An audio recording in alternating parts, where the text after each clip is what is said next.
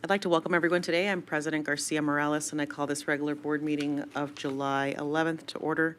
The time is 5 p.m. I'd like to remind everybody to please silence electronic devices. We acknowledge that the land on which we gather is the territorial homelands of the Nuwu, the Moapa Band of Paiutes, and the Las Vegas Band of Paiutes. I'll turn to Trustee Cavazos for the Pledge of Allegiance, please.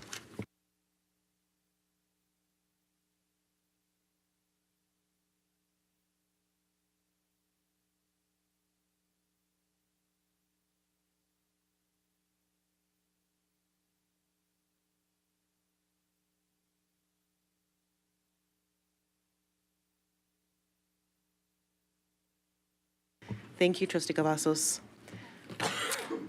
Moving on to adoption of the agenda, Trustee Zamora. Am I good? Yes. Thank you, Madam President.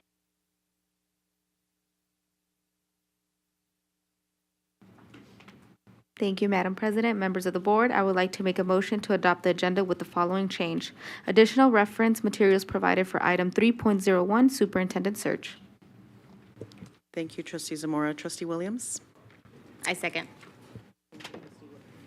Thank you, Trustee Williams. Colleagues, we have a motion by Trustee Zamora, second by Trustee Williams. Please cast your vote.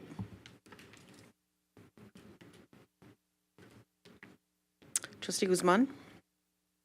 Aye. Thank you. Let's go ahead. That motion carries 6-0. All right. Before we move on to the consent agenda, if anybody would like to provide public comment in this section and yet has not completed a public speaker card, please do so now. Otherwise, once we begin this section, we will no longer accept yellow public speaker cards. Okay. We'll start with individuals who signed up in advance. Mr. Gomez. Excuse me, David Gomez II. Followed by Robert Coles and Patrick Murch.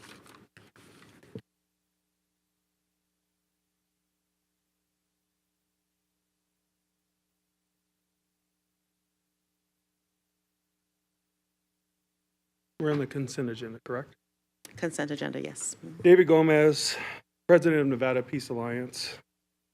I wanted to talk about the Code of Conduct. It's been around for quite some time now. I know who helped orchestrate it and put it together. Somebody that a lot of people had a lot of issues with, but yet he makes a code of conduct for our children. Everybody went and tried to murderize this man, but he retired, thank God. But the one thing with the code of conduct is that as a parent of 7 children, the code of conduct is available online. But you got to remember, we have multiple communities, Black, Hispanic communities, that don't know how to navigate through the websites to find these things. So because the Hispanic community don't really understand it, you got to make sure that first day of school, there has to be some kind of QR code on the thing, and you have to say that they downloaded it or received it or through Parently. We got to send it through Parently. Because the first time you guys go into these battles with the parents of how a student is behaving and what they violated in the code of conduct, when a parent doesn't understand the code of conduct or never have received a copy in their language, at that point, it becomes void and null. Because you can't hold them liable or responsible for anything, but yet you're continuously following through with disciplinary actions on the code of conduct, which is not okay. Because a lot of these parents do not know that this thing even exists. So we have to make sure that this is done. Now, as far as the legal, going to that part of this, Okazaki, I do recommend that you guys make him legal because he has worked very well and close when I was an AZAC commissioner for almost, 12 years, I think, almost. And he worked very well with us. He made sure that things were very transparent. He made sure people understood exactly what they were doing, what they could do, and what they could not do. and he was very good at what he does. So for legal counsel, somebody that I have had experience as a zoning commissioner for the school district with, I recommend that this gentleman is given and afforded the opportunity to help further us along. Thank you. Thank you, Mr. Gomez. Robert?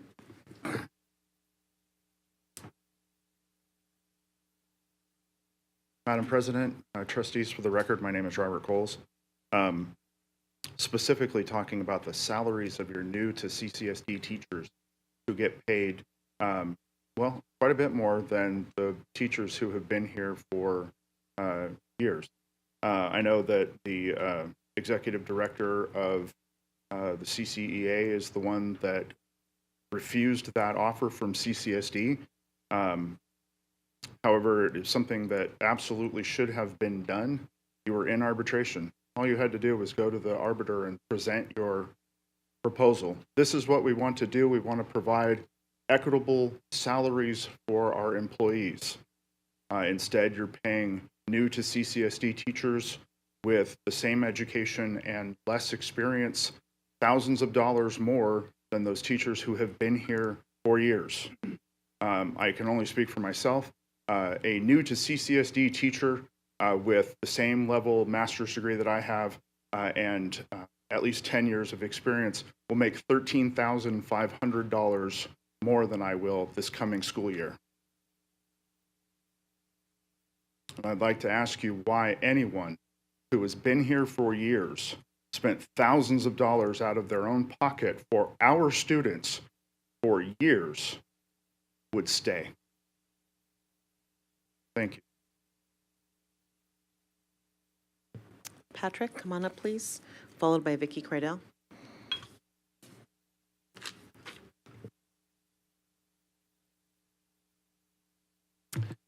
Good evening. Patrick Birch, Assistant General Counsel. I want to correct the misinterpretation of my previous comments about Regulation 4291. I'm not advocating for collective bargaining or for a more rigid regulation. I'm advocating to bring awareness to the inequity in the Office of the General Counsel, both internally and relative to the other at-will positions, and to be fairly and appropriately compensated in accordance with my experience, longevity, and the actual requirements of my job, which are significantly different from my generic entry-level job description. There are 5 categories of at-will positions. First is the chiefs, deputy superintendent, and general counsel. Second are the people with the same job titles, such as assistant superintendents, 2 of the 3 deputy chiefs, and the assistant human resources officers. They all have significantly different job responsibilities, but they're all placed on the same step on the salary schedule relative to the other people with the same general job title.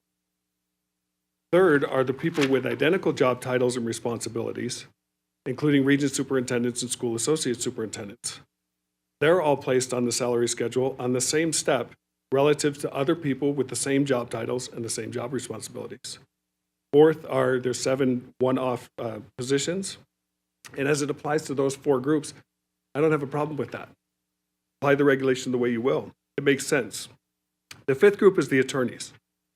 Other than general counsel, there are 5 attorney positions that are placed across 4 steps on the salary schedule.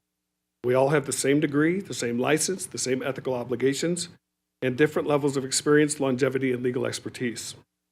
But because of this regulation, entry-level attorneys can never move to a higher step on the salary schedule unless the superintendent allows them to, regardless of their experience, longevity, workload, legal expertise, or value to the district, while other attorneys can be handed promotions and pay raises with no competition. No other group of at-will employees who are similarly situated, and no other group of local government attorney groups in Clark County, and no other legal offices in the 35 school districts that I talk to across the country. No one does it this way. The district has a significant amount of difficulty already finding candidates for attorney positions. Allowing the superintendent to use this regulation to treat attorneys differently based solely on what's written in a job description and their personal preferences, and not on a defined set of standards to fairly account for experience, longevity, and the actual work that they perform, which is what this regulation requires, for every other at-will employee will make it more difficult for the district to develop and retain experienced attorneys. Thank you. Vicky?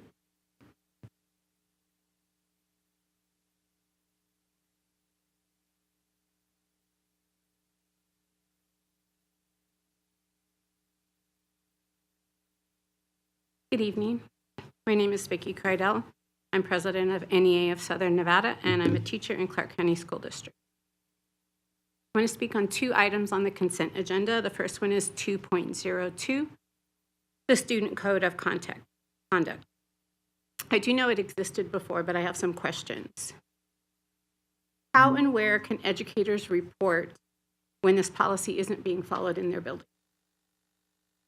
This has been an issue before. It's been an issue for me personally in the past. And so when a principal isn't following the established code of conduct, who can teachers contact about that? Is the staff going to be fully trained on any changes that are being made in the code of conduct? It's really important for us to know what's in the code of conduct. There's a lot in it. I read through it, and I don't know what changes have been made, so learning about that. Often educators find themselves in situations where they don't feel safe in their own classrooms. We know teachers have been injured in Clark County School District by students. Even in other places, we've had students as young as 6 years old injure educators. So I want to be sure that our educators, if they don't feel safe, have a place to go express that and that some action will be taken. What sequence of events will occur if an educator reports a safety issue for themselves or the other students? The other one I want to talk about is Regulation 1140, which is 2.18. This is new. It's a new process. I want to know, how are you protecting staff members from administrators who find out they're collecting signatures from the staff? The staff members have to do 50%. The parents, it only needs to be 5%. I want to know why the discrepancy in those 2 amounts. Why is it so much less for parents than it is for the staff? And when will the staff be given the results of a district investigation after the signatures are turned in and they're verified? Then what's the process for informing the staff of the result of the investigation? Thank you. Thank you. That concludes public comment. At this time, colleagues, I'm entertaining a motion. Trustee Bustamante Adams. Thank you, Madam President. I move to approve the items on the consent agenda. Thank you, Trustee Bustamante Adams. Trustee Williams. I'll second. Thank you. Colleagues, we have a motion by Trustee Bustamante Adams, a second by Trustee Williams. Please cast your vote. Trustee Guzman. Aye. Trustee Brooks. Aye. Thank you. Colleagues, that motion passes 7-0. Okay. We're now going to move on to the warrants. Trustee Bustamante Adams.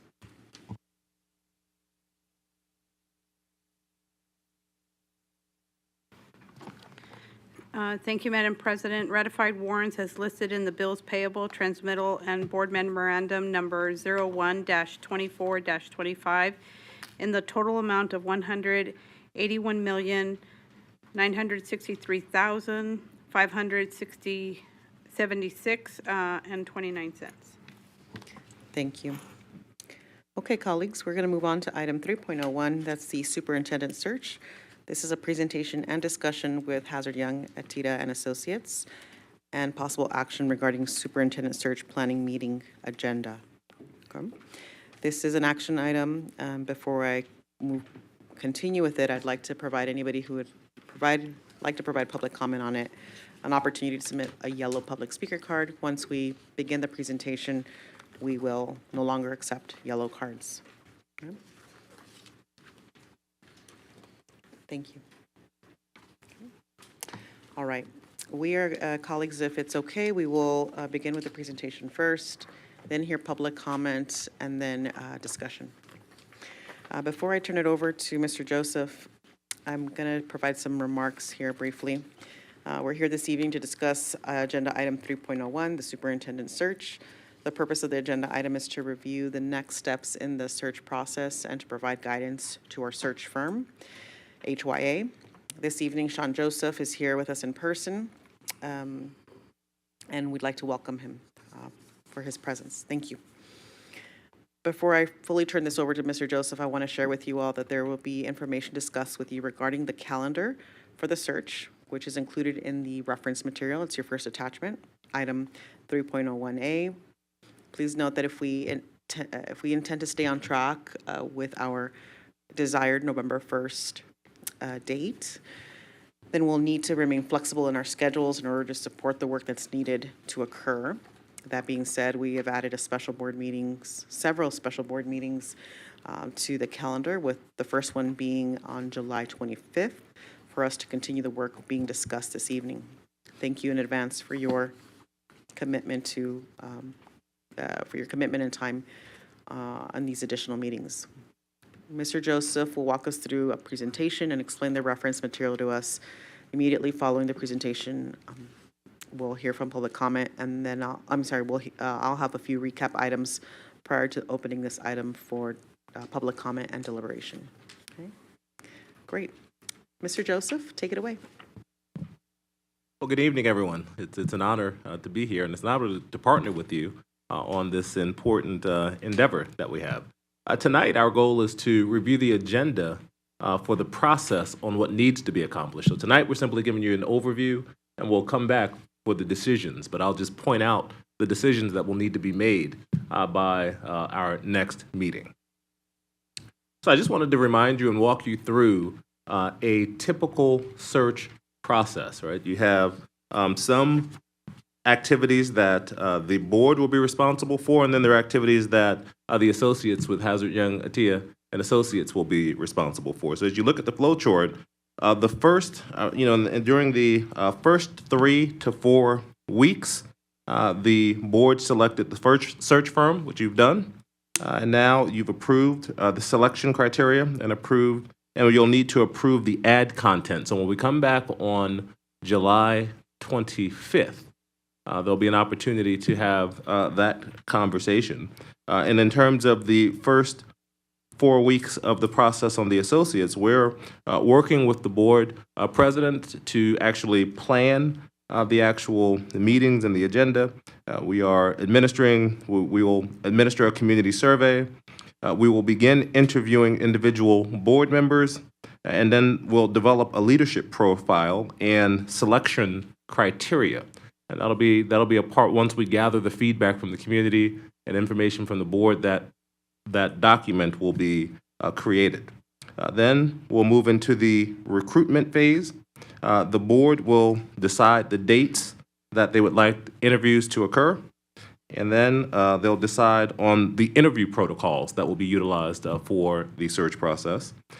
And on HYA's end, we will work to recruit candidates utilizing our national networks. We'll receive and process applications. We'll be in correspondence with candidates as we're going through. We'll contact recommended candidates. We will interview or be a part of the interview process for selected candidates. We'll conduct reference checks on all candidates, and we will identify the best qualified candidates and prepare the application materials to be shared with the board for a decision. Then in the select phase, the board will actually conduct the interviews. We'll narrow the slate from the initial group to a group of semifinalists. Then they will hold follow-up interviews with finalists, and then the board will select a preferred candidate. During that process and during that time, we will facilitate board discussions to help narrow the candidates down after each round of the interview process. We'll also conduct board seminars to walk the board through protocols to conduct actual interviews and to present a slate of semifinalists to the board. And then we'll conduct professional due diligence background checks and reports and will assist with contract preparation as desired by the board. And then finally, in the transition phase, the board will announce their candidate. Then there's an opportunity for transition planning, and the superintendent will assume the position. And on HYA's end, we'll send letters of regret to those individuals that were not selected, the associate superintendent, board leadership training, transition meeting, and then there are optional opportunities for us to continue to support you as we see.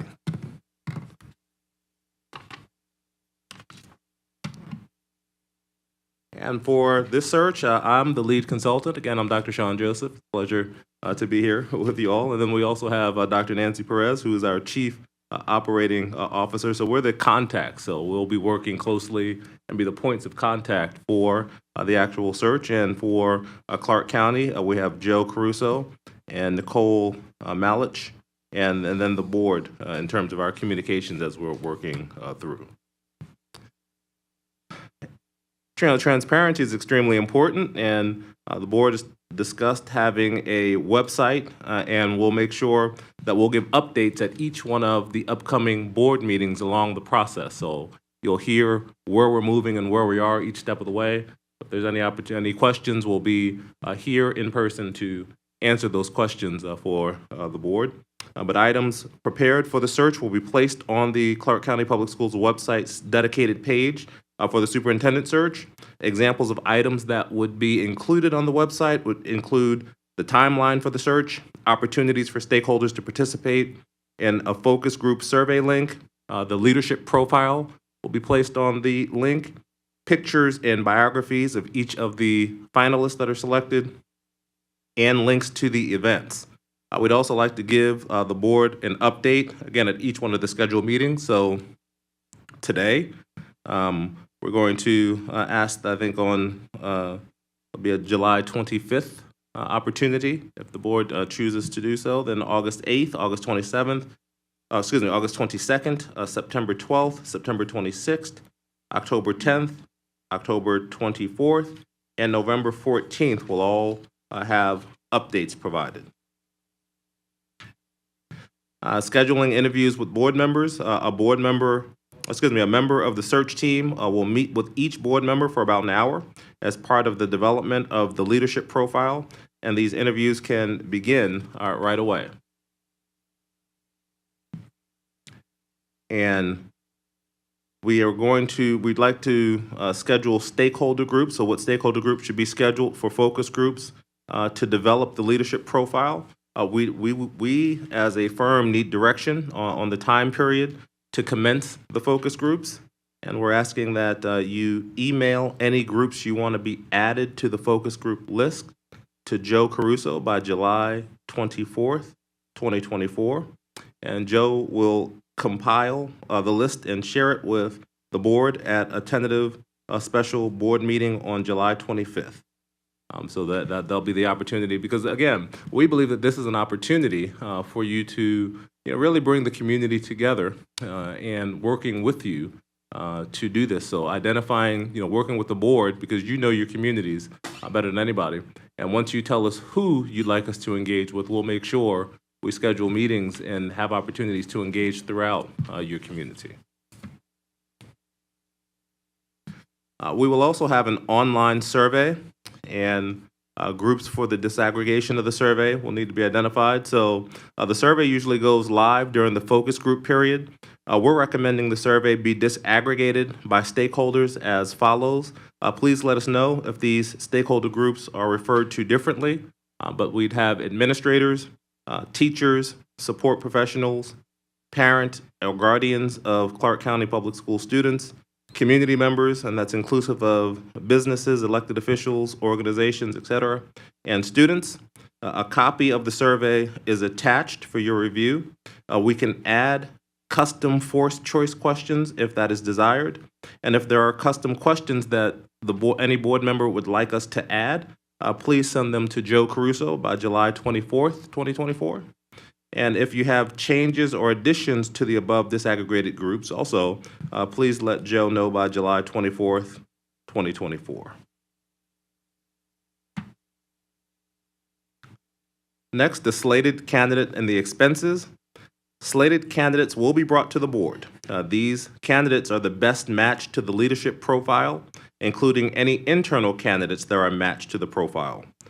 So the board will be able to decide whether candidates will be reimbursed for travel expenses at the working meeting on July 25th. So that'll be a decision point for you at that time. Also, advertising options. So advertising on HYA's website, newsletters, network, and social media page will commence following this meeting. HYA has regional and national advertising packages available to maximize exposure for the vacancy, included as an option in the contract. We recommend package 2 plus advertising with ALAS and the NAPSI, which is the National Association of Black School Educators, and the Latino Association, National Association. Package 3 is an option if the board wants a print advertisement. Advertising services are attached, and we are recommending advertising in August and September. So as you can see, package 1, and the cost for that would be $2,150. That would be one listing in the HYA group in Ad and Ed Week in the printed publication, and one listing on the AASA website for 30 days with online spotlights, preferred and featured upgrades. And then package 2 is $3,400, and that's 2 HYA ads in Ed Week's printed publication, online listing on Ed Week's top jobs for 30 days and showcased on the homepage for Ed Week and top jobs for 7 days, and then online listings for AASA for 30 days with online spotlights, preferred and featured upgrades. And then package 3 is $6,650. And that's a listing in the HYA group ads in Ed Week, the printed publication for the length of the search, dedicated district-specific ads in Ed Week's print publication, online listing on Ed Week's top jobs for 30 days, and showcased on the homepage for Ed Week's top jobs for 7 days, and online listings on AASA for 30 days with online spotlights, preferred, and feature upgrades. So the decision on which package you would like would be made at the tentative special board meeting on July 25th, 2024. Background checks. HYA facilitates independent third-party due diligence background checks on all slated candidates or only finalists per the board's direction. Would the board like formal independent background checks on all slated candidates? That would be a question to be answered on July 25th at the tentative special Board of Education meeting. And so there are options for the due diligence, but we strongly encourage that all background checks be done on candidates so you know up front on that.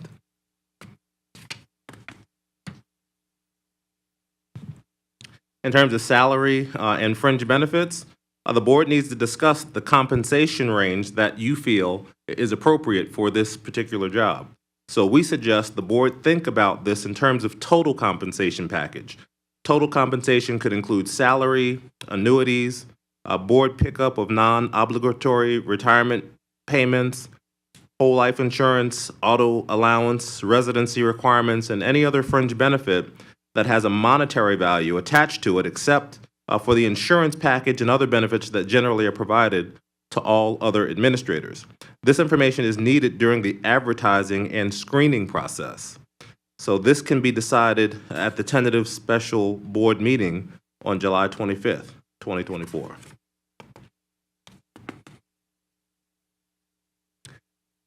Next, we have a proposed calendar for the search. So it is our goal to have this search completed by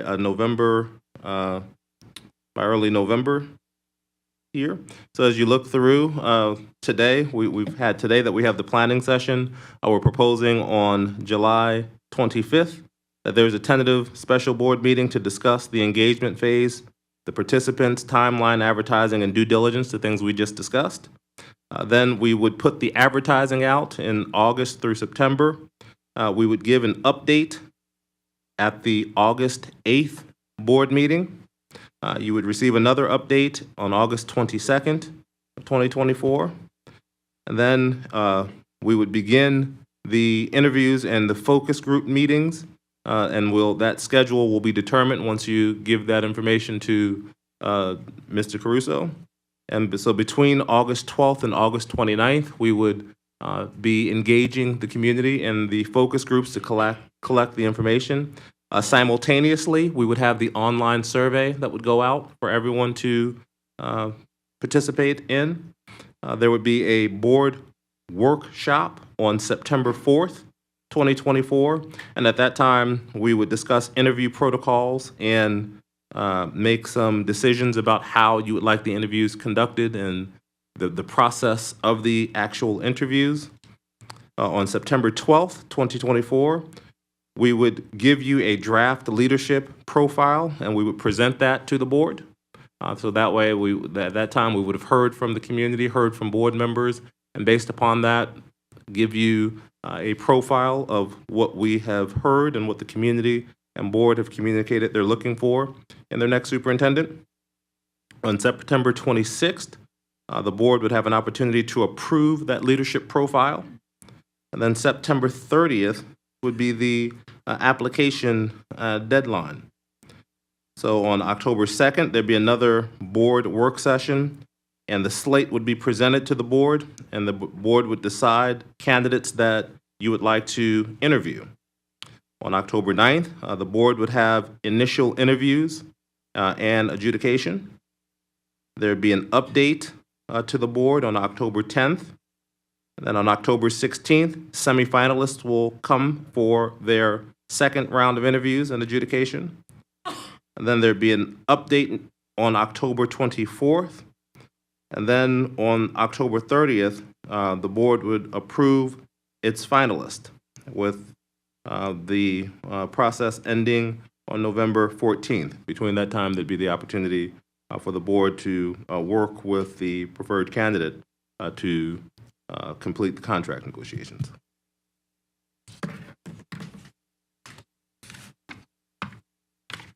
And at this time, I'm happy to answer any questions, or if there's anything else the board might like to discuss at this time, I'm happy to answer. Thank you, Mr. Joseph. Colleagues, as I shared earlier, I'm going to provide additional comments to amplify the work that HYA has already done. And as a reminder, this is a meeting to help us prepare for the 25th of July.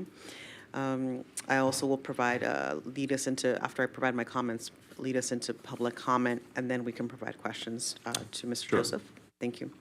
So just want to make reference to regards to the CCSD website. We will ask Board Counsel and Board Liaison to work with HYA in creating a page for the district website where we can share upcoming meetings, et cetera, for the community to view, and we'll have this available to share on the July 25th meeting. Regarding interviews with board members, there will be one-on-one meetings with one trustee and the search firm representative only.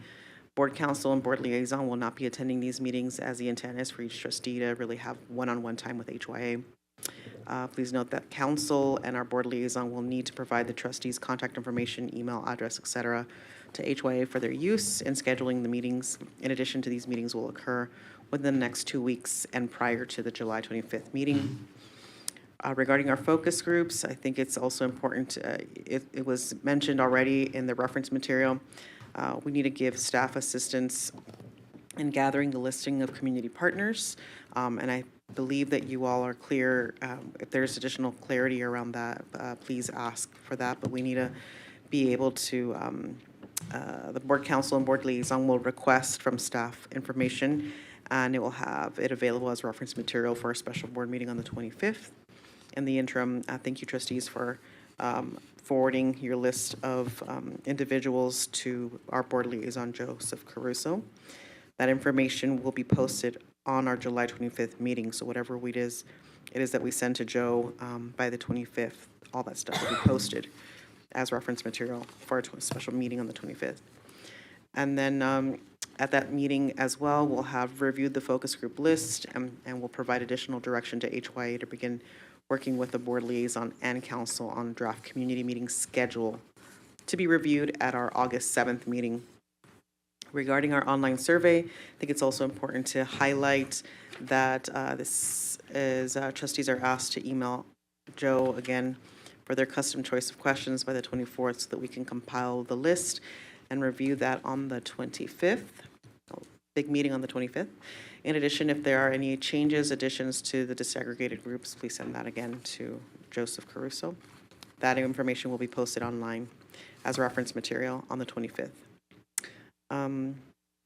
Regarding the slated candidates and expenses, we'll discuss that at the special board meeting on the 25th. Advertising options, as was described, we will also need to make sure that we provide direction to the firm as to what option we would like to choose. And we will need to provide direction to the board liaison to submit a budget request to ensure that our budget has the necessary funding to pay for this item at the special meeting on the 25th. You guessed it, on the 25th. In regards to the executive due diligence, again, another thing that we'll need to provide direction to our board liaison to submit budget requests to ensure that we have the necessary funding to pay for this item at the special board meeting on July 25th. And one last, two more things here. In regards to salary and fringe benefits, again, this is something we'll need to discuss during our July 25th meeting. And the calendar for the search. This is the one item. The list of meetings will be added to your trustee calendars for your planning purposes. In addition, we'll plan on HYA attending the board work sessions on August 7th to provide an update for us. That is one item that we will need action on, is to approve the calendar for today. Okay. All right, colleagues, I'm going to move on to, at this time, I'm going to move on to individuals who signed up in advance. Mr. Gomez, are you still present? Come on up for public comment on this particular item.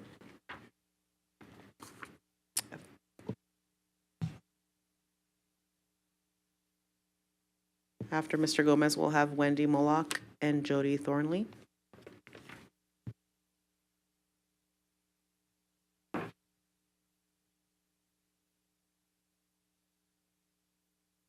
My name is David Gomez, president of Nevada Peace Alliance. Yahuwah, please help me. This is hard. I don't know who hired this firm. I don't. And now I went through this before with Dr. Jara. And I told you guys, well, some of you, I'm sorry, all of you, apologize. Some of you not to do it. Not to do it. And now all of you are feeling that from that. People were in here parading, saying, please do this, and they did it. We need Dr. Jara. That's what they were saying. I remember that day, May 2nd. Never forget it. In 2019, VeroNews.com, Indian Rivers County School Board firm, which was Haya, sloppy, disorganized candidates, and other school districts who have been accused of sexual harassment and bid fixing. This is in VeroNews.com in 2019. 2021, Westworld.com, which also talked about the Daily Herald. 2005, 2015, 2021, Michigan School District, Illinois School District, Minnesota School District, Jefferson County Public Schools. The candidates had sexual harassment, mismanagement of district funds, and abuse of students in other positions. Now, I don't know what they mean by background check. You can look, a turd can be shiny all they want. That's how I feel. You can make a turd as shiny as you want. But when it comes to this information, it's all on the internet. I don't have to make this up. You guys are responsible, and I'm holding you responsible. And God is holding you responsible. Yahuwah is holding you responsible. Jesus Christ is holding you responsible. We're dealing with children. We're dealing with my children. We're dealing with all my friends' children. You know, that's why my son, who's the youngest candidate in Clark County as a commissioner, is running, because he knows what it feels like to be one of those children under somebody's rule at times that are mismanaged and disorganized.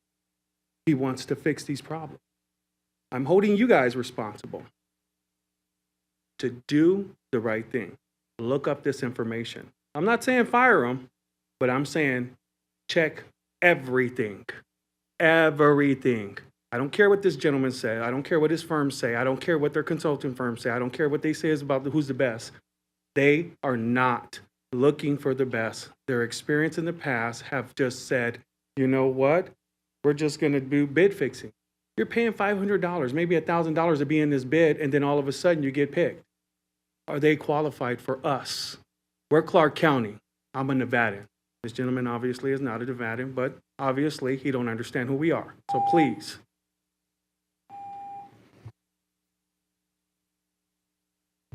Wendy, are you still present? Yes, thank you, Wendy, followed by Jody. Thank you. President Garcia Morales and honored trustees, for the record, my name is Wendy Mulcock. On April 30th, the Virgin Valley and Moapa Valley Community Education Advisory Board chairs, myself and Ms. Jody Thornley, hosted a community input meeting for both valleys. You were all invited as well. The purpose of this meeting was to gather input from our rural areas to assist you in your superintendent selection. You will be pleased to know that much of what was expressed also applies to the entire school district. As a result, I recommend you include community input meetings on the superintendent search with your planning meeting agenda. We literally brought our community together in person. A broad representation in attendance included parents, teachers, former administrators, CAB members, community members, and local media. I've emailed each of you the summary of comments from this meeting, but I would like to relay the overarching sentiments that were expressed. Our new superintendent must be willing to negotiate with unions, understand how budgeting works at individual school levels, have a strong work ethic, have good decision-making skills, be humble and willing to work with us to address the problems we communicate to them. Follow the law, specifically 388G. Be transparent, have integrity, be trustworthy, trust their employees, recognize that our community is different from the urban Clark County, and honor previous district administrators' commitments to form a rural remote region which would allow local decision-making regarding grading, transportation, school schedules, budgeting, athletics, curriculum, professional development, etc. Many of these topics and more have gone unassisted by our district and our superintendent. This meeting gave the opportunity for our community to actually use their voices to give their opinions and wishes for the future superintendent. It was an awesome meeting. I wish that you could have all been there. Our community has spoken, and we are hopeful that our trustees will act upon our desires for our community in order to best meet our students' needs. So I emailed that to you. I recommend that you go and read those comments. And then I also have a copy of my my public comment as well for each one of you. Thank you very much. Is Jody present? Thank you, Jody. After Jody, we have Dr. Lindsay Daly and Dr. Ken Cox. Good evening, trustees. My name is Jody Thornley, Virgin Valley CAB Chair, City of Mesquite. Our two valleys have been working closely together for years, even though we're very fierce rivals on any kind of sports venue. Like, if you want to see a good game, come on out. And if we can work together, anybody can work together. We want to now work together with you guys to become part of the solution to our public education concerns. Our communities are very different from each other with unique issues all of our own. However, we have found more things in common. Recently, we got together with our past superintendent, Jara, and his chief of staff, Rafalski, to discuss our issues. Most of our problems stem from our distance to central services. On a good day, we are on the road for at least 3 hours to get here and back, and then whatever we need to do while we're here. We invited those two to come to our CAB meeting, and they agreed. During this meeting, Dr. Jara said, let's get the smart people together in a room and figure this out. So that's exactly what we did. We got Chief of Staff Rafalski, our school associate superintendents, our principals from both valleys, our CABs, and community members met, and we came up with a plan. We decided that we would create a Northeast Educational Rural Remote Region within CCSD with satellite office hours. This would be a focus on being a cost-neutral endeavor for CCSD, but it would be priceless to us living in rural CCSD to have access to personnel that can make decisions quickly. We created a legal working group to research how we could do this without changing any current laws, a marketing group to create a PowerPoint to present to you, the trustees. Principals and SASs created a list of personnel needed for local office hours. Your Principal of the Year, Mari Perkins, was instrumental in this working group and had some fabulous ideas. We are prepared to present this to you at any time if given the chance. We did meet with Brenda Larson Mitchell, and she listened, and tonight she said she had a few new ideas. If it's not possible to get on the agenda, we would love to offer our services in any way, perhaps in some of these focus groups that were spoken of tonight during this search for a new superintendent to ensure our rural and underserved areas of CCSD are represented and have a voice.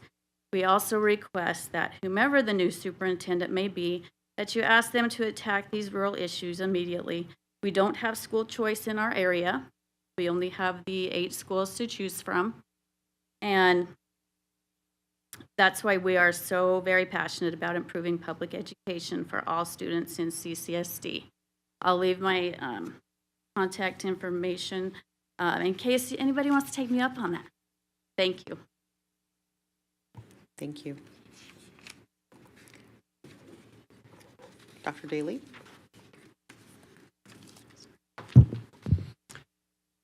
Okay, my name is Lindsay Daly, and I live 60 miles away in Logandale, and it's a great place to live, but it is in Nevada. Okay, that's a common theme. I want to just let you know. I'm currently vice chair of our Community Education Advisory Board, short name CEAB, and I'm a community member of our high school SOT team and our middle school SOT team. I attended this CEAB community meeting because I had input and I wanted to see what the flavor was in the community, and it had every aspect. We had teachers there, and they were pretty brave to get out there and start throwing ideas. There was a little intimidation. Let's see. Interesting fact, just to kind of give you a perspective, we're only 1.4% of the district. That's the number of our students, okay? The number of rural remote students in Clark County School District is 2%. Very high concentration of rural remote students in Northeast Clark County. That puts Clark County School District as the largest rural school district in Nevada. Now you're going to kind of wrap your head around that. How does that happen? When you consider the number of students that are remotely located away from the central services, we have the largest number. After attending this meeting, all the comments were good and valid, but I'm going, oh my gosh, you guys are, there's too many comments, and how you distill that down. And as I thought about it, I thought, okay, what characteristics, and I wrote this down, does the superintendent need to help rural and remote students within CCSD? Because that's, we don't represent ourselves, who will? And so, and why does that matter to the urban core? Because 98% of the district is the urban core. Well, communities are divided into many different demographics and rural and remote is just one of them.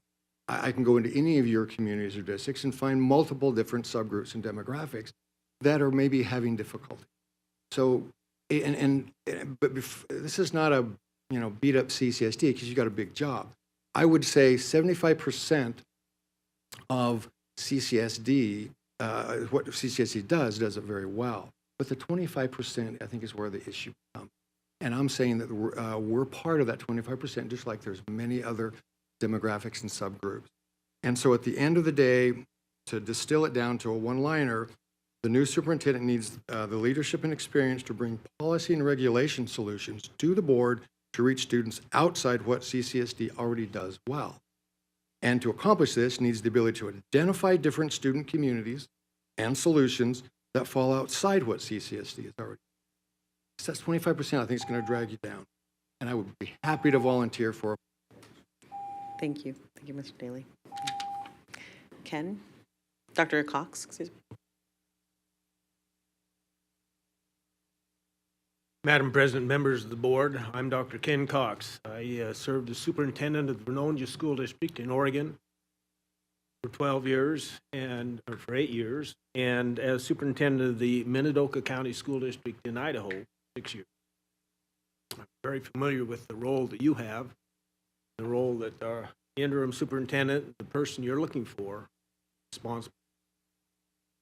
It is important, in my experience, that decisions be made as close to the classroom as possible.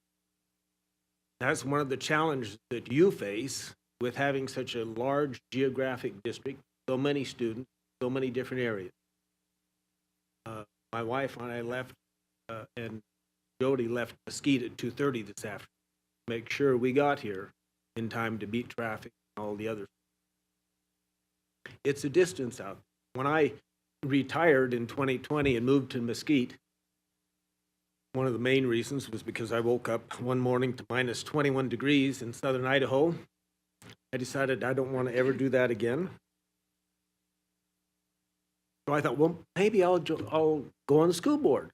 So I started looking and realized that Mesquite was part of Clark County, and that I would have to travel 80 miles one way to come to a board meeting. And if I wanted to have a campaign to win, I'd have to campaign in Northeast Las Vegas in order to gain that seat. It didn't take me very long to realize that's probably not what I wanted to do in retirement. But it's important that, as you've heard, some changes need to happen in the way things are dealt with those rural students that are 60, 80 miles away. One example that really doesn't involve you, but just to give you a sense, before school ended this year, we had an entire hallway at Virgin Valley High School where all of the restrooms were overflowing. All the toilets were overflowing. So the district hired somebody to fix it, out of state from St. George, instead of hiring somebody local, Mesquite. Now, that's not your job. Your job is to provide direction to the superintendent. I always use the analogy that the board gave the destination and the superintendent was the commander-in-chief of the fleet. And each principal had their own ship. Now, sometimes it's easy for those ships to get off course, and that's the superintendent's job. Your job is to provide direction. And it would be imperative and helpful to the people of those valleys and other places in order to provide direction for someone who has some idea of what it means to be local and have the opportunity to think outside the box and provide opportunities that resolve some of those issues without making them go out of state. Thank you. Thank you. Thank you. Thank you. I have a couple of other public comment individuals. I believe Robert Coles, followed by Vicky Cradell and Tim Underwood. Good evening, Madam President, trustees. For the record, my name is Robert Coles. Your tentative schedule for having this done is now mid-November. At least it's after the election. This board should not be making the decision to who the next superintendent is. That should happen after the election and after the next board is sworn in. You're losing at least 3 members and possibly a 4th. That should be done by the next board.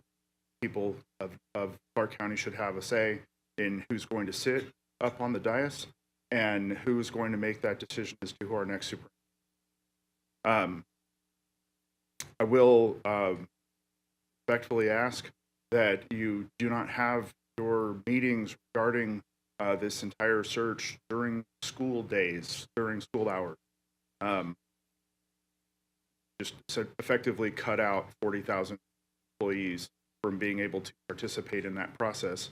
And given that it directly affects us, we should be able to at least have the opportunity to come and participate. I know that we're not the only people involved. I know that there are a variety of different work schedules, and so you'll have to have a variety of different meetings. I want to make sure that at least some of those meetings overlap with our ability to show up and speak. Thank you. Vicki? followed by Tim Underwood. Good evening. My name is Vicki Cardell. I'm president of NEA of Southern Nevada. I'm a teacher in Clark County School District. I had a number of educators reach out to me about the 9 a.m. meeting. That some of us are very invested in making sure that we get a good superintendent in place. We want to attend the meetings. We want to testify during public comment period. And if it's in the afternoon, some people can attend. And maybe not everyone, but if it's at 9 a.m., none of us can attend. We're back at work on August 7th. So I want to ask you to reconsider those 9 a.m. meetings because that completely eliminates the ability for any CCSD staff. Thank you. Mr. Underwood?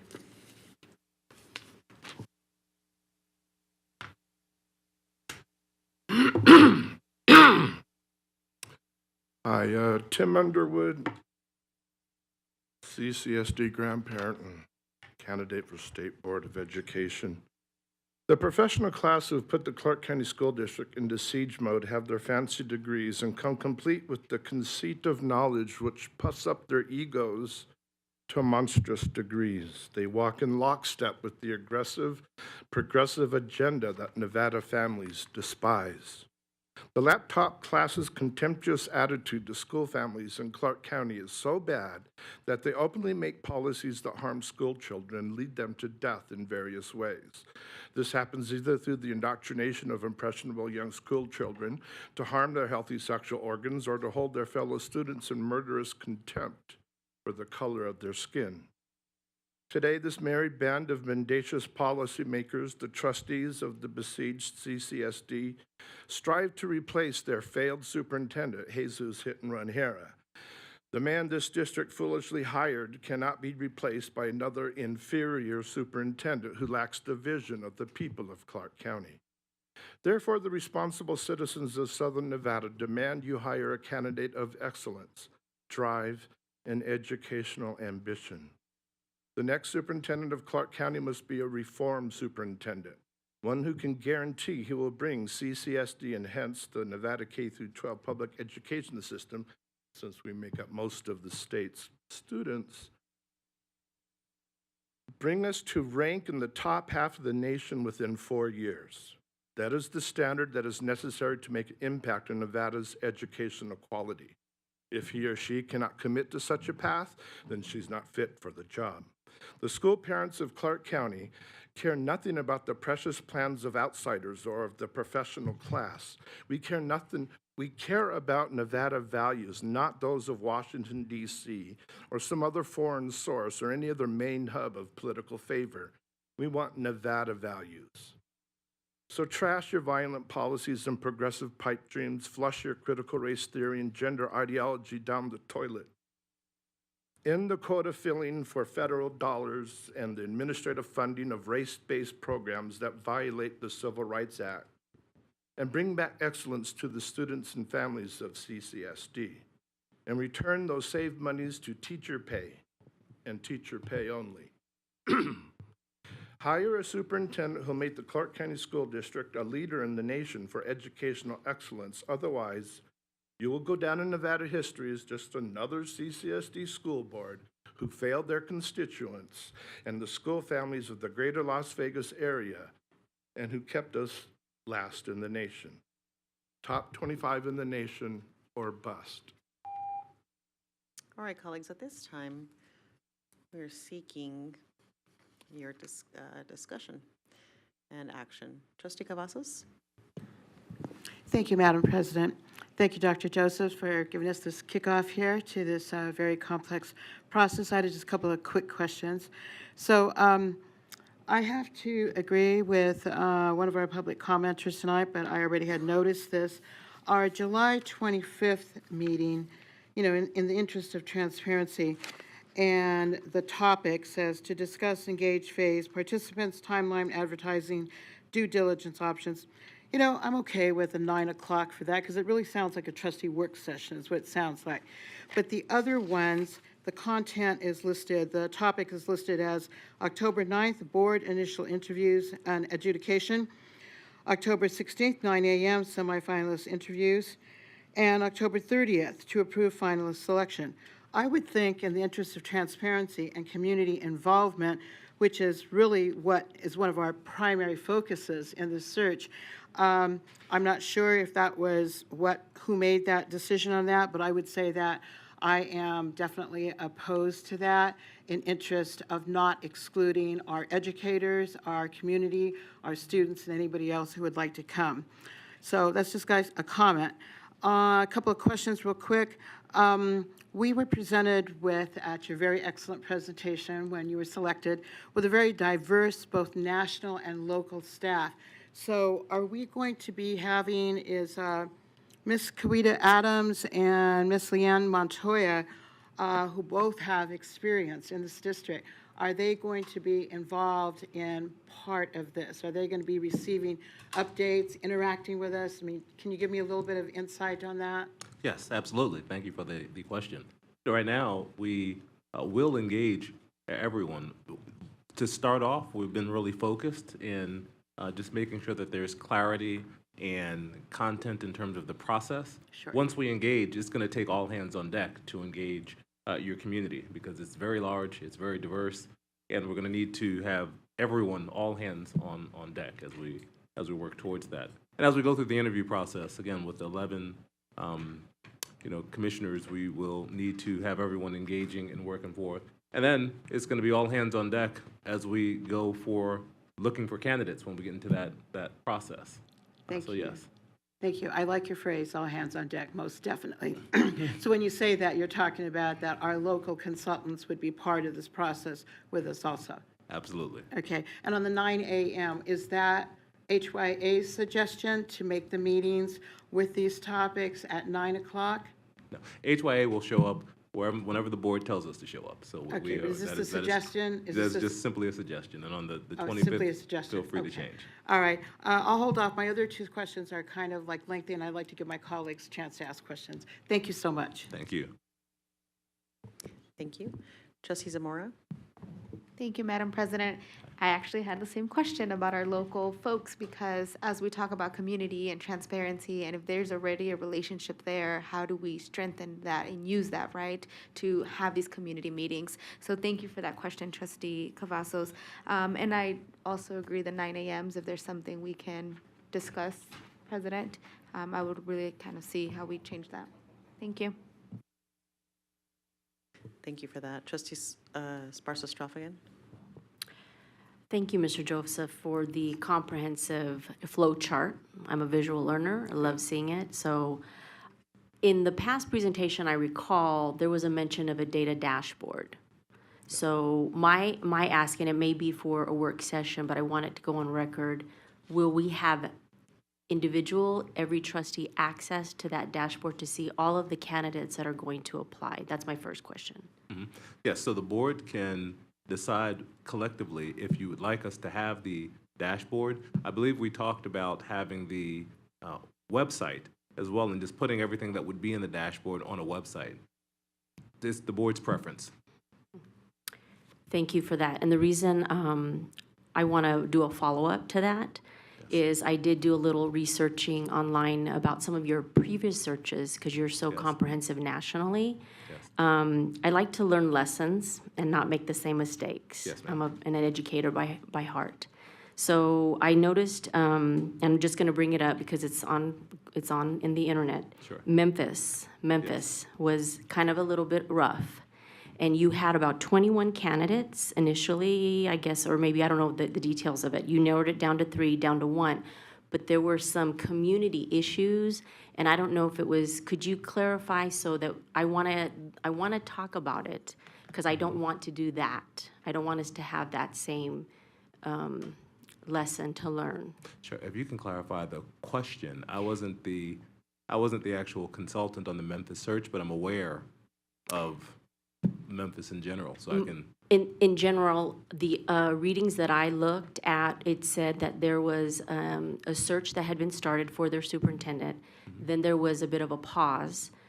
There was potentially, and don't quote me on this, but potentially lack of some community input, and there was not much transparency from the community's point of view. So the board pulled back, and they did a pause and they did a reset. So I don't know, that's the context of what I'm asking. Sure. Yeah. So what I can say, from my understanding, all searches are different, and it's our job as the consultants to hear the board, hear the community's wishes, and move forward. In the Memphis search, I am aware that they presented a slate. The board reviewed that slate and did not, and preferred that they go out and find additional candidates. So they had a slate, and because the original conversation from the board was they really wanted sitting superintendents to apply, and it's just like Nevada. Tennessee is an open process. So when they announced the slate, there were sitting people who had superintendent experience. The board reviewed. The board decided they did not prefer those candidates that were selected, and then they went back into the community and they brought a second slate in, and then that second slate they decided. So one thing that we do that's important, and I will tell you the same thing happened similarly sort of in Atlanta. We just recently did the Atlanta search. We had a leadership criteria. We presented a slate to the board. The board interviewed. They had some challenges. It was supposed to be a closed search, but then there were some leaks that went out into the community and things of that nature, which endangered some of the candidates who expected a closed search. So the board stopped, recalibrated, did some training with the Georgia School Board Association, and then asked us to go out and look for additional candidates, which we did, and we identified Dr. Brian Johnson, who fit the criteria and went through the community process and worked through. So these searches are complex, and it's our job to know the community, work closely with the board, be the board's ambassadors, and give advice. But all we give at times is advice. So for example, as we went through the slate today with the different options, there are some school boards that choose not to pay for background checks.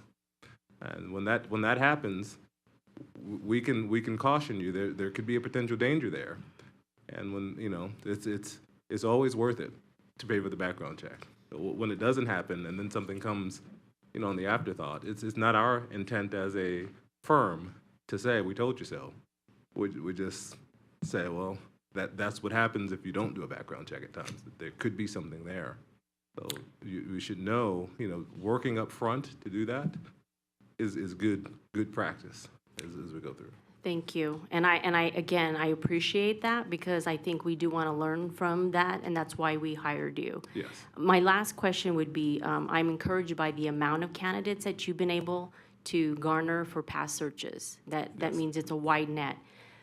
I'm curious about our timeline. Yes. I'm curious about the timing of the school year. Most superintendents are sitting in their role. Yes. And so I'm wondering, from your experience, do you foresee that being a problem for someone that's already established in their role to consider coming to us?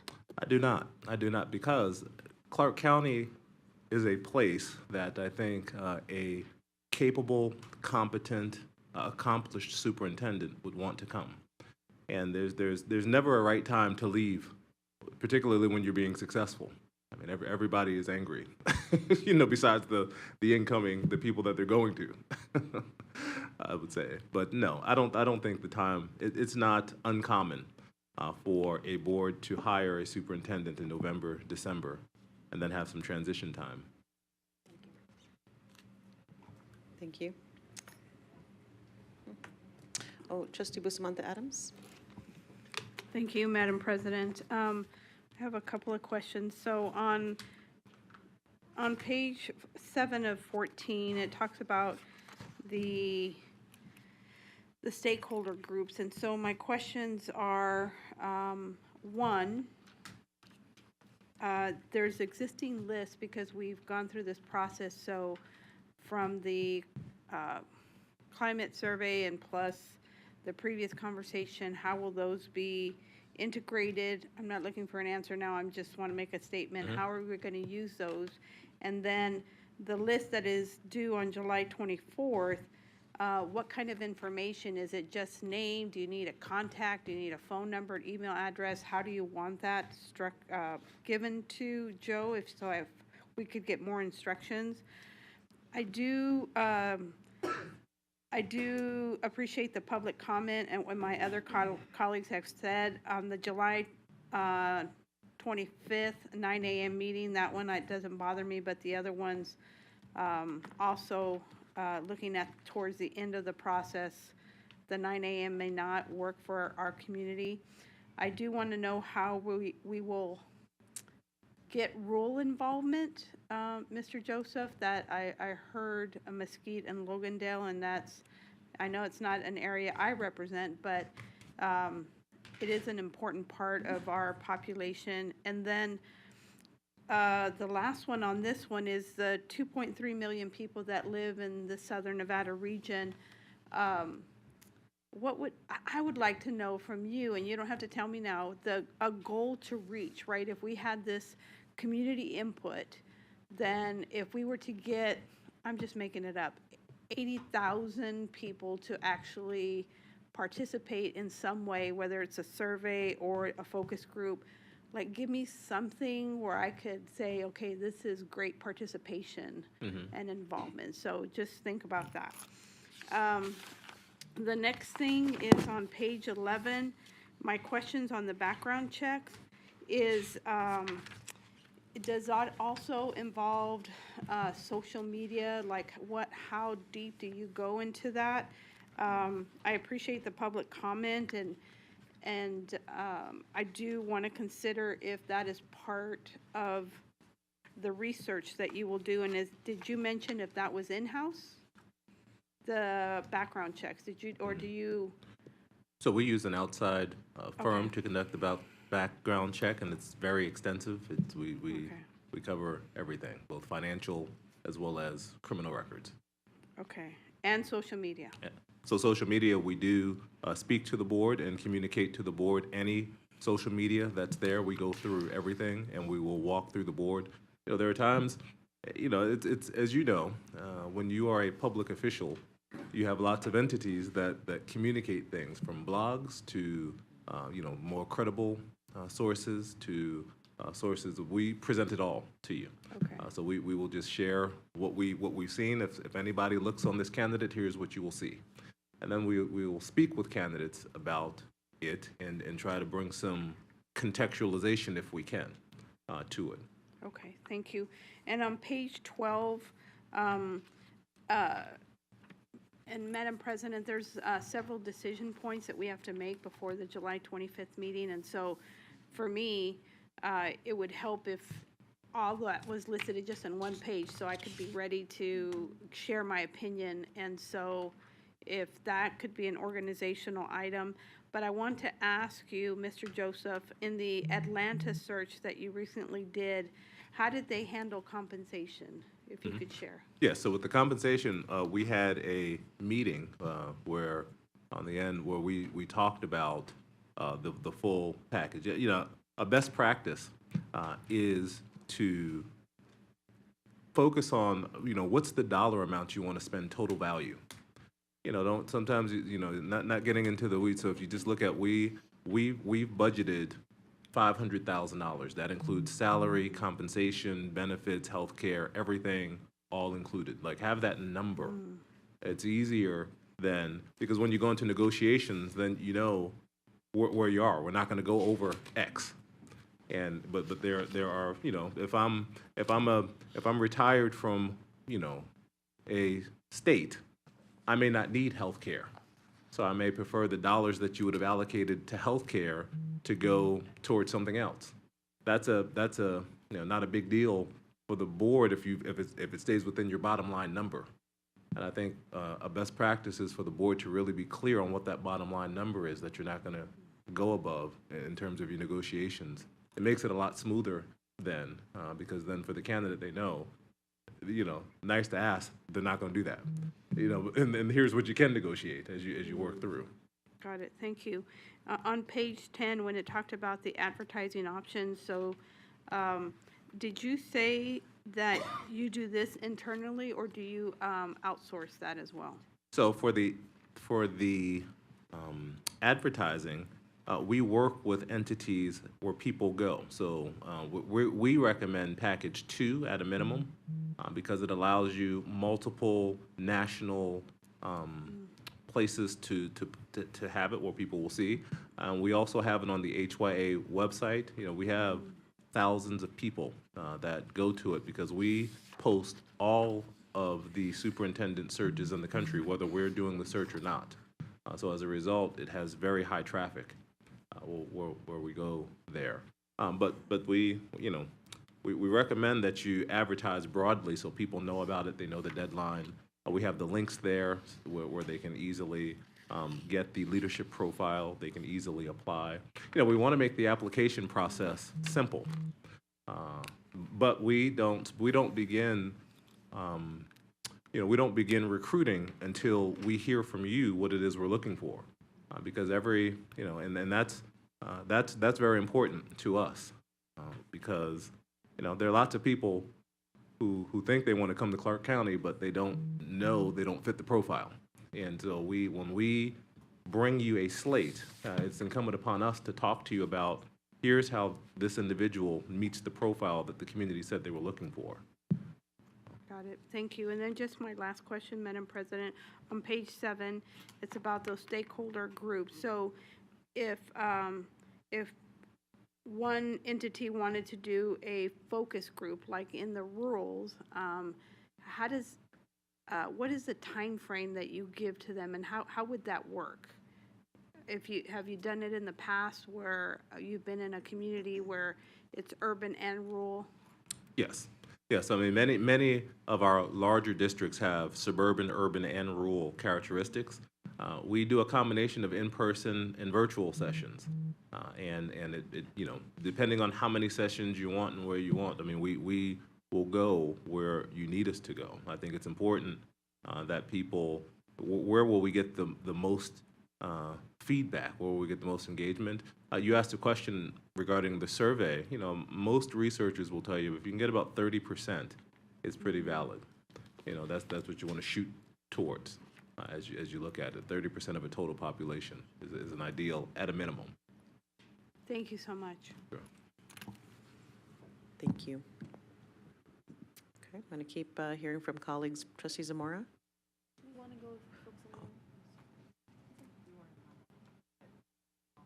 This is my second time. Thank you for indicating that this is the second round. Actually, I have Trustee Williams. Trustee Zamora, I'm going to ask you to go back in the queue in a minute. Thank you. Trustee Williams, and then I'll go on to the cloud. Trustee Guzman and Trustee Brooks, I'll give you a chance to weigh in here in a second. Trustee Williams? Thank you, Madam President. Thanks for your presentation. I like it because it's simple and it's very straightforward.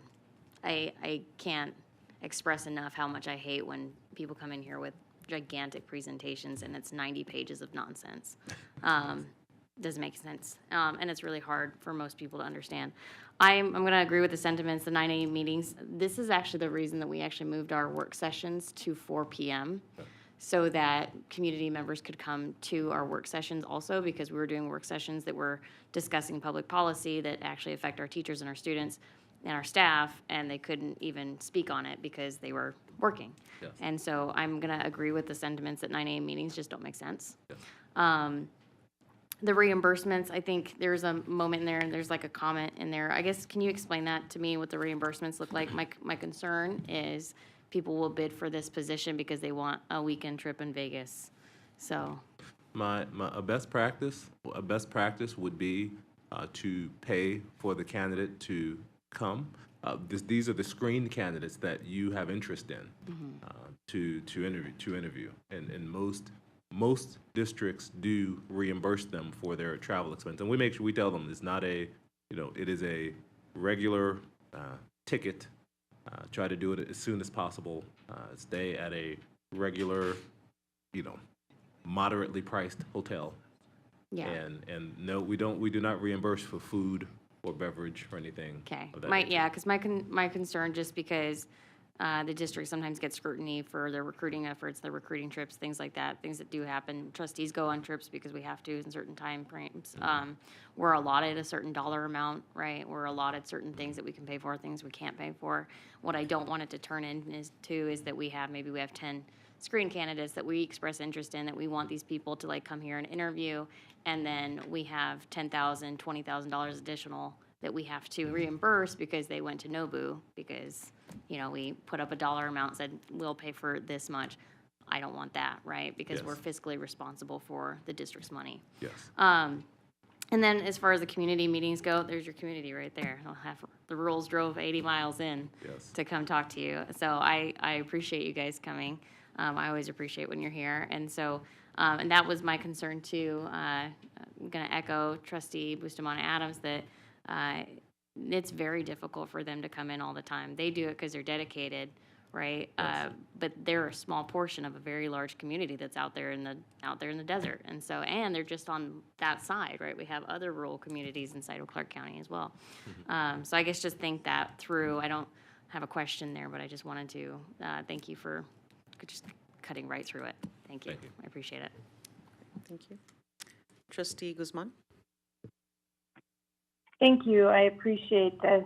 And I appreciated the presentation because I am also a visual learner. I am looking at slide 10, and I'm looking at your advertising where it says we recommend package 2 plus ALAS and NABC. My question is, if you are recommending package 2, can you tell me how much it's going to cost us additionally for ALAS and NABC? I can get you the specific cost. I can get you the specific cost as a follow-up. I believe it's in the range of about $1,000 each, maybe $700 to $1,000 each. But I'll get you the specific number because I'm not sure off the top of my head. Okay, I'm just trying to figure out cost. Okay, and then when you're doing your background checks, I know this is gonna sound weird, but are you also asking them if they hold a fingerprint clearance card in their state? You said a fingerprint Clearance card.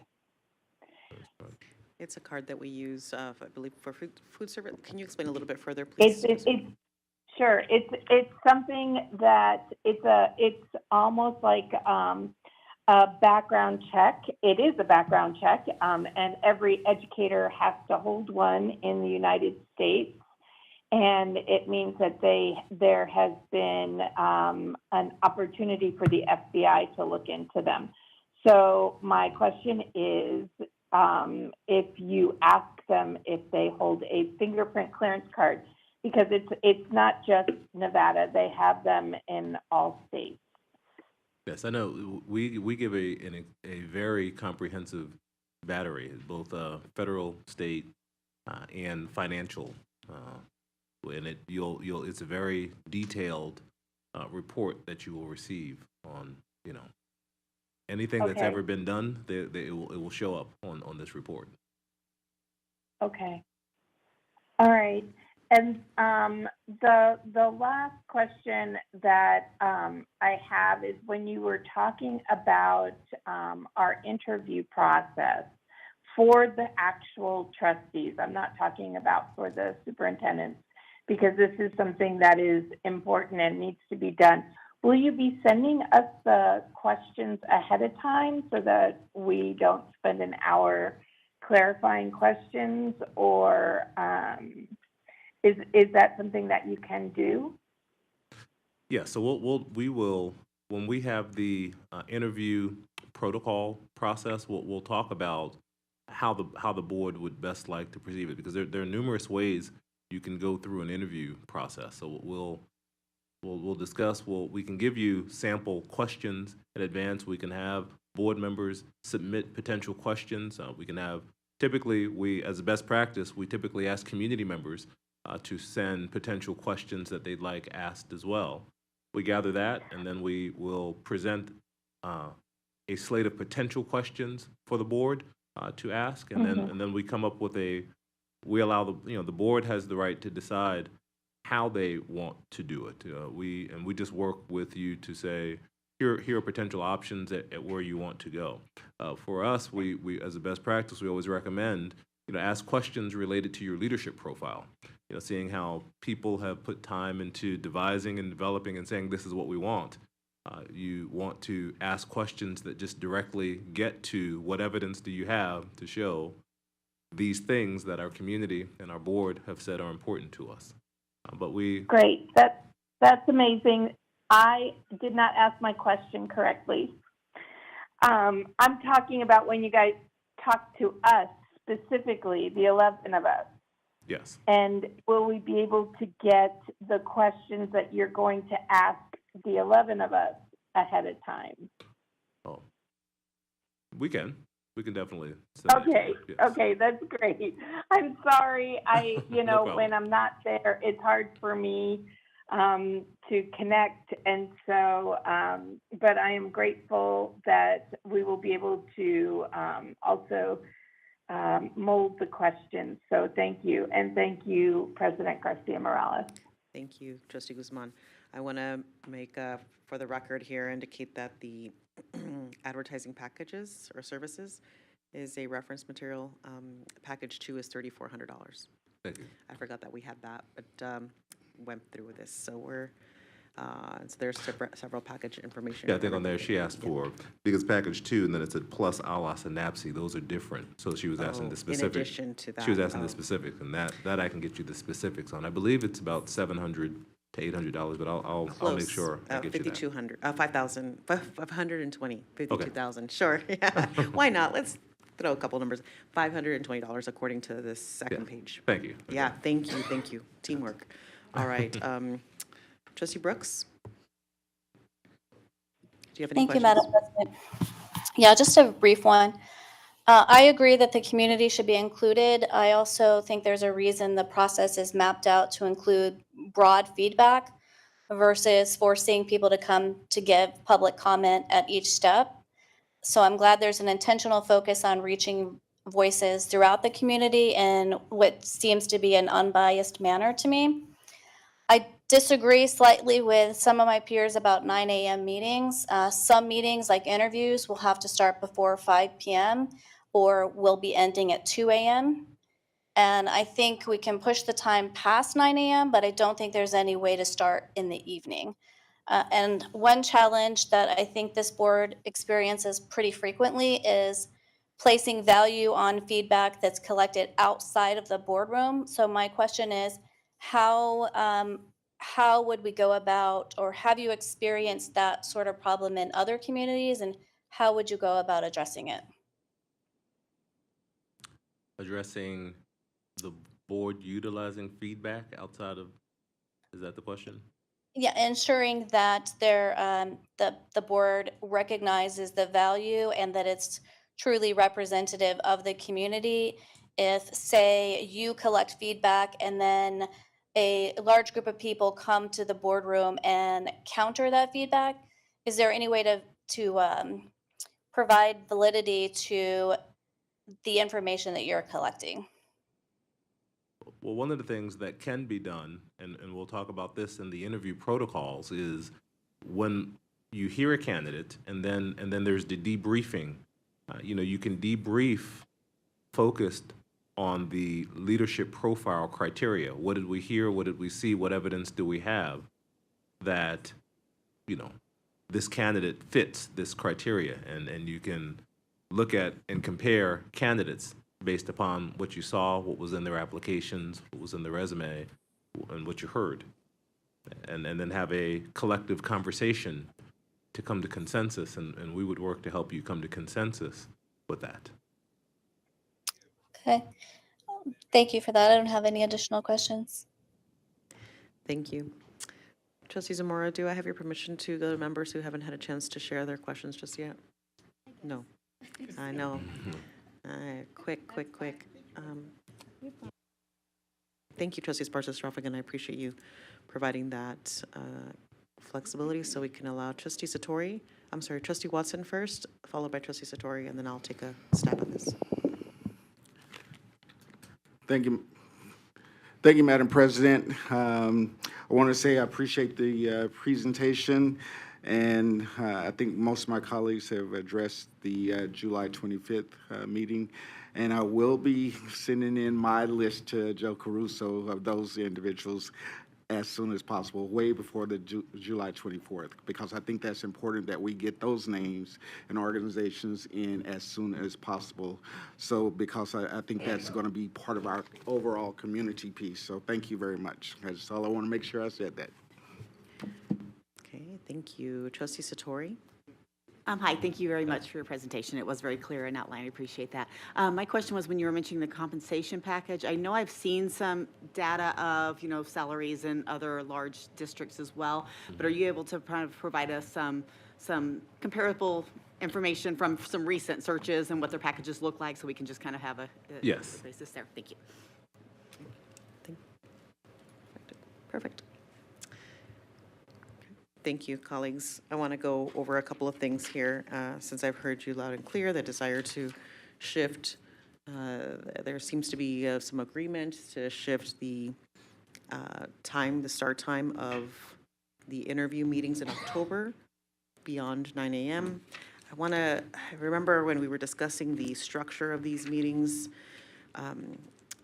Sean, could you remind me, I think one of the things that I asked was how many candidates do you recommend that we have? And then we also talked about what the timing would be like for these interviews. Are they hour-long interviews, 2-hour-long interviews?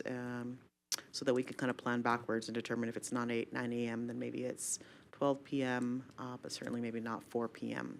So could you provide some additional guidance and insight into that? It's definitely a discussion point for the board. Typically, an hour and a half is a good time to give you an opportunity to ask structured questions and then have follow-up opportunity, to feel like you've got a sense and all, particularly because you have a pretty large board and you want every board member to have an opportunity to ask a question and have opportunity to have follow-up questions if that is needed. I mean, the due diligence, I think, is very important. So, and because your board is so large, anywhere from an hour and a half to 2 hours each, I've seen boards do interviews on weekends. That's an option that the board has to make things easier. I can tell you when we were the recent Atlanta search that I participated in, we interviewed on Saturdays, Sundays.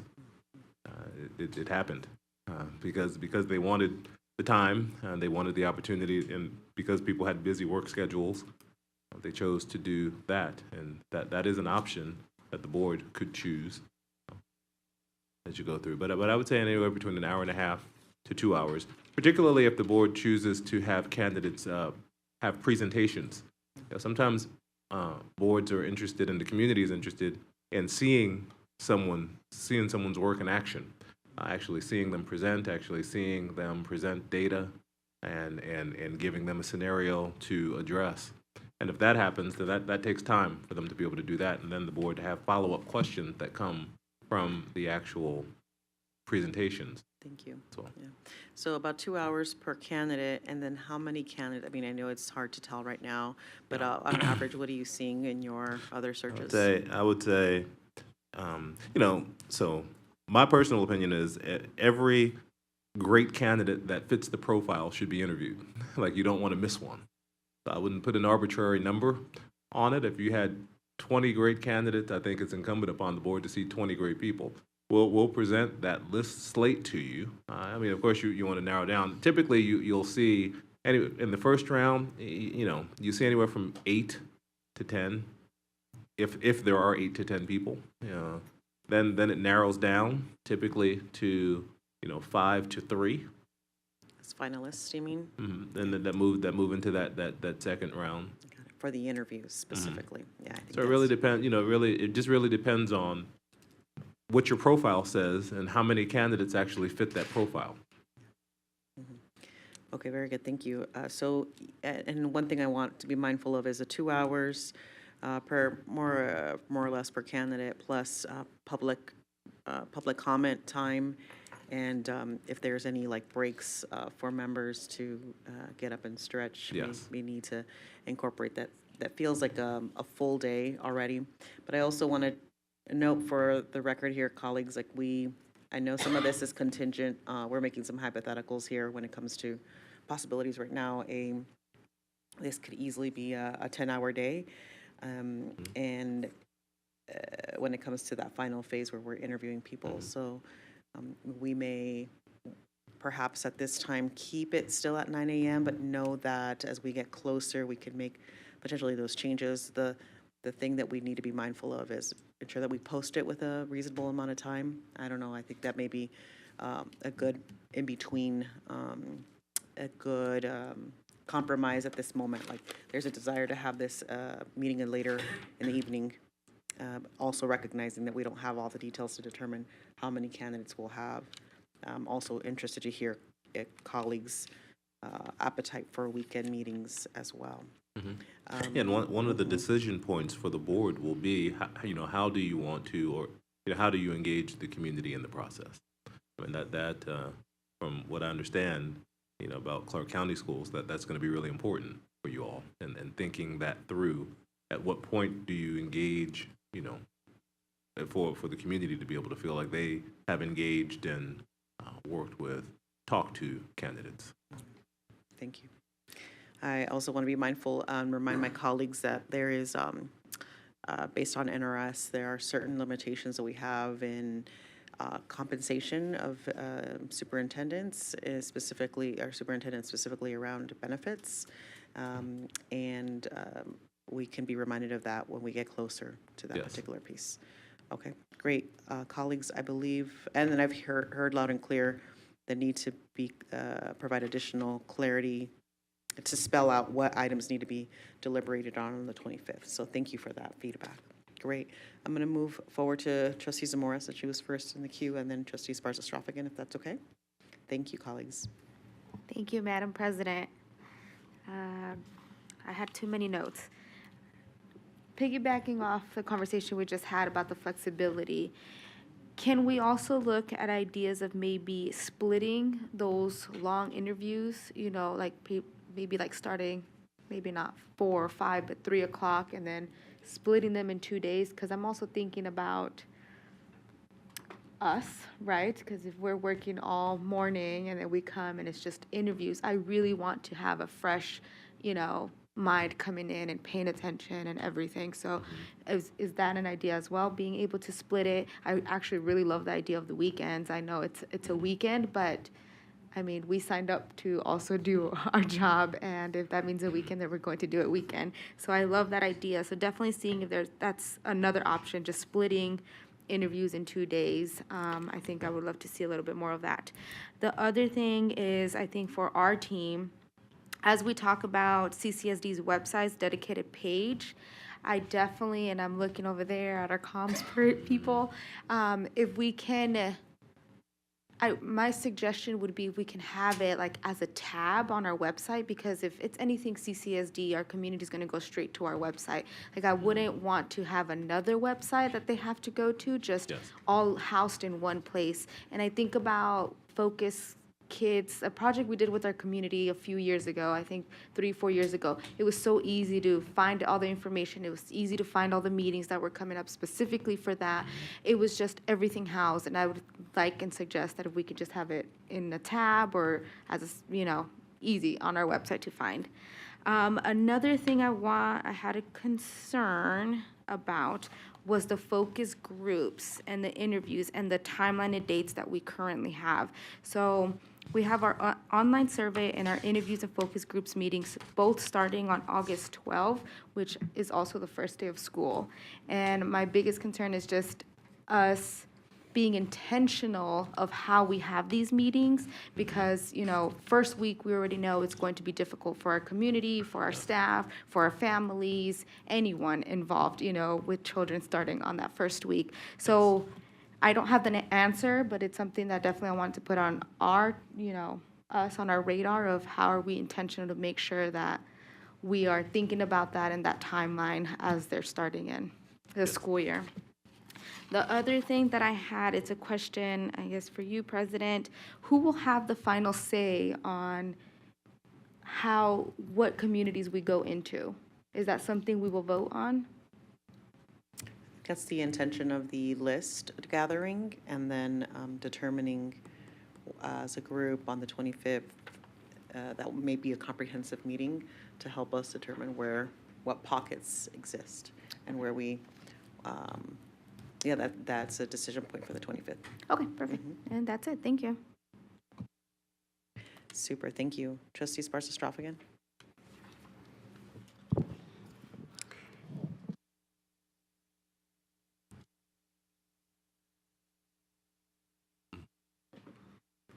Great, there you go. Glad we gave you a bottle of water, Mr. Joseph. If you need another one, we're happy to give that to you. Thank you so much. So basically, I want to go into the survey. The survey, I know that we can provide some customized questions to Mr. Caruso to include. Yes. The survey, once it's posted, I believe on August the 12th, which would be our first day of school, which is going to be public, which is a good day because hopefully, people will be able to advertise that. Will that be provided in multiple languages and what would those languages be so we have an understanding? You tell us the language and we will put it in that language. We have a broad array.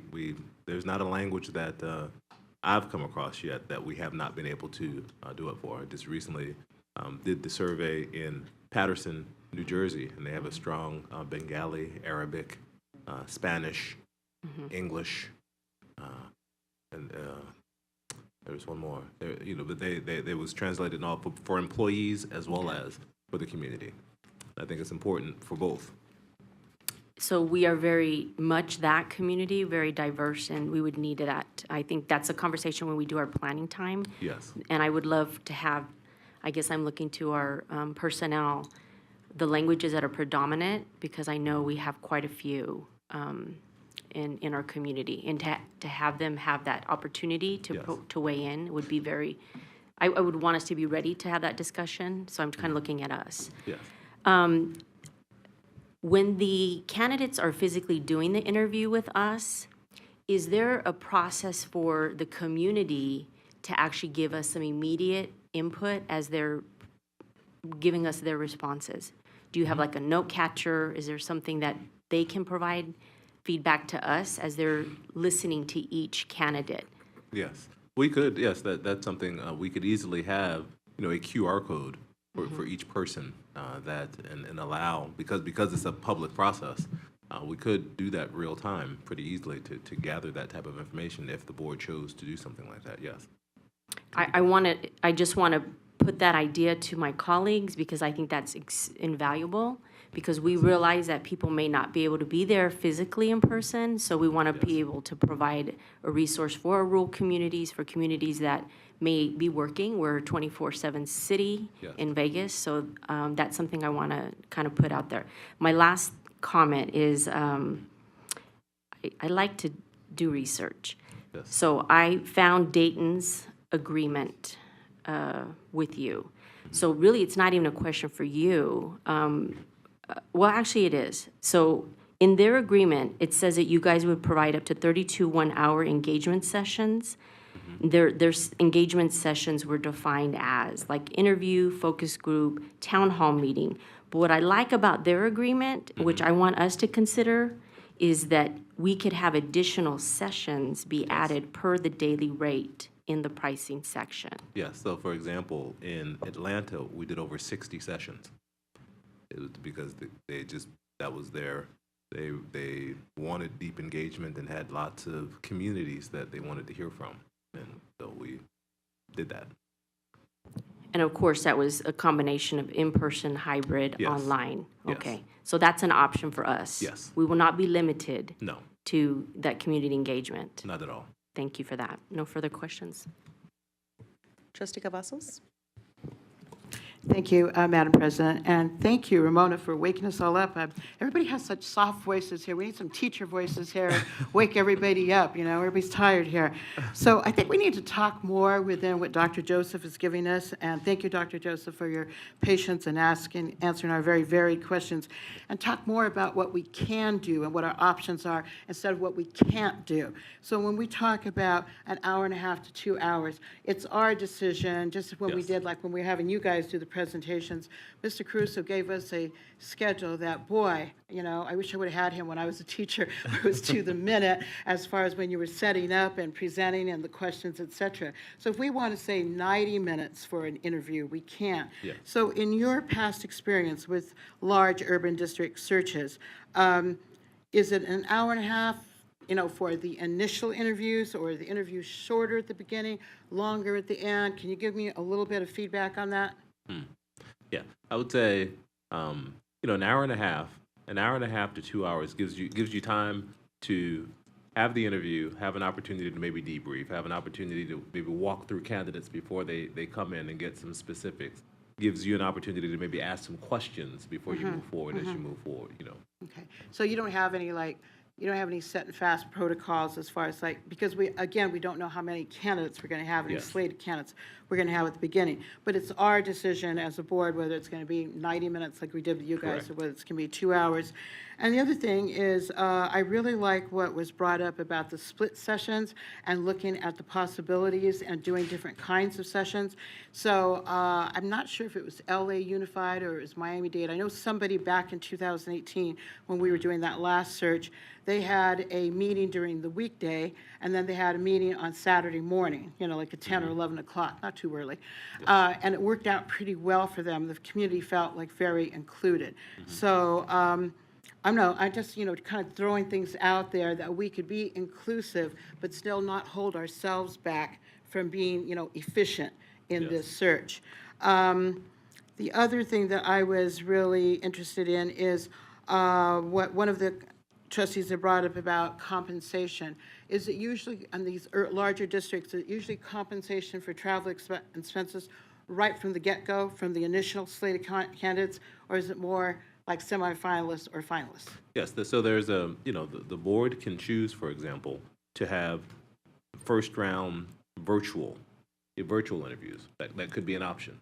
And then when you have your semifinalists, you want to bring them in, or you might want to bring them in and see them. I mean, it's the board's option. Okay, thank you so much, because I was just, you had me there. I was just getting ready to ask you about, maybe doing part of it. I mean, we have technology that we can do some of that virtually. I'm just going to be very honest about this. I'm totally against the 9 o'clock in the morning thing. I mean, we don't have to make this at 5 o'clock or 6 o'clock. Maybe we could make it at 3 o'clock, split it for a weekday, and then do a Saturday morning. But the 9 o'clock, especially when your very first page, you talk about transparency. We have had some issues with transparency, and we need to work on that, and we need something to be able for people to trust us and be able to say, you're not trying to exclude us. We have a voice here. So I just want to go on the record as saying that I am not in favor of, except for the July 25th one, I'm okay with that one, but not the other ones where we're actually be doing the interviewing. Thank you. And also to, who was it that asked about the feedback? Was it you, Ramona? Yeah, we won't be able to do that actual feedback if we're having something at 9 o'clock in the morning. I mean, there might be a small portion of people, but the majority of people will not be able to give that feedback. So, thank you.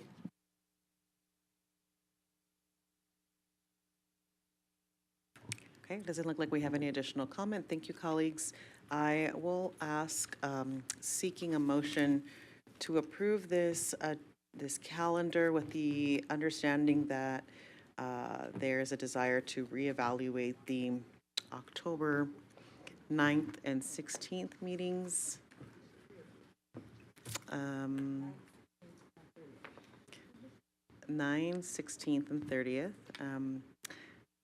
Given that there may be a desire for there to be a later meeting, but that's to be determined based off of what we agreed to in terms of a schedule. Okay, so currently seeking that. Trustee Bustamante Adams.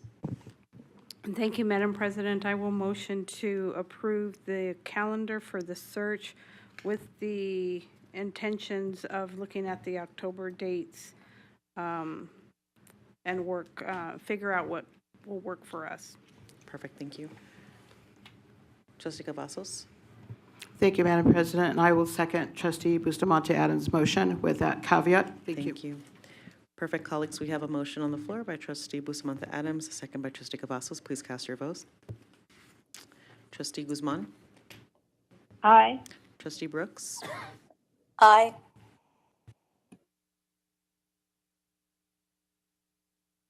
Okay, please, let's see. Thank you, colleagues. That motion passes 6-0. Thank you, Mr. Joseph, Dr. Joseph, for your time today, and look forward to the ongoing collaboration and support. Looking forward to Appreciate it. it. Excellent. All right, colleagues, we're going to move on to. All right, colleagues, thank you. We're going to move on to item 3.02. That's Invest 2025.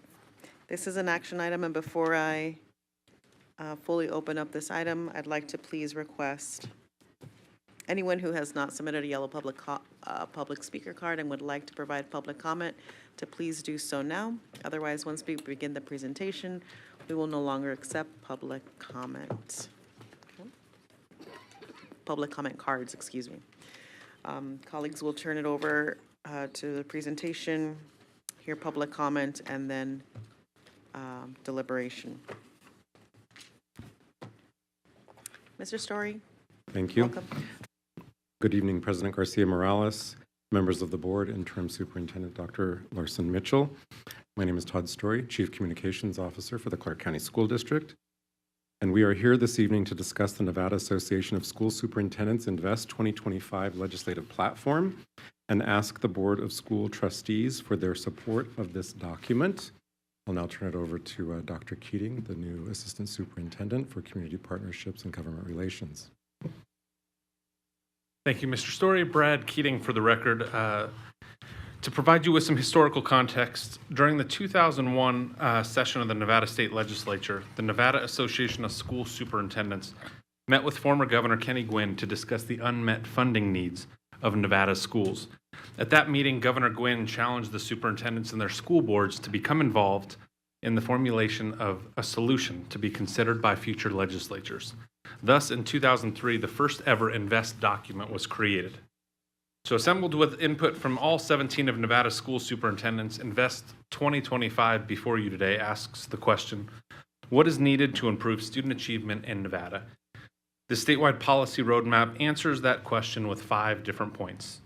Optimal education funding for the students of Nevada, innovation for a learner-centered and future-ready system, an accountability system that measures what matters, an investment in school mental health for students and staff, and statewide mechanisms to create safe and secure future-ready learning environments for all students and staff. These priorities are not only the direction all school districts believe is in the best interest of Nevada's students and school staff, but you will see later align in many ways with CCSD's legislative platform. We're happy to answer any questions you may have about the Invest 2025 platform. Thank you. Colleagues, if it's okay, we'll go straight into public comment. I don't have any public comment, so I'll go straight into deliberation. And this is an action item, colleagues, so I will be seeking a motion.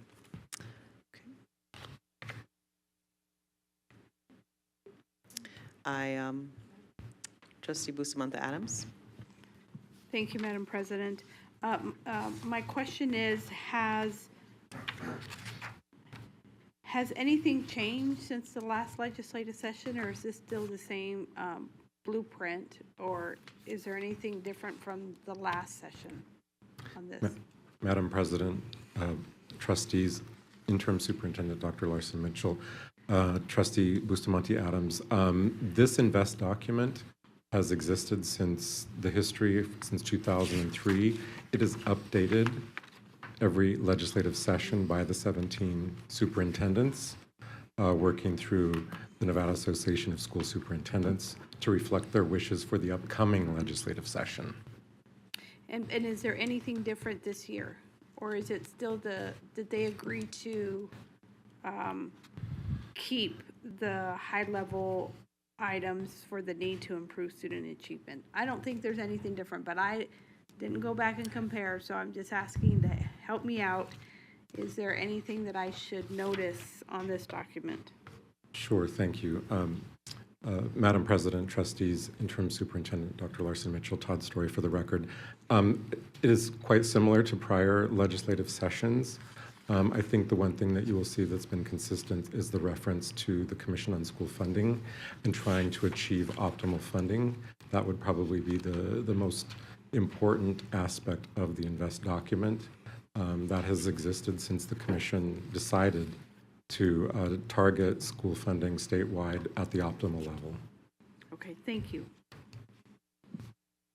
Trustee Guzman and Trustee Brooks, do you have any comments at this time? No, thank you, Trustee. Irene Bustamante Adams asked my question. Thank you. No, I have no questions. Thank you. All right, colleagues, at this time, I'm seeking a motion. Trustee Bustamante Adams. Thank you, Madam President. I would move to approve item, is it 3.02? 3.02 to the INVEST 2025. Thank you. I see some colleagues in the queue. Trustee Satori. I second the motion. Thank you, Trustee Satori. Colleagues, we have a motion by Trustee Bustamante Adams, a second by Trustee Satori. Please cast your vote.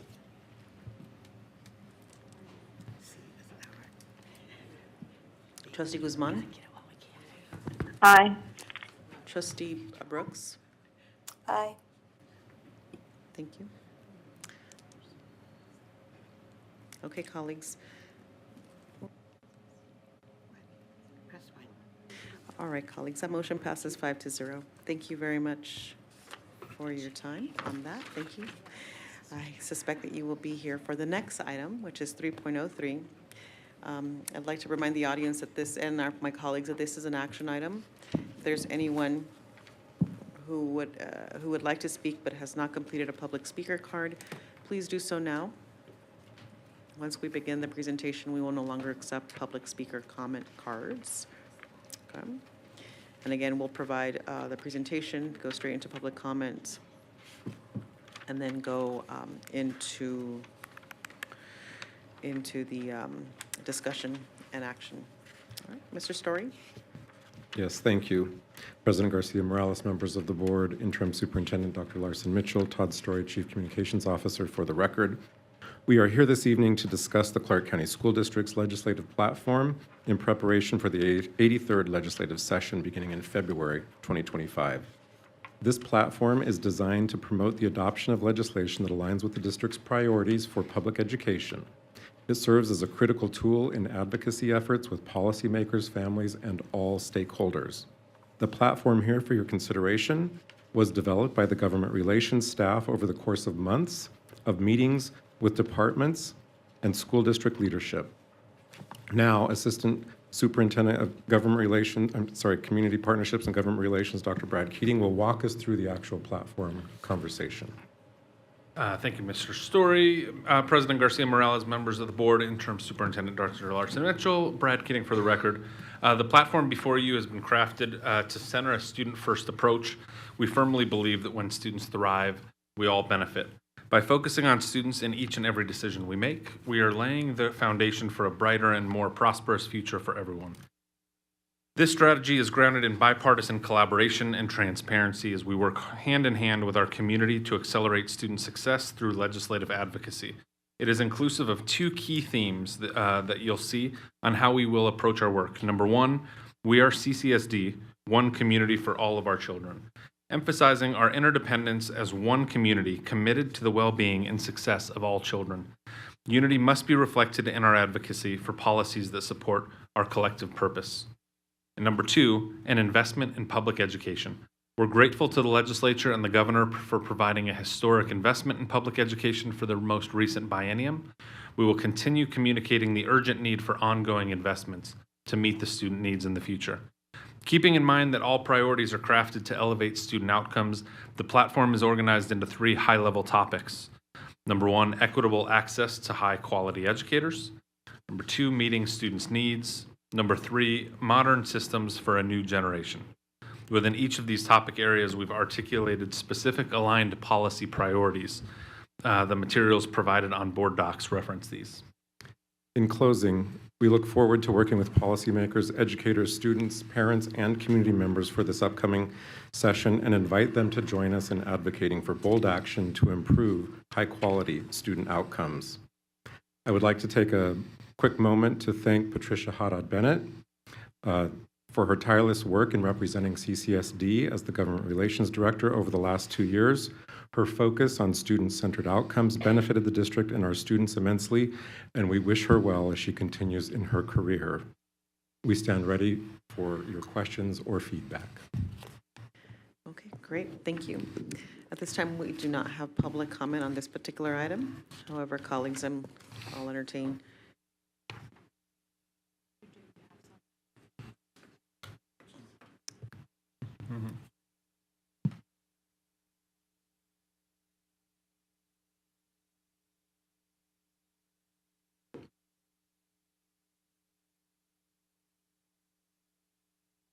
Thank you very much. Perfect. We do have 2 cards. We have Vicky Crydell and Ed Gonzalez, followed by Robert Coles.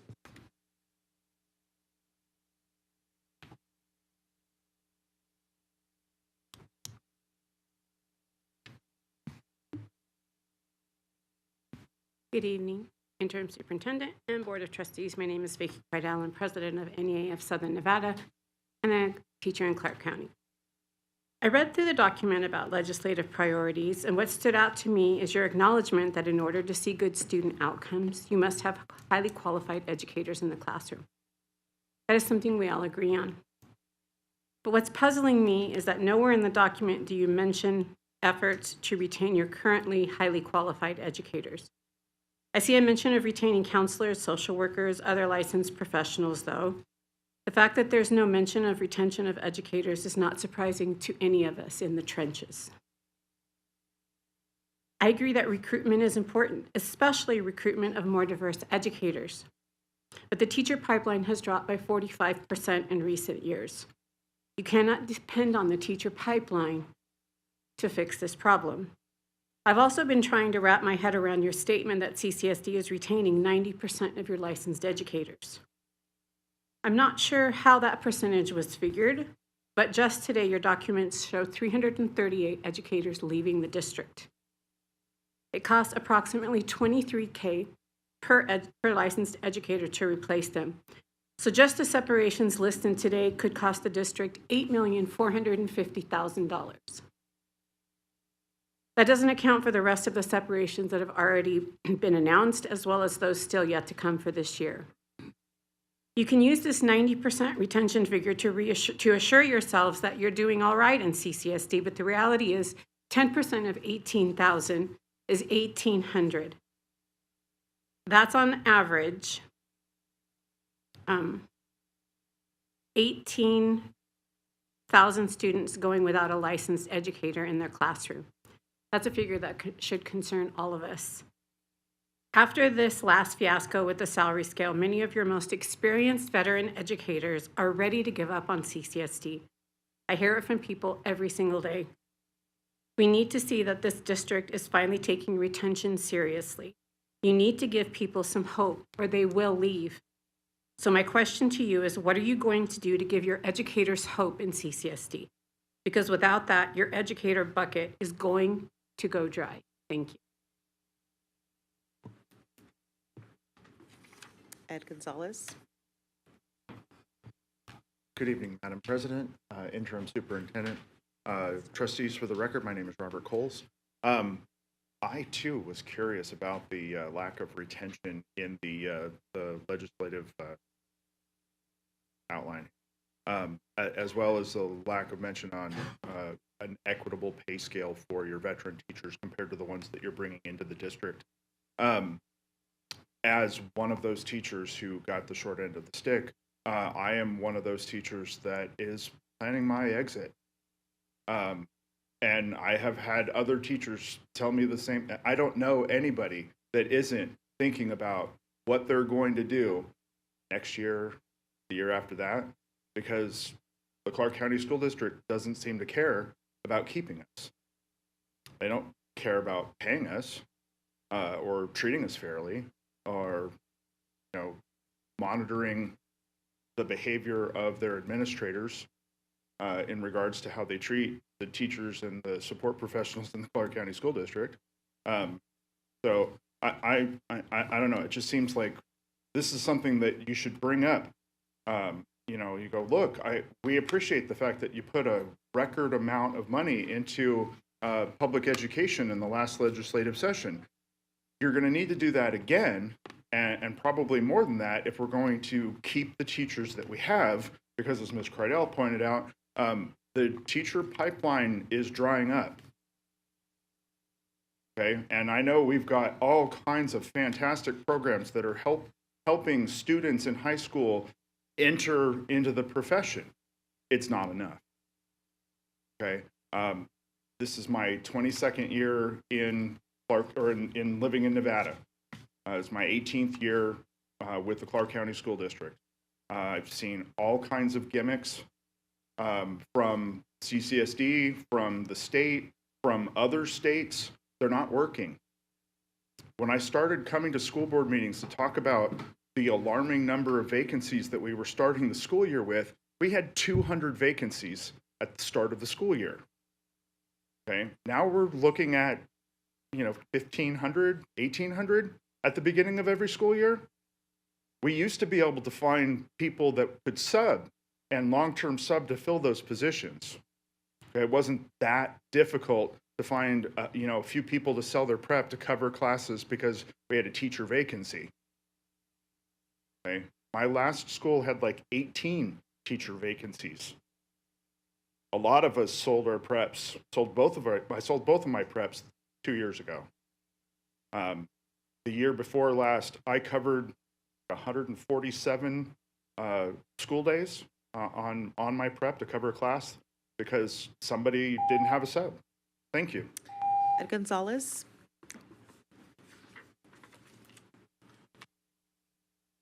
Madam President, before I start, I know Dr. Dowley wanted to talk on this issue, and I know he filled out 3.04 by accident. I was just wondering if he could be allowed to speak prior to me. If not, I am prepared to continue. Thank you for that, Mr. Gonzalez. Allow us just one moment. Go ahead and please go ahead with your comment. And I've taken for the record indicated that Mr. Dowley, Dr. Dowley. Okay, I'm more than happy to, because it is more of a rural issue. Thank you, Madam President, members of the board, Dr. Brenda Larson-Mitchell. For the record, my name is Ed Gonzalez. I'm speaking as an individual. I normally don't speak on a topic like this, but I'd ask you to consider adding one thing to the legislative agenda. It was a conversation that came up in Moapa when they talked about getting services over there. And what it was is we realized that, well, the Moapa schools do very well, and they have like 5-star schools up there. With the small school allocation at the high school, they had increased in enrollment to the point that they lost a teacher. So we have record funding that's coming in, and because Moapa and some of our rural schools had actually increased in enrollment, they were actually having less allocation for teachers because it's not just on a per pupil that they have. They also, due to AB 469, they have additional given in because they're small in the same way that Lundy and the same way you've seen in other places. And so what I would ask, and I know they can go in more detail, as part of your legislative agenda for the Commission of School Funding could do this as well as a recommendation, is to ask for rural school funding in urban districts. It's because the biggest conversation Dr. Jara had in there and saying, if we fund it and give you a little more money, we're taking a little away from the city. And so I think when we do the funding formula, we've done very well on weights when we're talking about EL learners, when we talk about free reduced lunch, we had the SB 170 that's all encumbered into the funding formula. But we really don't talk about the odd thing that we have both in Washoe and in Clark, which is a rural component in urban districts. They get funded by the state the same way as a regular school that we'd have in Henderson and North Las Vegas at its base funding. I'd ask you to look at that. Thank you. Dr. Dowley. And I want to point for the record that you also signed up for item 3.04 or 3.03, excuse me. This is that item. Yeah, I'm sorry. It was my mistake. I didn't realize that the platform was where you discuss what you wanted. So sorry about that. I won't need to talk on 3.04 What I wanted to do was mirror a little bit of what Ed mentioned, but I wanted to bring out some specific points that there is no state funding for CCSD for rural schools. That kind of comes as a shock, and I did not know that. And it may come as a shock that rural schools actually cost more to fund because of increased transportation. You don't have the economies of scale. Those are all, problems that it's a math problem. You don't have as big a denominator sort of thing. So you end up cost more per student. And every other rural school in the county deals with that, and they get additional funding for that. There's formulas built in.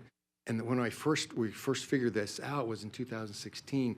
Superintendent Skrkowski was testifying in front of a legislative hearing with a bunch of legislators and goes, I have to take money away from urban schools in order to fund the additional money I need for rural schools. And then he looked at the legislators and goes, so which district should I take it from? Now that's a tough political issue. But the bottom line is people don't know that. So in interest of fairness for CCSD, they need that rural school funding component added to their to their budget. And we talked with Dr. Jara about that, and that got his attention because, it obviously is something that should be done and dealt with. Yeah, I think that's pretty well sums it up. So, somehow you work that in. I'm not the political guru, but it seems like it ought to be some low-hanging fruit, because it's fairly easily justified. Personally, I wouldn't. You want to be in the position to have to decide which school I take money away from because we don't get funded fairly from the state. Thank you. Thank you, everyone. Okay, colleagues, at this time, public comment has concluded. Trustee Bustamante Adams. Thank you, Madam President. Thank you for this outline. My question has to do with the process. I'm trying to understand. So this is the framework, and then from what I understand, the CCSD gets 2 bill draft requests, and you will select from these priorities, or how does it work? I actually want to jump in if that's okay. Thank you. Thank you for that, Trustee Bustamante Adams, and I didn't do my due diligence. I want to confirm that we're on item 3.03. This is a legislative platform that we'll use as a board to say these are our general priorities as an organization. And then the following item, 3.04, is the legislative bill drafts. We will be taking, ideally, items from this legislative platform that we agreed to tonight, make any modifications or changes to it, which we will all need to agree to, and that will filter down to the legislative bill drafts, item 3.04. Is that my understanding as well? Okay, very good. Do you have any questions about that particular piece? No? Okay. Yes, and Please. and so help me to understand this process. I think I agree that we probably need to put a stronger language regarding our retention of teachers. So I don't know how that would fit in which category, but I do agree that it should be a critical piece of our part. And I know that it's included in recruiting and retaining school counselors, social workers, but I think that we need to fit that in. And then secondly, my question would be regarding student needs, and I'm not sure if it fits there, but I know that the 21,000 kids that graduated just a couple of weeks ago in May, half of them went on to college and half of them were ready for the workforce. And there's a disconnect because our kids are sharp that are graduating, and there's a disconnect. So I don't know where that fits in there, but I just want to, I think that we can do better through our partnerships to the employers for our kids, because they're staying, and so they're directly going into the workforce and doing non-traditional path for their education or post-secondary. So I don't know where that fits, but I would add that if it makes sense. Thank you. Thank you, Trustee Bustamante Adams, and I hear you saying teacher recruitment, retention is important. May I recommend that maybe under like equitable access to high-quality educators, we do talk about the high-quality classroom teacher is the #1 school-based variable.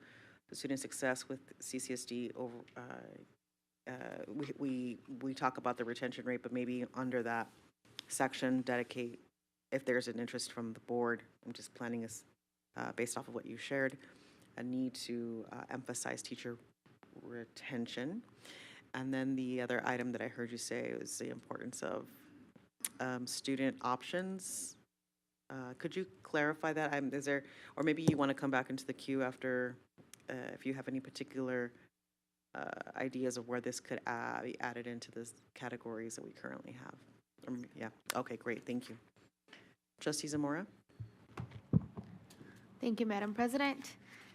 Would this be the place where we can put, can we get funded mandates? Because even though we have record-breaking, money coming in, sometimes we know, they do policies and laws that become unfunded. So, and I know it affects us because then we pull from our general, pull from other departments. So is this a place where we can put, making sure things are funded?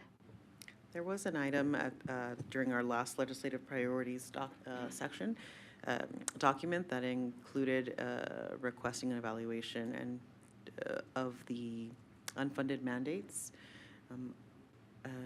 Am I correct in that, colleagues? I mean, do you all remember that? Please chime in. Madam President, Board of Trustees, Interim Superintendent Dr. Larson Mitchell, Todd Story, for the record. Yes, that was a specific bullet point in the prior session's platform that we would not support unfunded mandates. So it's whatever the will of the board is, that language can be added. I hear Trustee Zamora indicating an interest and desire to add that to this section. Is there a particular section you'd like to add this, or maybe that's a separate section? Do you want to provide Maybe recommendations? It's separate section. Like operations, for example? Yes. Or something along those lines. I don't know, maybe a different title. Okay, thank you. Noted that for the record too. Thank you. Perfect. And my intention, colleagues, is for us to, after everyone provides comment, we will go through and confirm that everybody would like to have these items added and where they would like to be added to. So thank you. Justice Zamora, do you have another thing? Yes, I do. And I don't know if I can ask it for this agenda item or the next one coming up. But I was curious for our team. First, I do want to say, Patricia, you did amazing last session, and it was great. But is there some type of coalition where you all come together with other groups that are doing some of the same work, that are looking at the same priorities, to kind of come together to the table, and that way we can all be strategic with BDRs and how we submit that? Because I see some of the bullet points are very similar to some other groups that are also focused on this. Yep. Madam President, Trustees, Interim Superintendent Dr. Larson Mitchell, Todd Story, for the record, yes, Trustee Zamora, that is our intent. Every legislative session is to work together collaboratively with our partners and stakeholders to ensure that the needs of the students are first and foremost. Primarily, a lot of that work occurs through the other school districts and the other superintendents, certainly with NAS and their paid lobbyists as well, but working within the stakeholder community, not only here in Clark County, but across the state. NASB has also been a great partner throughout the years, but certainly meeting with community partners here locally and ensuring that we are working together collaboratively to achieve those ends that the board would like to see us achieve. Perfect, thank you. Just because I think we need to be strategic, and we don't have to reinvent the wheel if there's a BDR in place, right, that we can support and be more useful of that. I like that you shared about NASB. For those who don't know, it's the Nevada Association of School Boards, and Trustee Bustamante Adams and I are both sitting on the legislative committee for them too. So we are really excited to be able to talk about some of the issues. And just for a comment, one of the issues is money for rural communities. So that's really exciting that our communities are aware of the need of the funding that needs to come in, and that's definitely one of our top things that we've discussed in our legislative committee. So, great, thank you. Great, thank you. Trustee Cavazos? Thank you, Madam President, and thank you, Todd and Brad, for this presentation. And basically, I know it can be kind of confusing. I kind of like having one thing right after another like that. But this is basically our overview, right? This is kind of like our big outline. And then on the next item, we'll work through like what we'd like to see as bill drafts. I know I asked this in our briefing with the trustees. As far as the retention rate, I had some questions from educators about that. And I did ask, and I asked if that was the current, the 90%, I think, retention rate. And the answer was yes. So I'm getting questions now on what kind of structure or rubric was this used as far as coming up with that 90%, or is it a different number now? Or I don't know if Interim Superintendent Dr. Larson Mitchell would like to jump in. Thank you.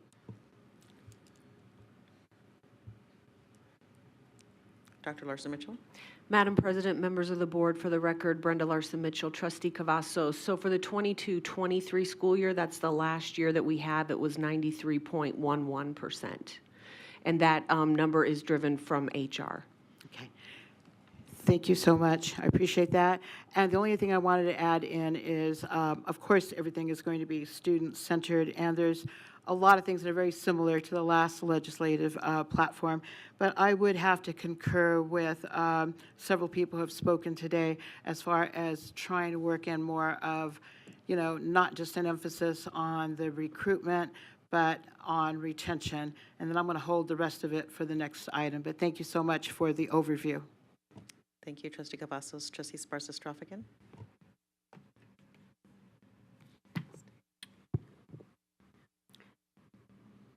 So we had a briefing, and before I go there, I want to publicly acknowledge Patricia Haddad because of her ability to jump into the fire pan, I will say, in a new role. And you handled many things with grace and represented us well. So we are very sorry that you are leaving us, but know that where you will go will be very fortunate. And thank you for your service.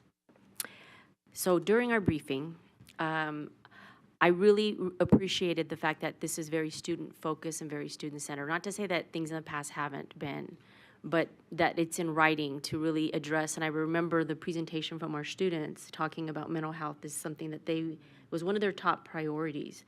So I appreciate that now we're putting words behind the action that we're saying we're going to pursue. So having said that, and also hearing from our community in the rules, it's evident that that's something that we can consider to add. I recommended the money be asked first. So I know it's just a shift. I don't know if that's something that all my colleagues agree with, but I think the fact that they did fund so well, but it's not enough. It's not enough for us. And I get the expertise. You're the lobbyist. You know best. Maybe you're going in to give a little bit of a kumbaya. We're all community, which is very much what we want to project. But I think we need to ask up front for what we need, which is more funding. And for it to be equitable for all, rural included, because it's definitely not there. So that's just something I would like us to consider, not that I'm speaking as an individual, not as a collective body. Thank you.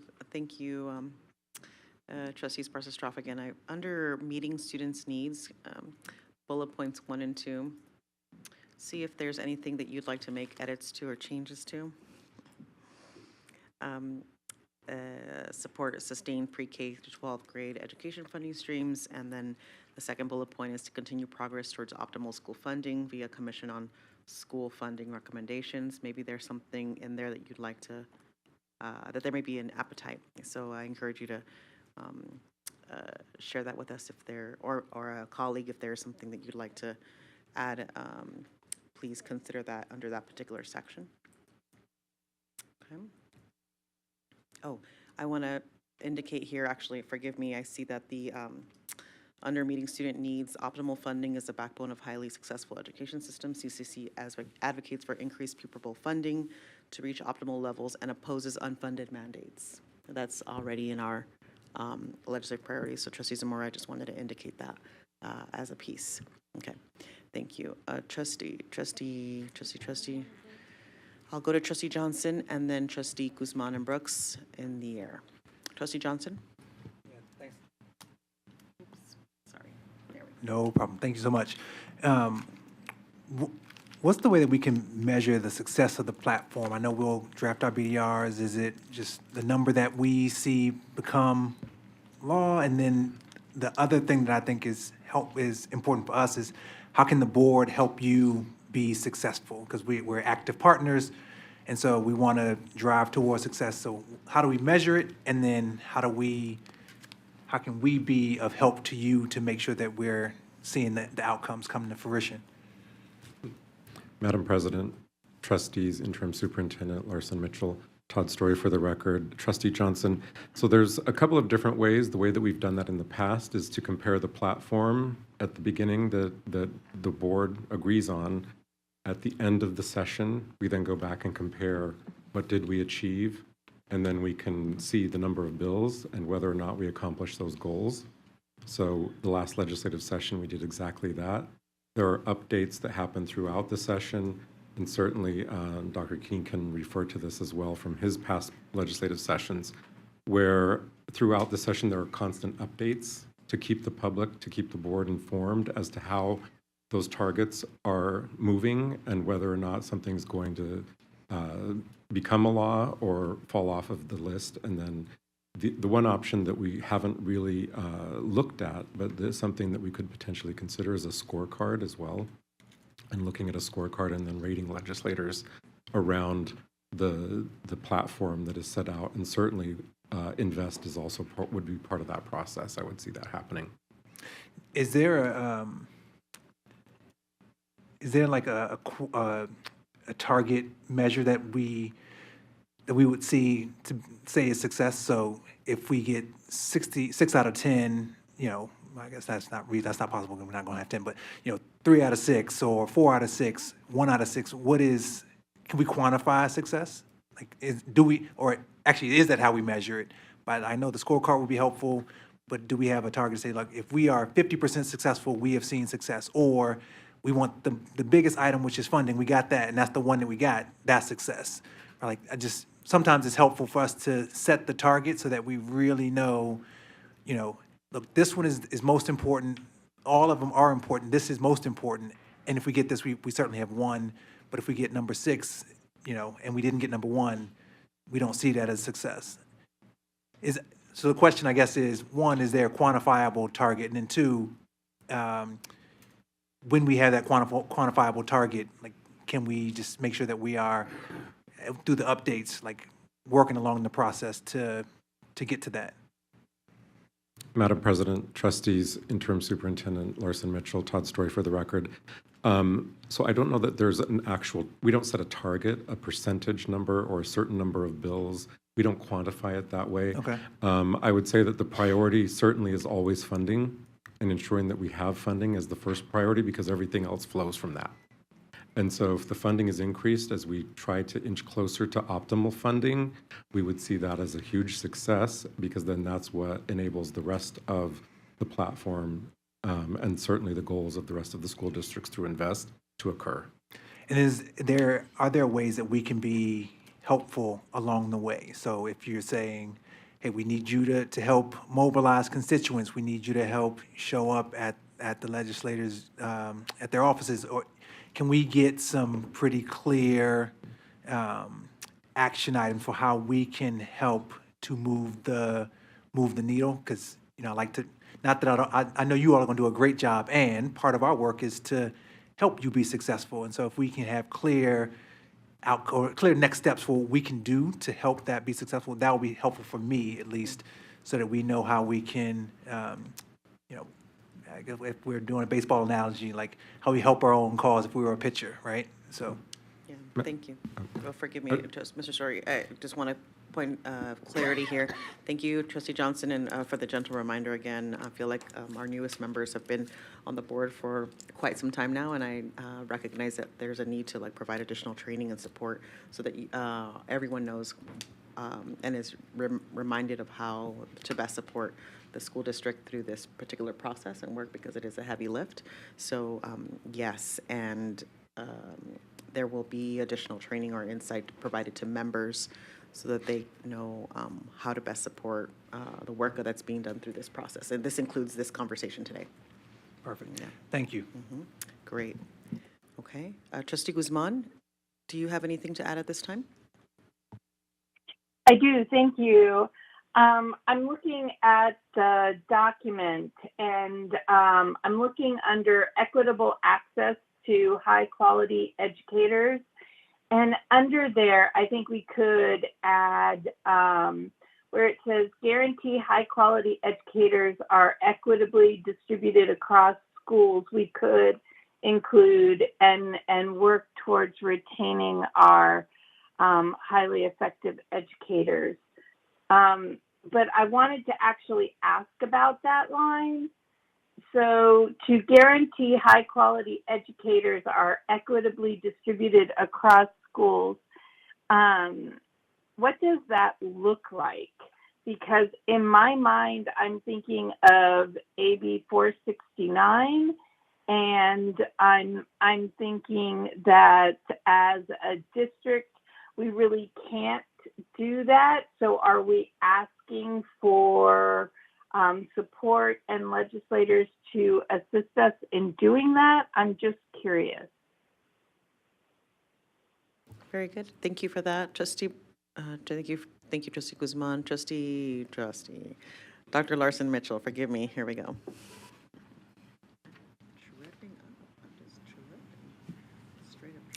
Madam President, members of the board, for the record, Brenda Larson Mitchell. Trustee Guzman, yes, we were thinking of AB 469 here. We know as a district that our principals do what is best for their buildings and supporting their students. And so they're able to hire what they need to support their students. What does end up happening is that we have then some schools that do not have an equitable distribution of teachers. So yes, we were looking at how we could better equitably distribute teachers across our district. Beautiful. Thank you. Thank you for answering that. I appreciate it. My next question, under optimal funding, under meeting student needs, optimal funding is the backbone of highly successful education systems.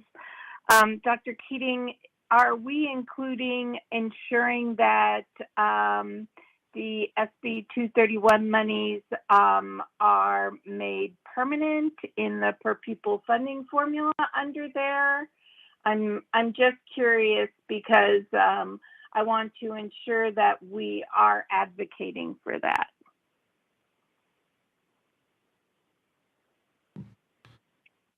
President Garcia Morales, members of the board, Interim Superintendent Larson Mitchell, Brad Keating for the record. Trustee Guzman, yes, optimal funding obviously is the backbone of a highly successful education system. One of our top priorities is ensuring that those SB 231 dollars are included moving forward and become a permanent investment into the education line item. Okay, I just want to make sure that that's a part of it. Thank you so much, and thank you, President Garcia Morales. Thank you, Trustee Guzman.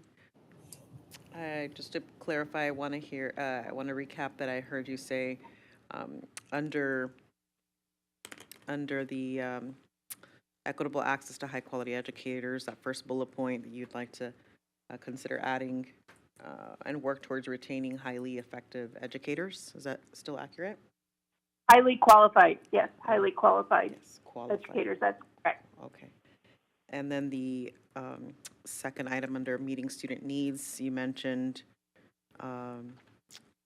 forgive me, what was the bullet point that you mentioned, SB 231, continuation of funds?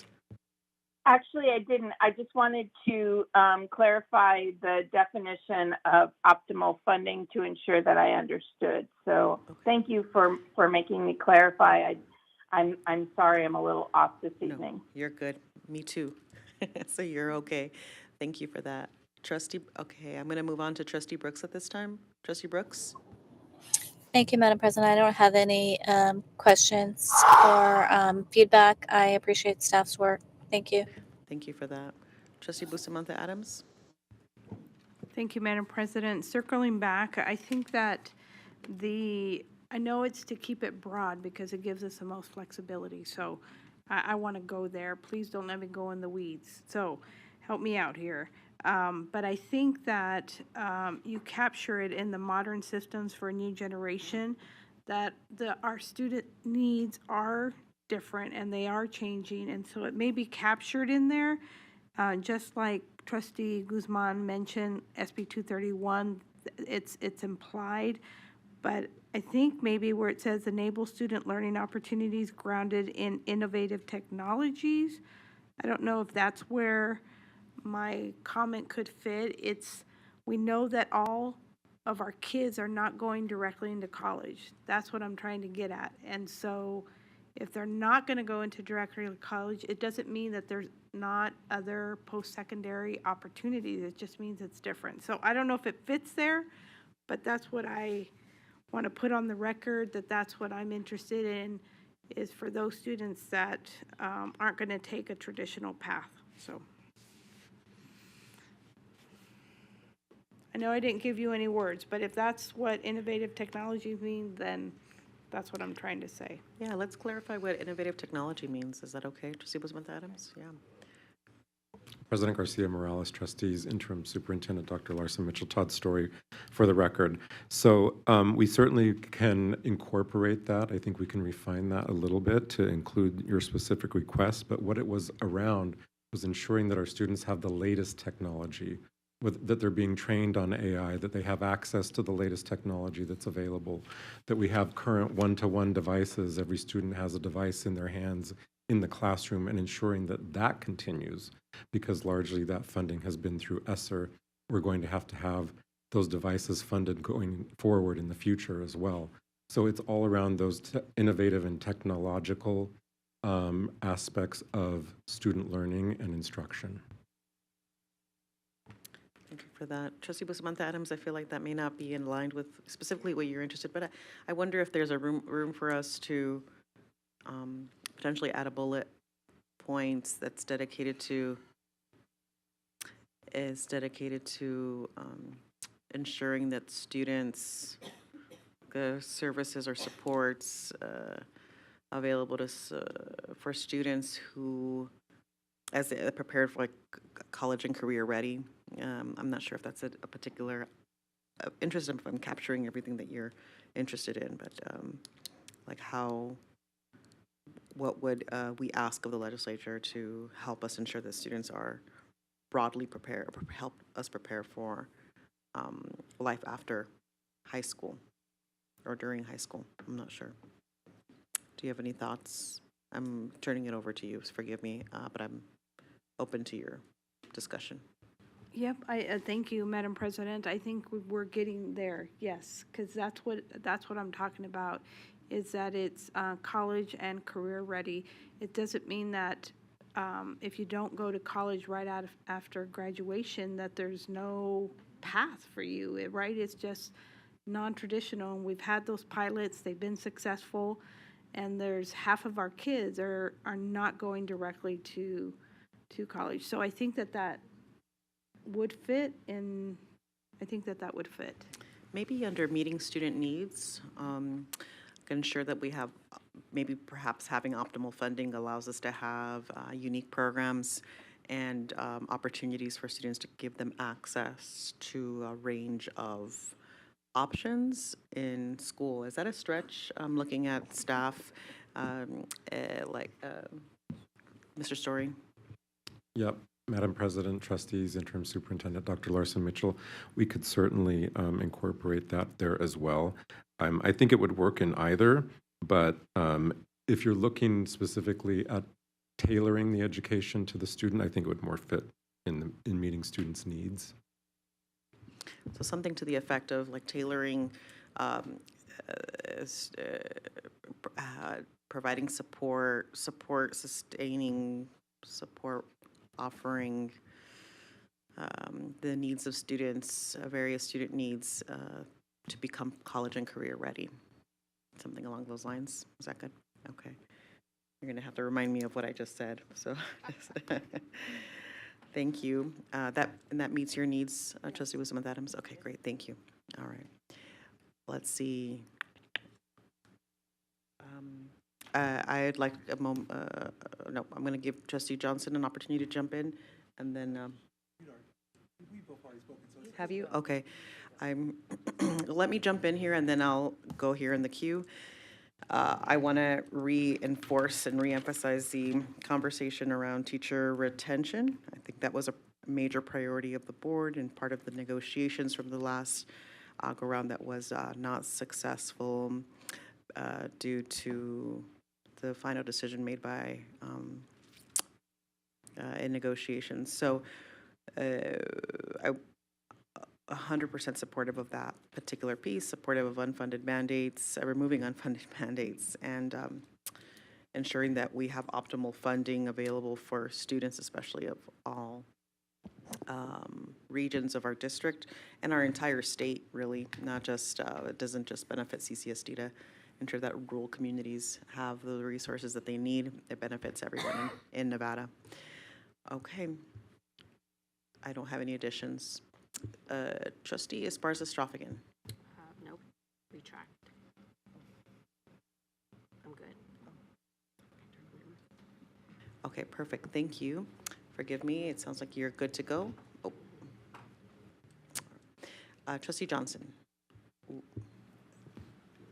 Maybe this is for you and Trustee Vice Chair Bustamante-Adams. For what we just talked about as it relates to making sure that we have pathways for students, I know that in the previous session, Assemblywoman Mosca worked really closely with lots of legislators to make sure that we can have college and career-ready diplomas as the standard pathway. Is there something different we're seeking? I just want to make sure that we're not like duplicating efforts or like not recognizing that, because that is a big step into making sure that students are thinking about their post-secondary pathways. And I just want to make sure that we have thought about that before we add more language for something that's a good, I think. So unless we have a way to enhance what's already there, we should make sure that, I just want us to think about that part as well. Thank you for that. I appreciate that. I will let Trustee Bustamante-Adams dive in, and then I'll provide additional comments too. Trustee Bustamante-Adams.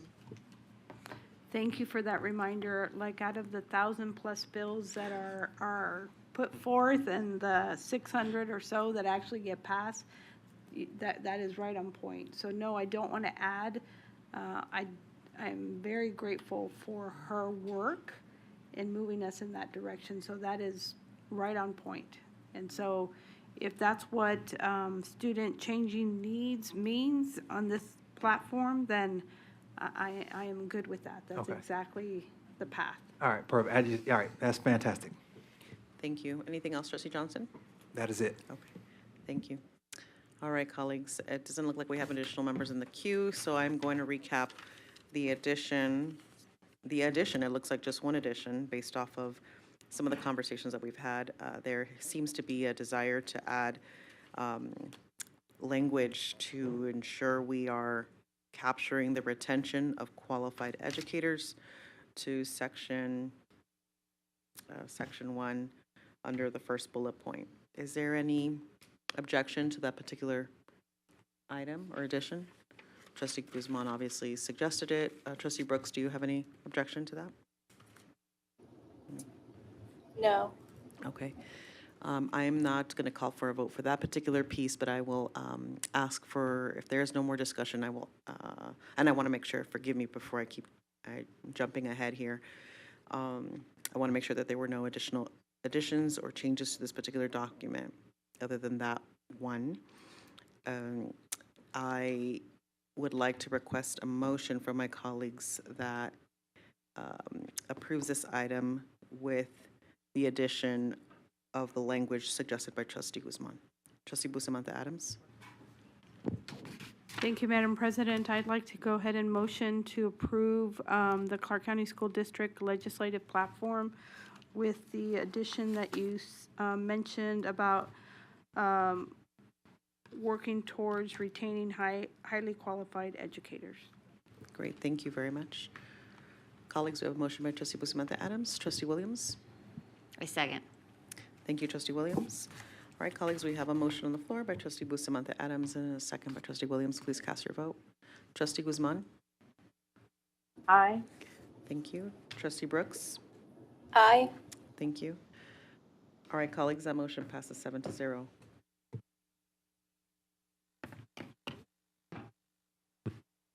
Woo. Woo-hoo. All right, we're going to move on, colleagues, to item 3.04. That's the 2025 legislative bill drafts, a discussion and possible action regarding possible bill drafts to be submitted by CCSD for the Nevada legislature for the 2025 Nevada legislative session. This is an action item, and anybody at the public who would like to provide public comment on this item and has not submitted their yellow public speaker cards, please do so now. Do so now. All right, colleagues, we are going to hear the presentation by staff.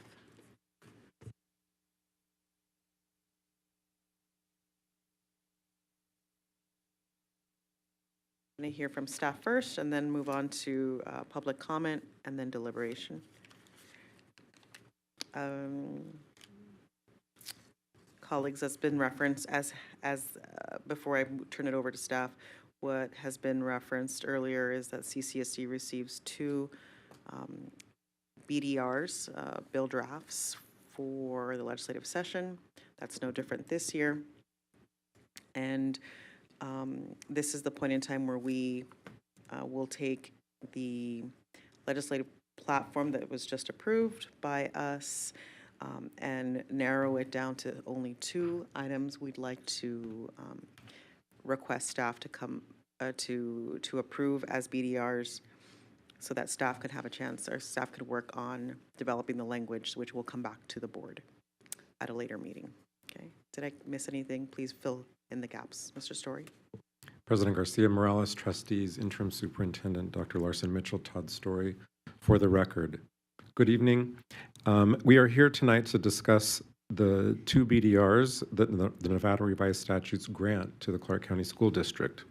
These requests must receive approval by the Board of School Trustees in an action item, and it must be submitted to the LCB or the Legislative Council Bureau no later than September 1st, 2024. Dr. Keating will guide us through the conversation regarding the wishes of the board for its 2 bill draft requests.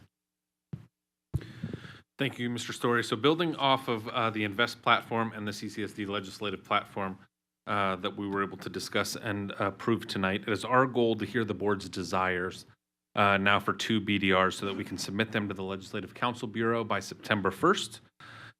In the past, trustees have expressed some interest in various topics such as school-based mental health resources for students and adults, bolstering the teacher pipeline, expanding the PPP and the ARL programs, educator licensure, educator recruitment retention efforts, expanding pre-K.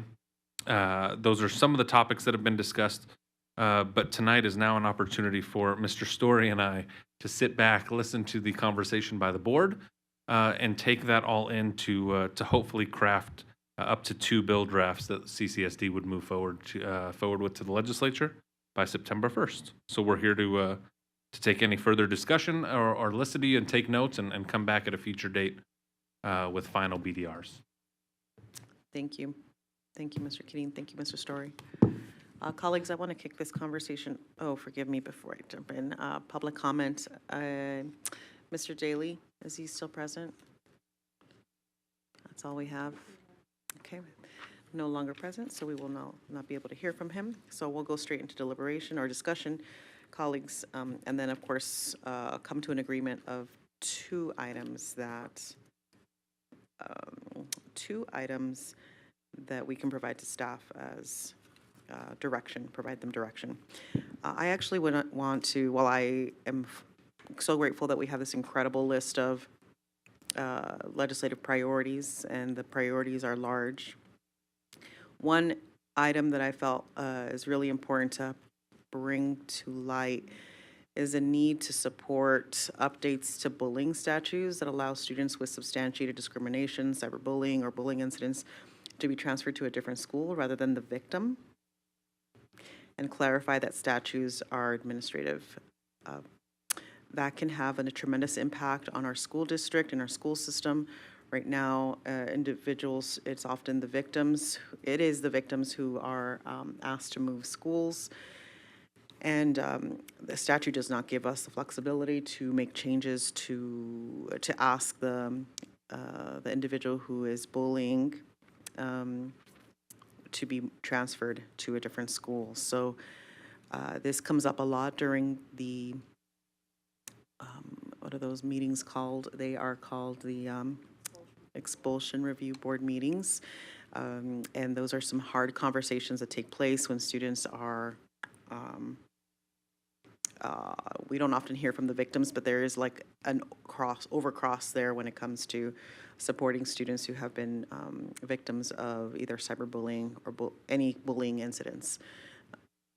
So I'd love the board to consider that as an item that is both a piece that could help us support all students, especially students who have been victimized by a bully, and ensure that they are not the ones having to be uprooted from their school site because of an incident. So that's my one recommendation to my colleagues to consider as a BDR. And of course, I want to continue the commitment to retention of educators, highly qualified educators. Those are my two. Trustee Cavazos. Thank you, Madam President.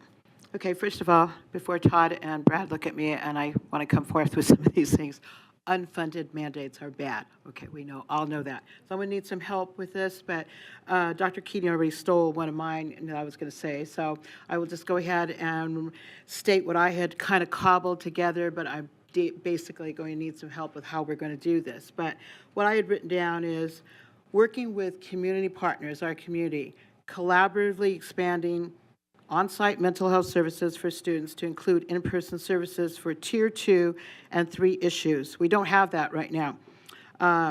Tier 2 and 3 issues would be like suicidal ideation and intent to harm others. Right now, what we have is we have Panorama, which is a survey. We have Care Solace, which is more like a referral. And we do have Hazel Health, which is telehealth and is very, very good. So I'm definitely going to need some help with how we're going to craft that. What I'm looking at here is the component from the legislative platform having to do with unity, with what you put forth and working together, so that this is not an unfunded mandate. So that's my first idea.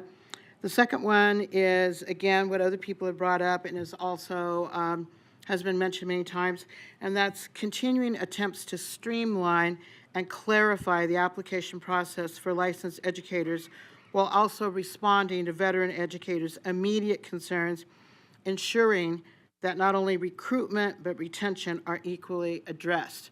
So if we can somehow parlay that into it, and I've been keeping track of the BDRs that are being posted so far.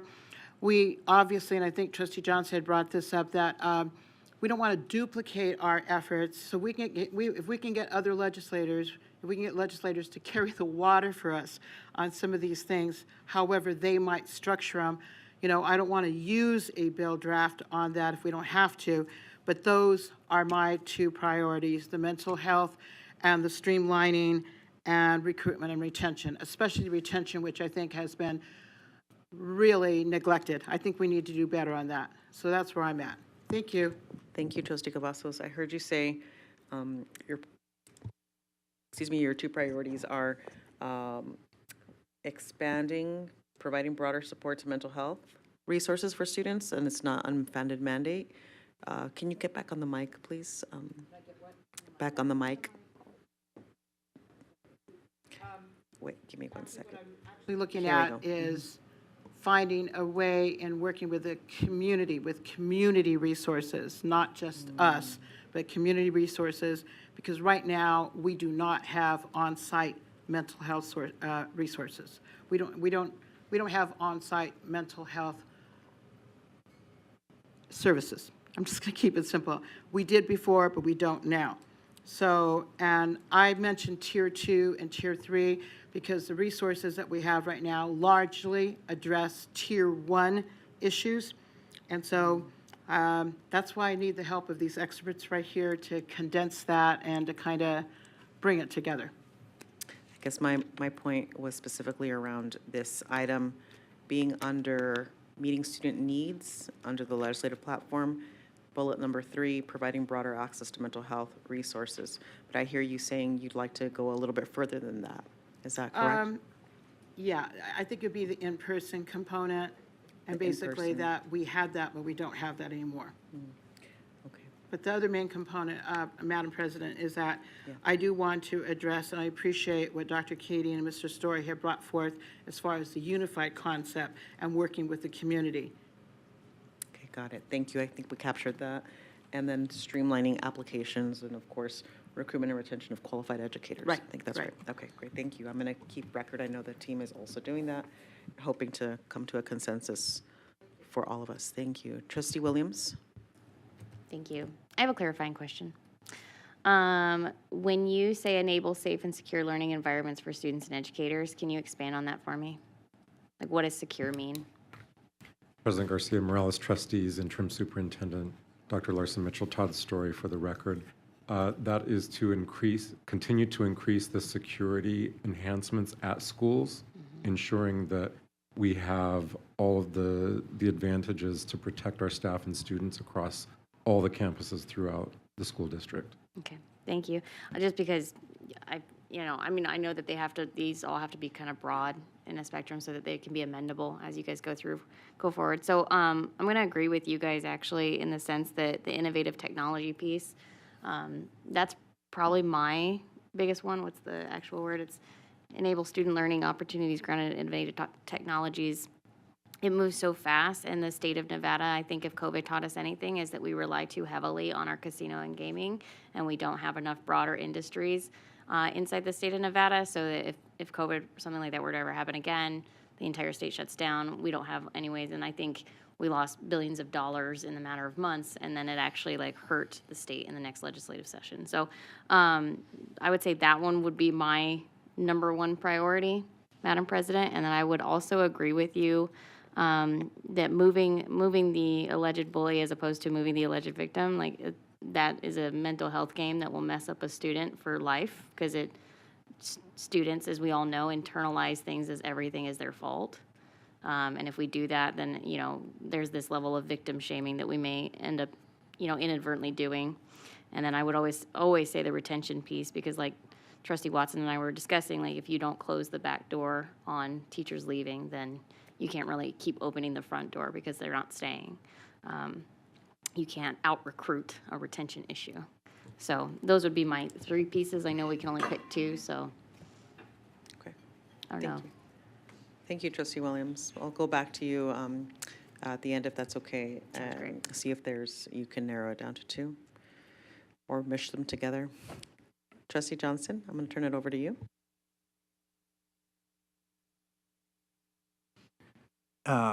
Thank you. And process is important to me because it's hard for me to determine, it's hard for me to give direction around what might be most important if there's no way for me to be able to, because all of these seem incredibly important, right? And they all seem urgent, and we can only do 2 things.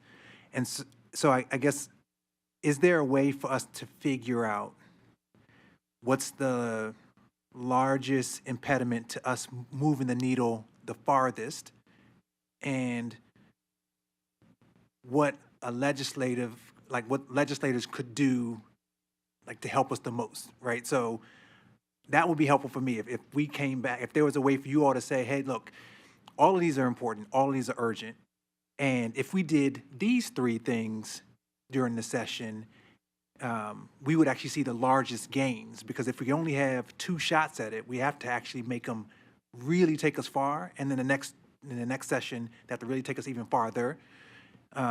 How do we get that type of information so that we can then really that I could make a better suggestion to you? Because what President Garcia Morales just said is incredibly important. Teacher retention, incredibly important, and. So is there a way for you to help determine, like, if we did these 3 things or these 2 things, this would move us along the road the farthest, and we know that legislators actually have the power to be able to fix those things, and then we would see the biggest gain from getting that accomplished. It sounds like a convoluted question, but it would help me be able to, like, prioritize what's going to be most important and what I think would be most important in terms of asking you to do when you go up there, because you have 2 really big BDRs to submit, and we really want to see wins on. I would like to see wins on both of them. President Garcia Morales, Trustees, Interim Superintendent Dr. Larson Mitchell, Todd Story for the record. Again, going back to the prior conversation around funding, obviously everything flows from funding. So that there is that option.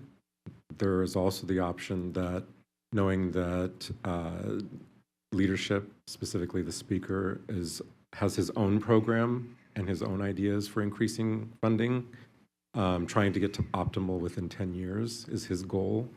So you could also take the view that the funding piece may already be handled, and we just get behind his effort.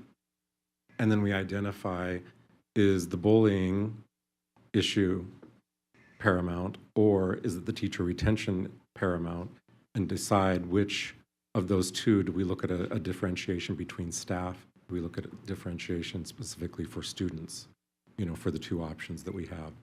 So trying to narrow it down to say this one is the most important, obviously then makes it very difficult. And I completely hear what you're saying. It makes it very difficult to say that the things that the other people or that the community identifies throughout the process may not be as important, right? But it's up to this board to decide what are the 2 that are most important here. We certainly are here to assist in that process, but that determination has to be made by the board, and we can come back at a future meeting with additional input and research to help make that decision easier. I appreciate it, because ultimately, I think I would like to be able to know that when we are going to go and advocate for, and we've put our weight behind our 2 BDRs, when those hit, when we win on those, we know we take 2 really big steps forward, and that's set us up for a lot of long-term success. And again, not that the rest are not going to be important. They all are important. I think we have to do the calculus of what will help us make the biggest stride given where we sit today and what we want to accomplish as a district. So I didn't give an answer, but I gave, I guess, a way to think about how we want to make what's most important for us. Thank you for that, Trustee Johnson. I don't want you to leave. Oh, you can come back on. It's okay in a minute. I don't want to miss the opportunity to indicate and share, like, this is why seasoned members of the board who have been through several legislative sessions can actually speak to what they've noticed and what they've seen. This is it would encourage us to glean on members like Trustee Cavazos, who has had 4 legislative sessions under her belt. So has Trustee Brooks. Trustee Brooks led the NASB, Nevada Association of School Boards, legislative committee last year. Trustee Bustamante Adams is currently the chair.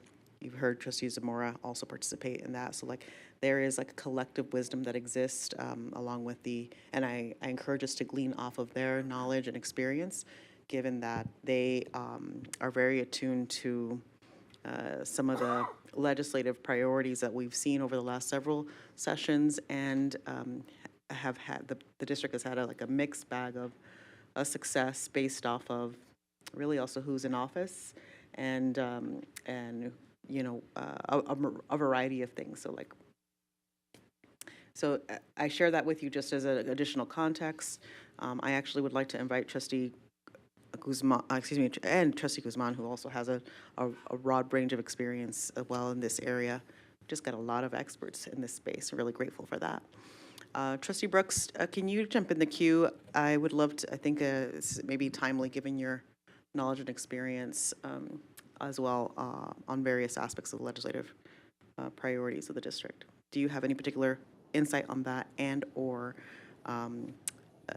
insight about what priorities you'd like to support? I think it's really a mixed bag when we talk about the legislative session, because it really does depend on who's in office and what they want to focus on as well. I think this is pretty broad, and a lot of these are so broad that they're probably already going to be carried by people. I think for me, the ones that I think would get us the farthest, based on just the history of the district, is guaranteeing high quality educators are equitably distributed across schools. As everybody knows, there are some schools, especially in the urban core, that have consistently had vacancies, while other schools don't experience that. And it's really challenging in a system, because those are the students that have the most needs and have the greatest poverty, it tends to be. I would also say I could be supportive of the bullying statute. I think that that's probably something that a legislator it would be easy to get someone to probably carry that. I think another really big win that would have long-term gains would be streamlining data collection and reporting processes. I know that there's like 4 or 5 different accountability systems. People don't understand metrics, and we also have these new metrics coming out for acing accountability, which will be completely new things. So like we keep adding these reports and this data collection, and a lot of times it's not used, and it just creates additional work for staff, and then you focus on so many things that you focus on nothing. So I think if you cleaned up that and you had a mechanism to make sure teachers were distributed in a lot of the schools that are really struggling, to me, that's where I think the biggest gains would be made. Thank you. Appreciate that. Trustee Johnson. Trustee Johnson, you're good for now? Did you? Okay, very good. Since I went with Trustee Brooks, Trustee Guzman, do you have anything that you'd like to add at this time? I just would like to have some clarification, because I think Trustee Cavazos and I when we're looking at the mental health services, I think we're on the same page. So I was just kind of going to ask, the funding for tier 2 and tier 3, those mental health services, is that what you're looking for? Or are you looking specifically for, I don't know that we could have a BDR for community, but I think we could have a BDR for engaging the community and funding tier 2 and tier 3 services. So I need some clarification on that. Trustee Cavazos. Thank you, Madam President. And Trustee Guzman, yes, you are in the same ballpark that I am, and that's why I started out with the very first sentence, unfunded mandates are bad, and that I would need some help from our government affairs people to try to put that together. So yes, that point that you brought up about the funding is absolutely correct. Okay, great, because that was one of the things that I had. So we're together on that. Right. And then I didn't have this, but I have heard about this. President Garcia Morales, the cyberbullying, is that the victim of the bullying stays at the school and the bully is sent away? Is that, just kind of changing that legislation so that it is more victim friendly? I just want to ensure that that is what you were thinking. Thank you for that, Trustee Guzman. Yes, that it is supportive of individuals. I'm looking actually at Dr. Larson Mitchell because I don't want to misinform the board, but it is absolutely shifting NRS to be more supportive of students who have been victims. Oh, Trustee, oh, no, come back. Nope, Dr. Larson Mitchell. Did I capture that correctly? Madam President, yes, you did. Did that help answer Great. your question? Yes, I would be supportive of those two. Thank you. I appreciate it. Thank you. All right. Okay, colleagues, I am going to go back here. May I?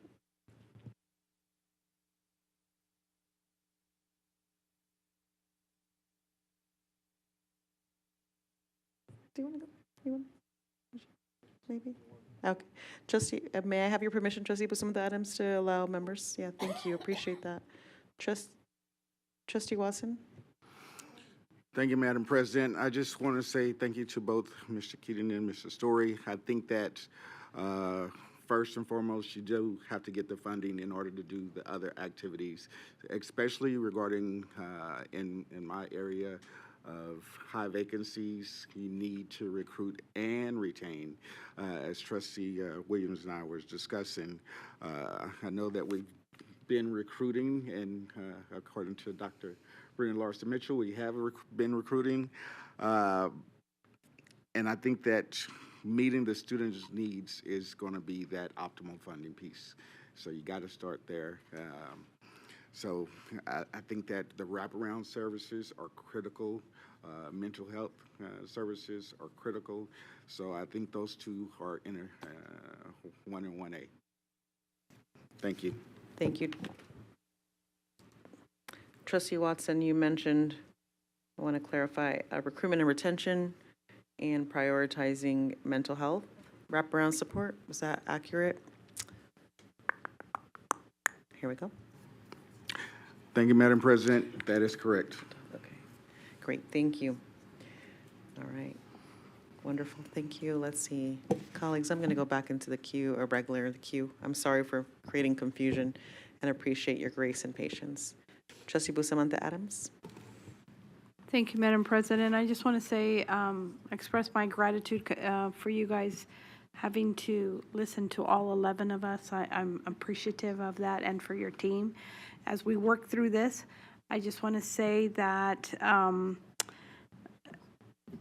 in education, there's so many bill drafts, right? There's already some on there. There's going to be a plethora of more coming, so I don't want to add to the complexity, but for R2, if we, like Trustee Johnson said, for us to get the win, I would be willing to support the mental health wraparound support, and then also the bullying, because I think that the optimal funding is going to be coming from a recommendation from the Commission on Funding. And so I just think we have to be strategic, and you guys know the lay of the land, and so I would be open, but we have to be strategic, and I know that there's so many BDRs already going to be focused on education, and if we can find other people to support in the work that we want, that would be easier and an easier lift. So just thank you. I appreciate your work that you guys do. Thank you, Trustee Bustamante Adams. I hear you saying mental health wraparound services along with, as your first one, in bullying, not bullying, obviously, but the discussions around a victim, changing statute to support victims versus bullies. Okay. Got it. Thank you. Trustee Sparsa-Strophigan? Would a BDR be required to change the statute for the bullying? So that would be necessary. Okay. So I'm going to make it quick. My two, because I did in my briefing express already, Mr. Keating, you're aware. I believe the State Department is already going to be rolling out some social emotional learning standards. So I think we need to really think strategically about how we're going to train our personnel down the road. Not that that's a BDR, that's a simple, not simple, that is a thing we should be doing in the future because that's happening. So student mental health is the tier 2 support, specifically site-based mental health on campus and or hubs. Not every school maybe can afford, but if it was something that was provided in funding, then it's something we could look at perhaps in the future to have hubs for other schools to be able to have access to it. And then my second would be the retention and recruitment of highly qualified teachers. I mean, we all know the research, it's the teacher in the classroom that is truly the first and most impactful for student achievement. Thank you. Thank you, Trustee Sparsa-Strophigan. Trustee Zamora? Thank you, Madam Forgive President. me, I'm sorry, Trustee Zamora, that was abrupt. I want to confirm that I heard Trustee Sparsa-Strophigan mention mental health as her first priority and teacher recruitment and retention as her second. That's correct, okay. Please forgive me, Trustee Zamora, please jump in. Thank you, Madam President. I have one question first. If there's a bill in place, do we vote on if we support it during legislative session? Like, is that something that the board votes, or who makes that decision how we support it? Madam President, Trustees, Interim Superintendent Dr. Larson Mitchell, Todd Story for the record. We do not come back with lists of bills one way or the other to take a vote on. What we do is we look at whether or not it's aligned to the platform. And then if we see that something negative is happening or something positive is happening according to the platform that you all decided on, we can then come back and do lobbying strategies with our stakeholders, partners in the community. Your relationships come into play as well. And so it becomes the strategy of the team to then use all of those resources to, either help a bill succeed or fail one way or the other, depending on the nature of the bill. But we don't come back to take a vote. The approach and the strategy is based on the platform that was decided tonight. Okay. Trustee Brooks actually brought up a really good point of there's a lot of these issues that a lot of folks will be focusing on, right? Like Trustee Bustamante Adams mentioned, there's already 8 education bills as BDRs right now, and we're only in July, and there's one about governing school boards, right? So there's a lot happening, and there's a lot of the same themes. It's about mental health. It's about, pre-K, and it's a lot of the things we're already talking about. So I do want to be very strategic about what we decide to do. Choosing two is actually really difficult. It stresses me out a little bit and gives me anxiety because there's so many issues to tackle on, right? But one thing I definitely wanted to mention that it's really not common that we hear during session is some of the after-school programs and funding for that. I know yesterday there was an event and we were excited that we're having a new building, for our east side. But how can we expand that for other districts, right? Programs like that. How can we make sure that students can get there? So I actually want to pitch something around funding after-school programs with transportation, because I've recently attended early childcare and just children and summit, and they talked about after-school programs and how there is some after-school programs here and there, but I think one of the biggest issues that we miss is how are students getting to those places? How are they getting from the school to the rec center, the community center, wherever these programs are happening? So if there's a way we can expand funding for after-school with transportation, I think would be something interesting that I don't think a lot of folks or a lot of our people right now are paying attention to. And my second would be recruitment and retention for teachers. Trustee Zamora, I hear your first being after-school resources, opportunities with transportation.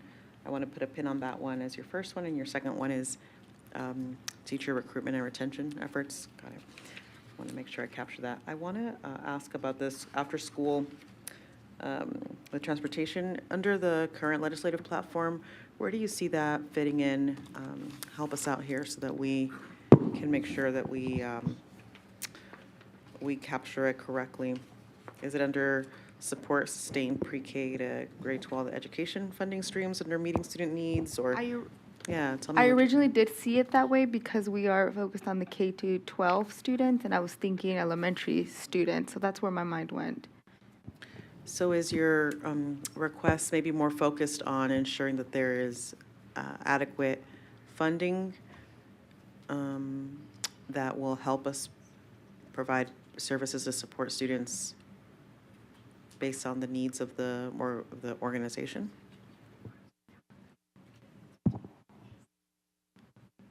Sorry, I thank you. I have a thought bubble above my head. I appreciate you seeing that. And then do we have, as a district, do we oversee after-school programs? Which I think the answer is no, but maybe support program. I'm not trying to put words in your mouth, but those are some things to consider. No, it's good brainstorming, and I'm looking over at Dr. Larson Mitchell? Yes. All right, thank you for catching that. Madam President, members of the board, for the record, Brenda Larson Mitchell. Some of our after-school programs are community-based, but some of them are run and operated directly by the school. So it's mixed.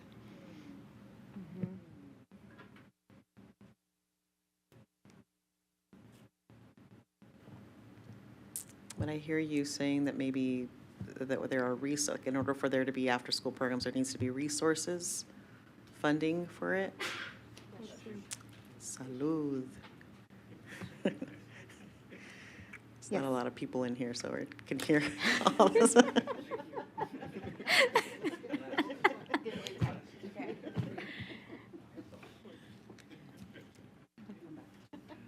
All right.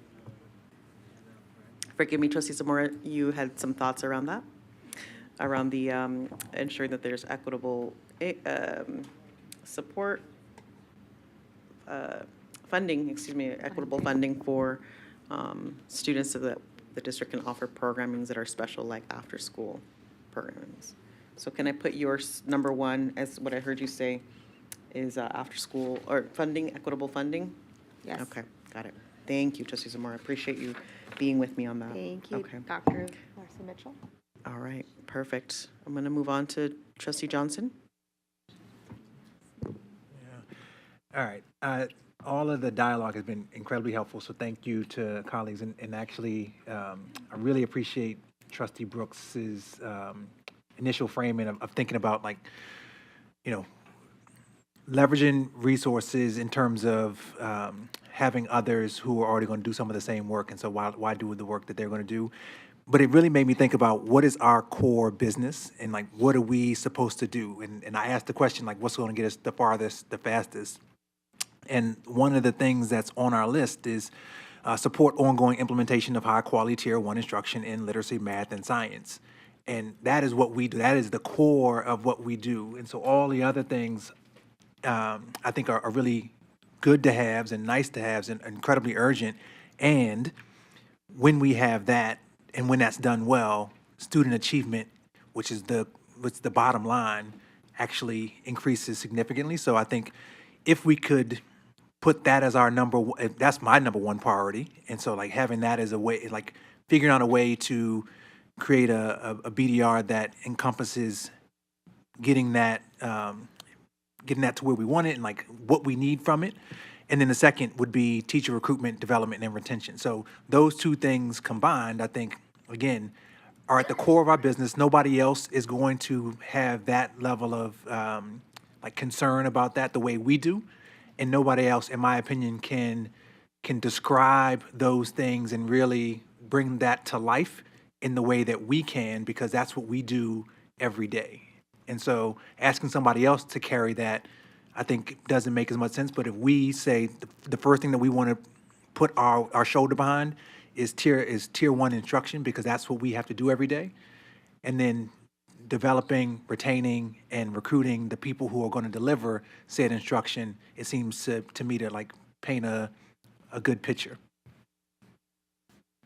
Thank you, Trustee Johnston. I hear you saying your number one is supporting ongoing implementation of high-quality Tier 1 instruction in literacy, mathematics, and science. And your number two is teacher retention and recruitment. Correct? And development. And development, teacher recruitment. And recruitment, retention, and development. Correct. I think that's a new one. Not that it's a new one, but that may have not been introduced necessarily. Okay, great. Yet. Thank you, Trustee Johnson. All right. Trustee Satori, I haven't heard from you yet. Thank you.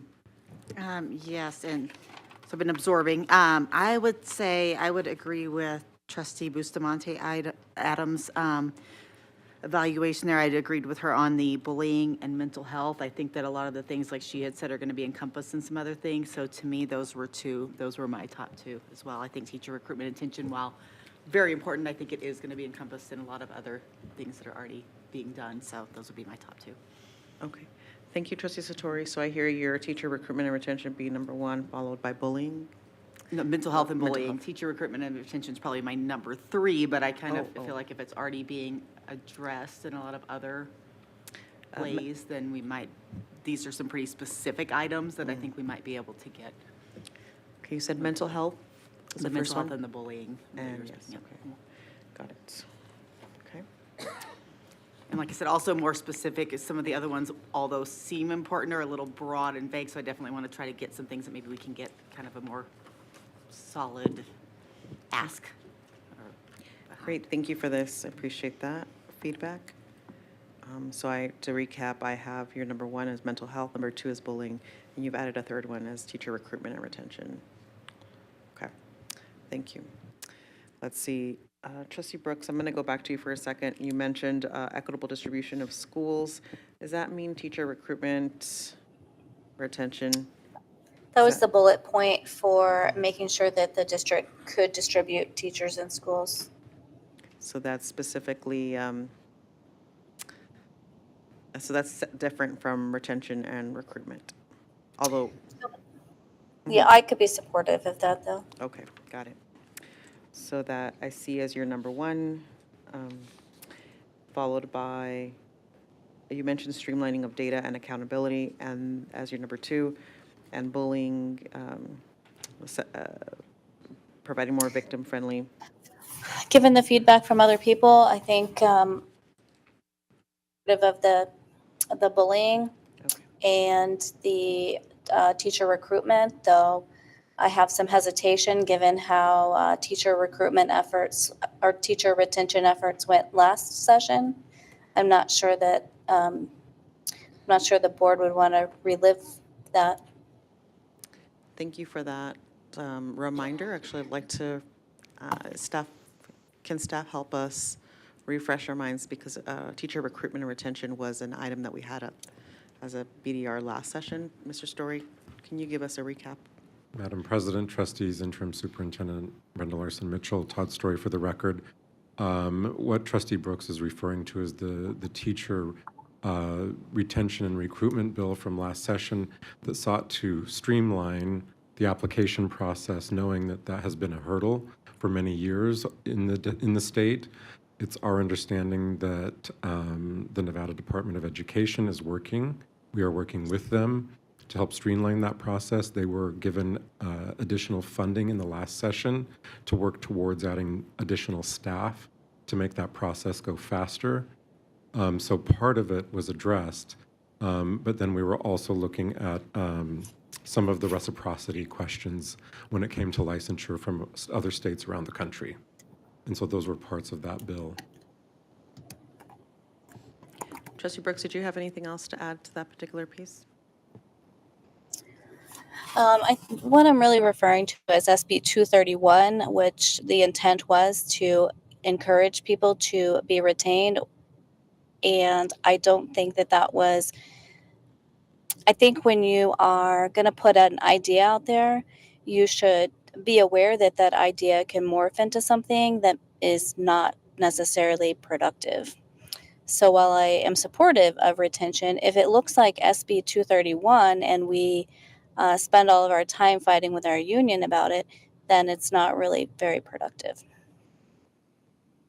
Okay, thank you for that particular piece and that feedback. Colleagues, based off of what I see here and based off of everyone who provided their first and second, I'm going to go down the row here. Out of the 11 of us, 7 of us indicated mental health being one of the top 2 priorities. The following was teacher recruitment and retention and development. It sounded like development was an interest. I actually need to check that out. Given our discussion, our feedback that was just provided to us, like, does anybody have any objections to including development in the teacher recruitment and retention efforts? No objections. Trustee Guzman and Brooks? I don't hear any objections, so I will keep carrying that forward. I have a point of clarity actually from my colleagues who did support teacher recruitment and retention.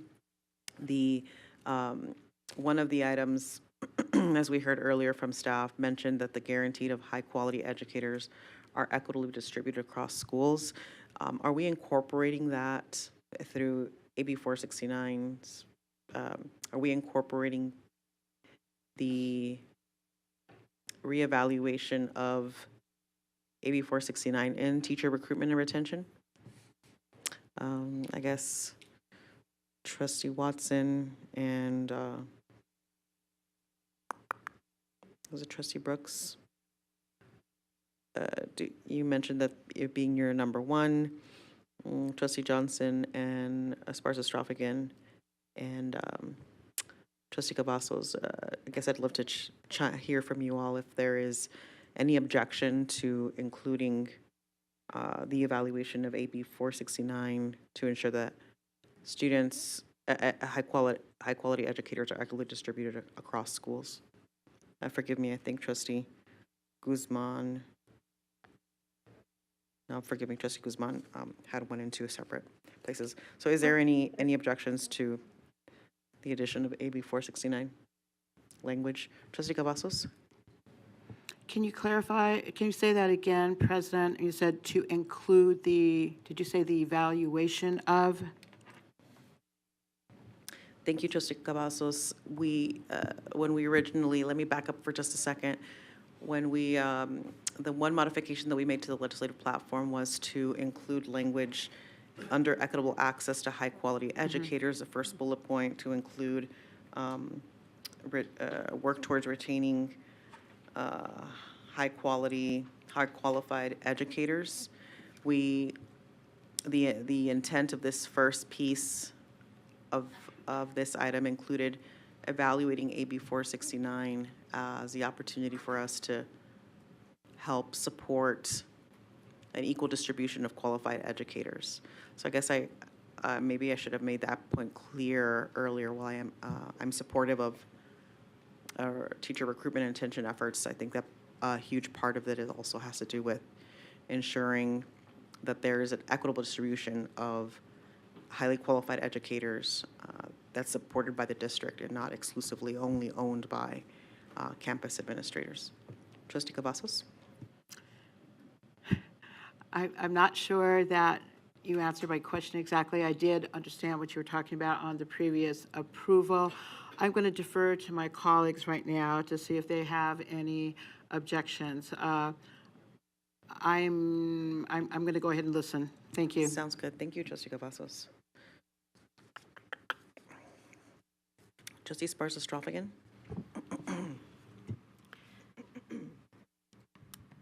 So here's an example. If we were to think and consider about retention and recruitment for teachers, and I don't want to go into the CBA for the union at all, but is there a possibility for Title I schools to have that opportunity to provide incentives like in the past? I'm just going to say it because we lived it when it was creative under Governor Sandoval, and he provided funding for Zoom and Victory schools, and that was a permissible thing. I know we're doing some of that now, but it's not just about the money, but creatively, those incentives might be an example of how to recruit and retain schools in our most underserving communities that have the highest vacancy rates. So I don't want to touch us changing or challenging anything about AB 469. So I'm just trying to give an example of what's possible. I see Trustee Esparza again, so I hear you saying that instead of like the teacher recruitment and retention is more focused on what incentives we can potentially provide to schools that have the highest need. That is one example, but I don't know that we need to get into the solutions of it right now. I'm talking about, I don't want any kind of language challenging AB 469 because it provides schools in law to have the autonomy to do their best, I would say, with boots on the ground to get the most highly qualified educators on campus. Thank you for that. Okay, that may change if that is the will of the board, I think I may need to reevaluate my support of the teacher recruitment and retention, especially because while I was reminded just a second ago that we did have that as a priority at the last legislative session, and there is work that's happening at the Department of Education, which is incredible to be reminded of again. So some of that work is already advancing. The greatest challenge that I have in my community is that while I know it is the law, and I certainly don't want to mess with something that's good, it actually is not all good because there are elements of it that are making it difficult for my community to have qualified educators. If schools in your community, for example, or any other community, if the administrator can choose how many qualified educators are in their building, that makes it difficult, and they should absolutely have every right to be able to. And I don't know what this actually looks like, but it looks like the district being able to set parameters or say, instead of having 15 learning strategists, for example, you need to have X number of educators to ensure that the classroom sizes are smaller. That AB 469's ability to provide administrators carte blanche access to hire as many educators as they'd like to, or licensed professionals of whatever category, makes it difficult for communities like mine who may have greater needs, and it can become problematic, as Trustee Watson earlier shared earlier. There's a serious gap in our community, and I certainly would want the district to be able to provide additional guidance and support to ensure that these needs are met for students, ultimately to serve and support students. So I think I'm supportive of the teacher recruitment and retention efforts when it's coupled with some sort of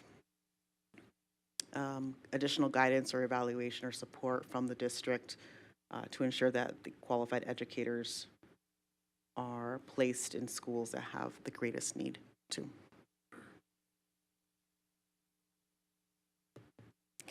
I think I'm going to ask if there's any objection to that. I heard one objection, maybe, or I heard an objection to that. Is there any other objections or modifications you want to suggest?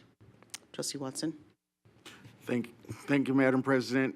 I'm just a little confused with the direction you were going, but I think, please hear me out.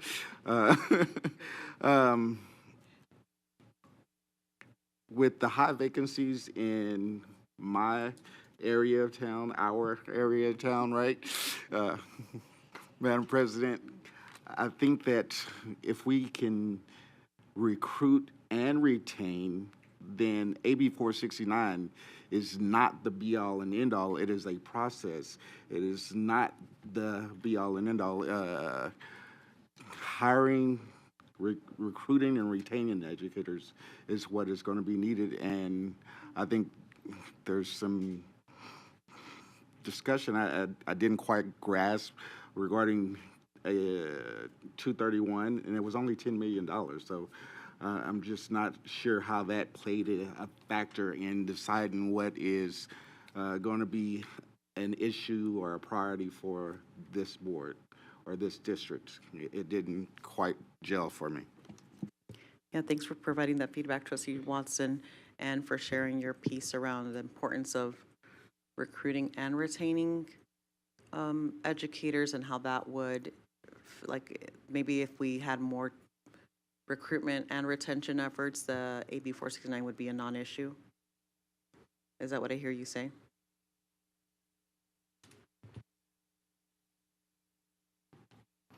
Thank you, Madam President. What I'm saying is that recruitment and retention is a priority for me.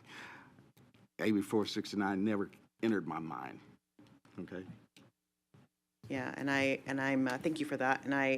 And the reason I brought up AB 469 or the language in AB 469 was that because that was part of the original bullet point that we, not the actual language, but the spirit of an evaluation of how to ensure that we provide highly qualified educators and they're equally distributed across schools, that there's that is that's what spoke to me when it came to also ensuring that we work towards retaining highly qualified educators too, because that's what we agreed to just a second ago. Trustee Brooks, earlier you mentioned the connection between teacher recruitment and the $10 million through SB 231. Can you close the gap for us in terms of knowledge there? What I was saying was that that bill was actually pushed under the guise of retention as though it was going to do some good for retaining educators, and it didn't really work out because we spent a lot of time fighting needlessly.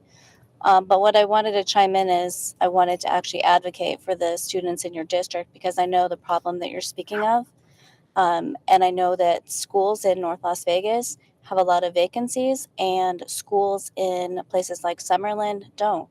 And the reason they don't is because they're able to fundraise or they're able to dedicate more resources and they're able to have more teachers than what the district would normally allocate. So I understand your problem and I want to advocate for you. And that's exactly why I think it's important to look at the language in the law to make sure that students who need high quality teachers and that are in high poverty schools, that they have the teachers that they need. And I don't think it's very fair to not have some mechanism to ensure that happens.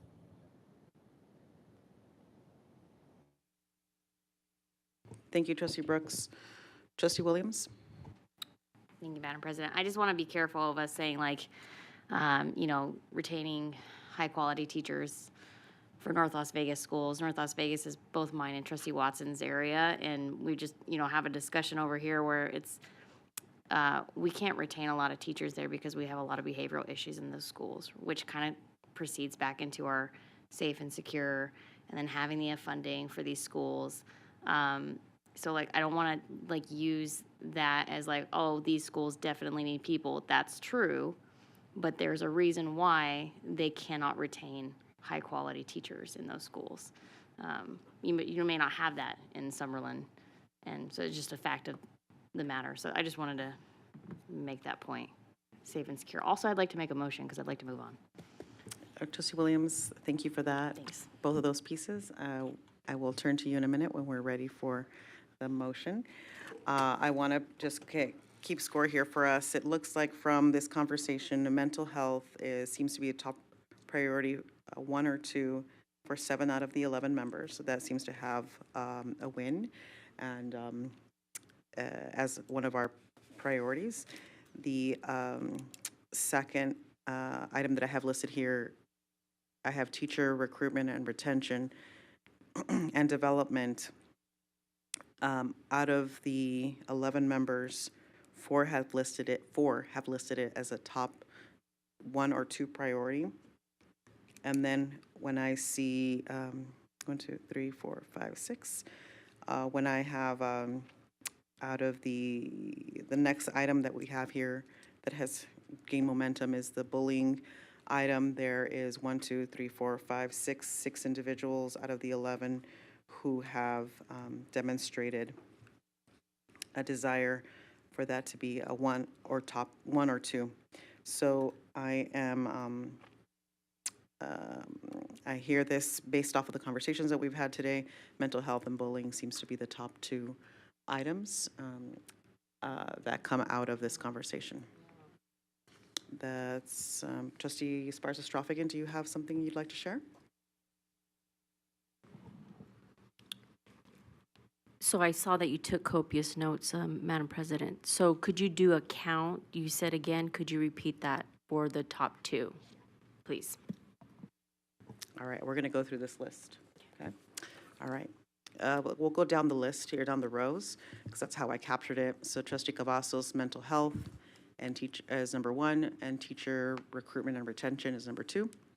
Trustee Satori has mental health as number 1, bullying as number 2. Trustee Williams has innovative technology as number 1, bullying as number 2. Trustee Watson has teacher recruitment and retention and development as number 1, and mental health as number 2. Trustee Zamora has equitable resources, i.e. after-school items as number 1, and mental health as number 2. Trustee Bustamante Adams has has mental health as number 1 and bullying as number 2. Trustee Garcia Morales, me, is bullying as number 1, and then I've moved my number 2 to the AB 469 conversation around teacher recruitment and retention. That's how I've divided that piece. Trustee Esparza-Strophigan, mental health as number 1, teacher recruitment, retention, and development as number 2. Trustee Johnson, tier 1 instruction as number 1, and then teacher recruitment and retention as number 2. Trustee Guzman, mental health as number 1, bullying as number 2, and then Trustee Brooks as AB 469, teacher recruitment and retention as number 1, and bullying as number 2. Okay. Trustee Zamora? Thank you, Madam President. I apologize if I misheard. Can you repeat my second choice that you have? Sure, yes, absolutely, Trustee Zamora. Number 2 is your mental health. I actually had recruitment and retention as my second.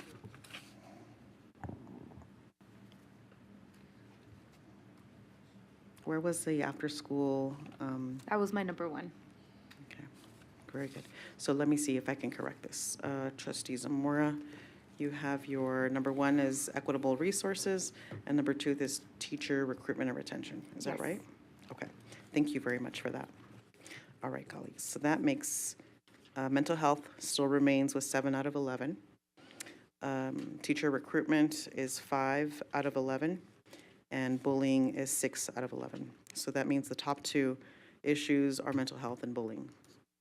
Okay, thank you, colleagues. All right, so at this point, Trustee Williams, you're welcome to create a motion.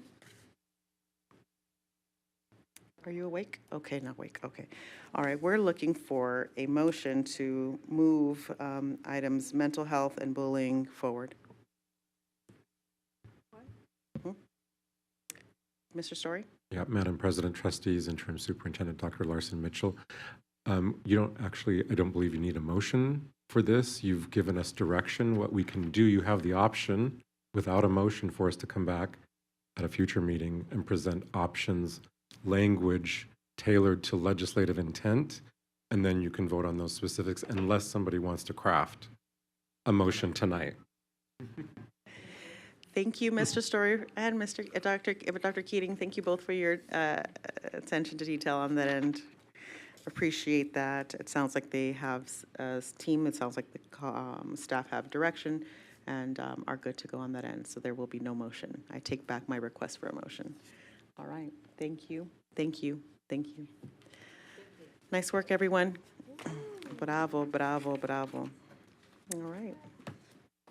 All right, more is on our way. We will be coming back for more. All right, colleagues.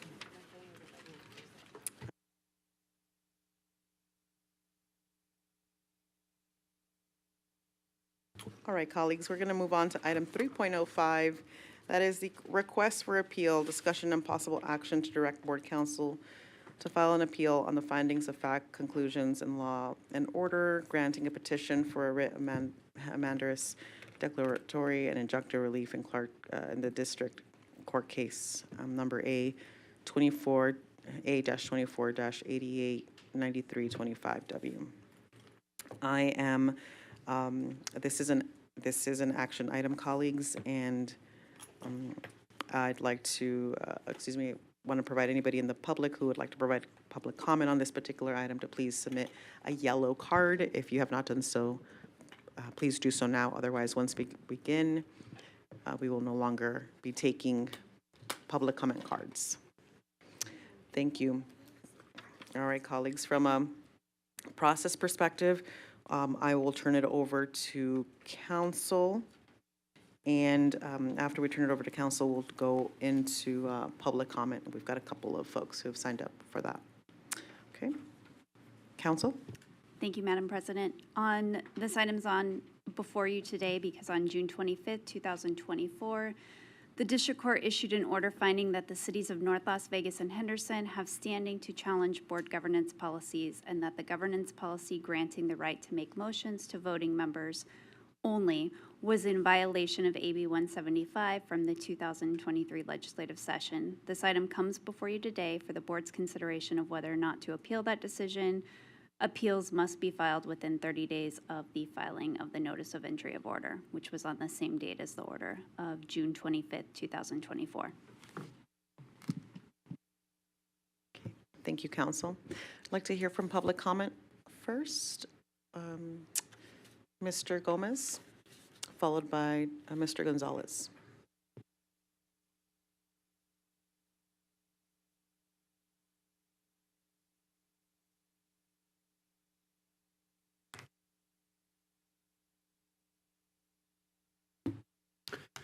David Gomez, for the record, Nevada Peace Alliance president. I believe that you guys should follow through with the appeals because there's so many disadvantages here. It's an unfair advantage, and I see it. Now, the FTC chairwoman, Ms. Khan, and November 10th of 2022 says that she doesn't like the Sherman Act, where there's unfair methods of competition. Now, I understand this applies to business, but a lot of case laws we have in different ways and different measures, we can do different things with it and prove our points. If any of these appointed trustees, I didn't appoint them, I didn't vote for them, I didn't give them my vote, and nobody I know has. So because they're appointed, they still sit on the 4-year term, and they can go up to 12 years, have term limits. Okay, so let's say one of the trustees that live in my area that's appointed decide to say, I'm going to quit being appointed and I'm going to run for actual voted position trustee. And I want to have the voted position versus the appointed position. Now, after that happens, that everybody that's competing against that person, it gives it an unfair advantage. There's an unfair advantage because that person is appointed and now they can say, I'm a trustee or I was a trustee for Clark County School District appointed by the City of Las Vegas, Clark County, City of Henderson, or wherever, North Las Vegas. And now that gives them an unfair advantage, which is not okay because we cannot do that. If the FTC is saying that I'm a consumer, I'm consuming your abilities to do something. I'm consuming in a different capacity. Doesn't mean that I'm consuming at a consumer's right of food or items or things I need for my household. This is different.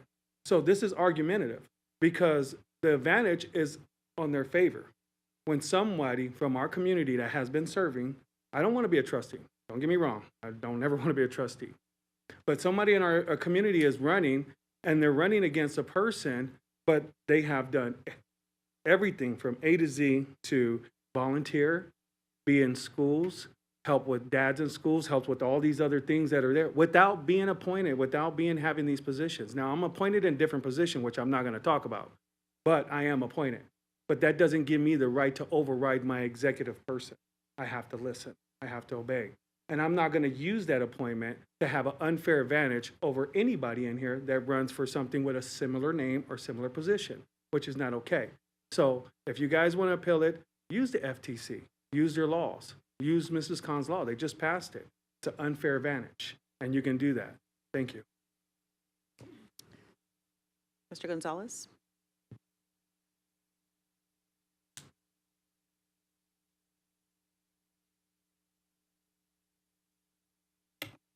Thank you, Madam President, members of the board, Dr. Brenda Larson Mitchell. For the record, my name is Ed Gonzalez. I ask you not to appeal this decision. I think this is silly. I think this is a waste of resources. You just had a conversation, talked about legislative priorities, about how precious education dollars are. This isn't even worth the filing fee. Now, when I say that, if the district had won on this lawsuit, I would be in the city of Henderson where I live and in North Las Vegas asking them not to appeal as well, because I would just think it's just as silly because it would force this district to spend funds on it. The right to make a motion or not, I don't think most people really care. I have sat on multiple boards and been in the same position as a non-voting member, and in state law it said I could not have a vote, but I was allowed to make motions and second. Regardless if this body can or can't, whatever the district court decided, I'm okay with, because you have more important things to consider. This district is in crisis. You've had the conversations about that today. I really do appreciate that. You guys had a deep conversation about many of those issues. But when it comes to this, I think this is rather silly. So I would ask you to let this go, work with each other as a team like you just did on the legislative priorities and the bill draft. It was very fascinating, the conversations, but it was a good, healthy conversation. So once again, I would ask you not to appeal this ruling. Thank you. Thank you. I believe that concludes public comment.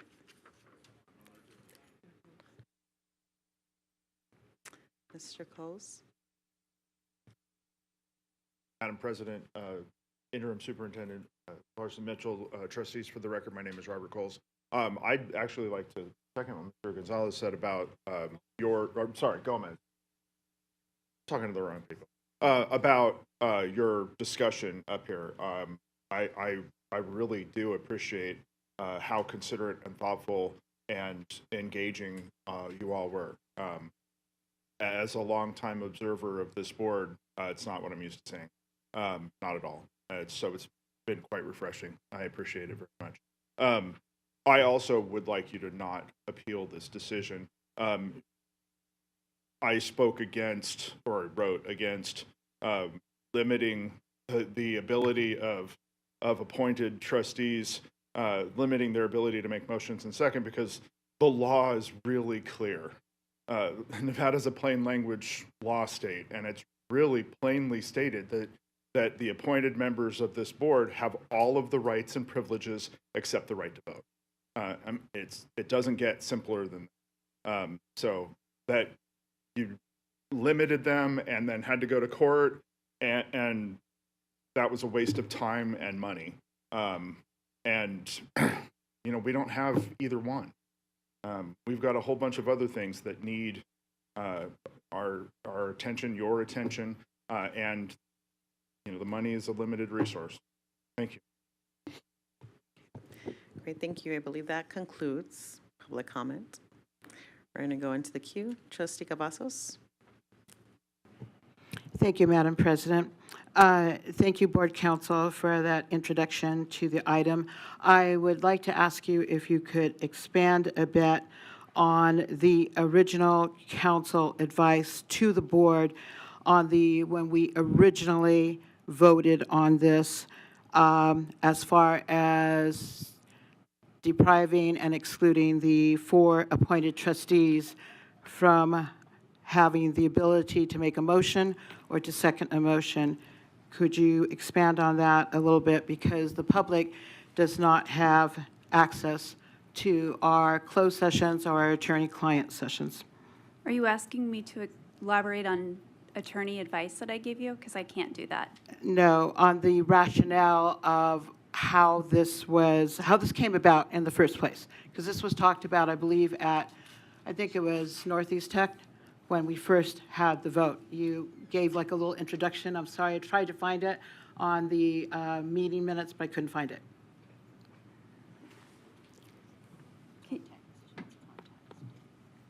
That's the look we have on our faces most of the time. I don't know that I can do that without going outside of, Okay, I mean, that would be I withdraw that. explaining attorney I advice. withdraw that. I was trying to word it in such a way. Okay, I'm just going to state that right now I am against this appeal. We just went through a lengthy process, not only on the bill drafts and on the legislative platform, but we also had the kickoff today to the superintendent search process. I have many times brought up things that I thought were extremely important, and I was told, that's a distraction. Nope, we can't do that. We need to do this. We need to do that. This is our priority right now. And our priority right now that our community is waiting for is for us to conduct a very thorough and, should we say, inclusive superintendent search, and not for us to spend time, money, and resources on something that has already been decided in court. I have the mandate right here in front of me, and it's very clear. And so I understand the board counsel cannot go into specific details, and I was trying to ask in such a way, but I did not do that well. So at this time, I would like to make a motion to reject the, let's see the right number, 3.055 to repeal, to file an appeal. I'm sorry, I'm very tired, I'm full of candy, and so I'm not saying this correctly. But the motion is to reject the request to appeal. Thank you, Trustee Cavazos. I just want to be clear, there's no request to appeal. You're making a decision as to whether or not you want to appeal. Board councils didn't give a recommendation or a request to appeal. Trustee Cavazos, would you like to modify your motion? Yes, I'm looking up something else right now, just a moment. Okay. Okay, so I would like to make a motion to reject 3.05, request for an appeal. I'm reading it right off the agenda. Okay, very good. Thank you, Trustee Cavazos. I see a couple members in the queue, so we'll go to them, and then, yeah, we'll go to them. Trustee Bustamante Adams? Thank you, Madam President. Actually, I want to provide that second, but if there's still discussion, I will hold off. Is there a I'm fine with discussion? Trustee Zamora? Do you have is there a discussion? Trustee Zamora, Trustee Williams? Yes, there is discussion. Okay, so Trustee Bustamante Adams, your second is noted, and there is a motion on the floor, and we will turn it over to members to finish deliberating before we go for a vote. Trustee Zamora? Well, I was trying to second, but they beat me to it. But I do have just a comment, and I think it's really important. The timeline, as we talk about resources and funding, like the timeline is also really important to think about for my colleagues as we think about this process is going to take, we know, at least, it's going to take over 6 months. And at that point, we're going to be in a legislative session. And at that point, there's going to be other bills. There's already a bill, BDR now, about governing school boards, so just as a reminder of keeping that in mind. There can be something that happens during session that will completely just change everything, and all this process will be for nothing. Thank you, Trustee Zamora. Trustee Williams? Thank you, Madam President. I'd just like to make a couple points. This does not cost the district money unless we as a board decide to hire outside counsel, maybe a filing fee. This does not cost the board itself time because we have our attorneys and the office that does this stuff for us. They work full-time for us for that reason. I'm going to state again, like I've stated many times, that I don't look at this board as the problem. I look at future boards as a potential chaotic problem. And our job as trustees is to manage a budget, direct the superintendent, and advocate for students and parents. And the worst thing that we could ever do is create chaos on a board for the future because it's not our problem right now. And then other than that, I think more so, if you were to look at a timeline for court, if you were to file initially or immediately, 6 months from now is not the legislative session. It would actually be wrapped up probably before new trustees get sworn in. That's all my comments. Thank you, Trustee Williams. Trustee Cavazos, with your permission, I'm going to go ahead and move on to colleagues who have not had a chance to share their thoughts. Trustee Sparsa-Stroff again.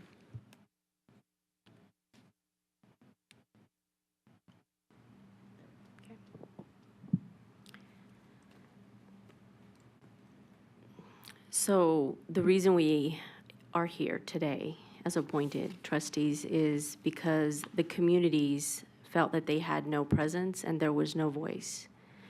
I feel, and speaking with the voting trustees that I have tried to bridge relationships with, and with my fellow appointees in conversation, we have been a value add for this board to bring a different perspective, to bring in new ideas, to think differently, to try to have community have a presence again. And it's something I'm observing. It's been a new journey for me because this is a totally new role. And I would disagree with the idea of us pursuing this because then it's just going to create the greater divide between the bridges that we've already built and the relationships that were formed. And we will have potentially some new members. I mean, that's the given. So I'm looking forward to us getting past this waste of resources and energy and effort. We have made a lot of progress as a board as a whole, and I think it's time for us to focus on the work, improving the district and the students, and serving this community and serving the people that are working in our schools every day. So I absolutely could not support this. No, I don't have a vote, but I will continue to try to be an advocate, not just for the municipality of Henderson, but for the entire district, rural, urban, all settings. Thank you, Trustee Sparsa-Stroff again. Trustee Watson? Thank you, Madam President. Just to follow along with Trustee Sparsa-Stroff again, I think we want to move forward. I don't think we need to continue to waste time and energy and effort in this decision that was rendered. The law was passed at the legislative session. There was a ruling. Let's just move forward. And because we do have to represent those who appointed us, and I think that's the basis of the municipalities appointing trustees, non-voting trustees. We don't have a right to vote. We just want to be able to make motions or seconds. Thank you. Thank you, Trustee Watson. It is my greatest hope that any member who has the privilege of serving on this board has the ability and the right to vote. And it's unfortunate that the bill as it was written did not provide members that. While I was absolutely vehemently opposed to it, I acknowledge and recognize that my colleagues are doing all the work. My newest members on the board are doing all the work, but are unable to really, if there is a need for there to be a voice, the voice comes with a vote as well. Otherwise, it can appear empty. And so it is my greatest hope that with the BDRs that are coming to the board, to the legislature this upcoming session, that they are meant to expand the ability for our new members to have an actual vote and not a superficial experience. While that still is my highest desire, that actually is not this particular item. The request for an appeal is not for this board per se, but it is for future boards, especially when it comes to ensuring that the reason why this item was approved or was why the judge made their decision was, I'm really concerned about the standing in this particular case. The extension that a municipality has the ability to dictate what a school district does because they have invested resources is actually incredibly problematic for me. Again, for our school system and our school district. And if we really, I recognize and acknowledge that this is not a popular opinion on the board, but it really is a warning for future boards that the current board had a really difficult time making a decision to stand and actually give themselves a chance to be proactive around deciding and really taking a stand proactively to ensure that future boards would not have any issues with municipalities potentially entering their domain and saying that they have the ability and the privilege to supersede our policy because they have invested resources in their because of their municipalities' resources have been invested in the school districts. So, yeah, I hope that the future boards who read these minutes are really fully aware and acknowledge that. I hope that they don't ever have any issues when it comes to municipalities wanting to continue to extend their authority over the school district and our policies that we have the responsibility over, and not the municipalities. Trustee Cavazos, I see that you're in the queue, I believe for further discussion or to go back to the vote. I just want to make sure that we were able to check in with the trustees that are in cyberspace, and then, yes, I did have a further comment. Thank you for that. Trustee Guzman? Thank you. I have struggled with this, as you know, because in Robert's Rules of Order, unless the people that are appointed to a board hold an office from their appointment, they usually don't get to make a motion and second it. But since it was already determined by the court, I hate to spend any more time on it.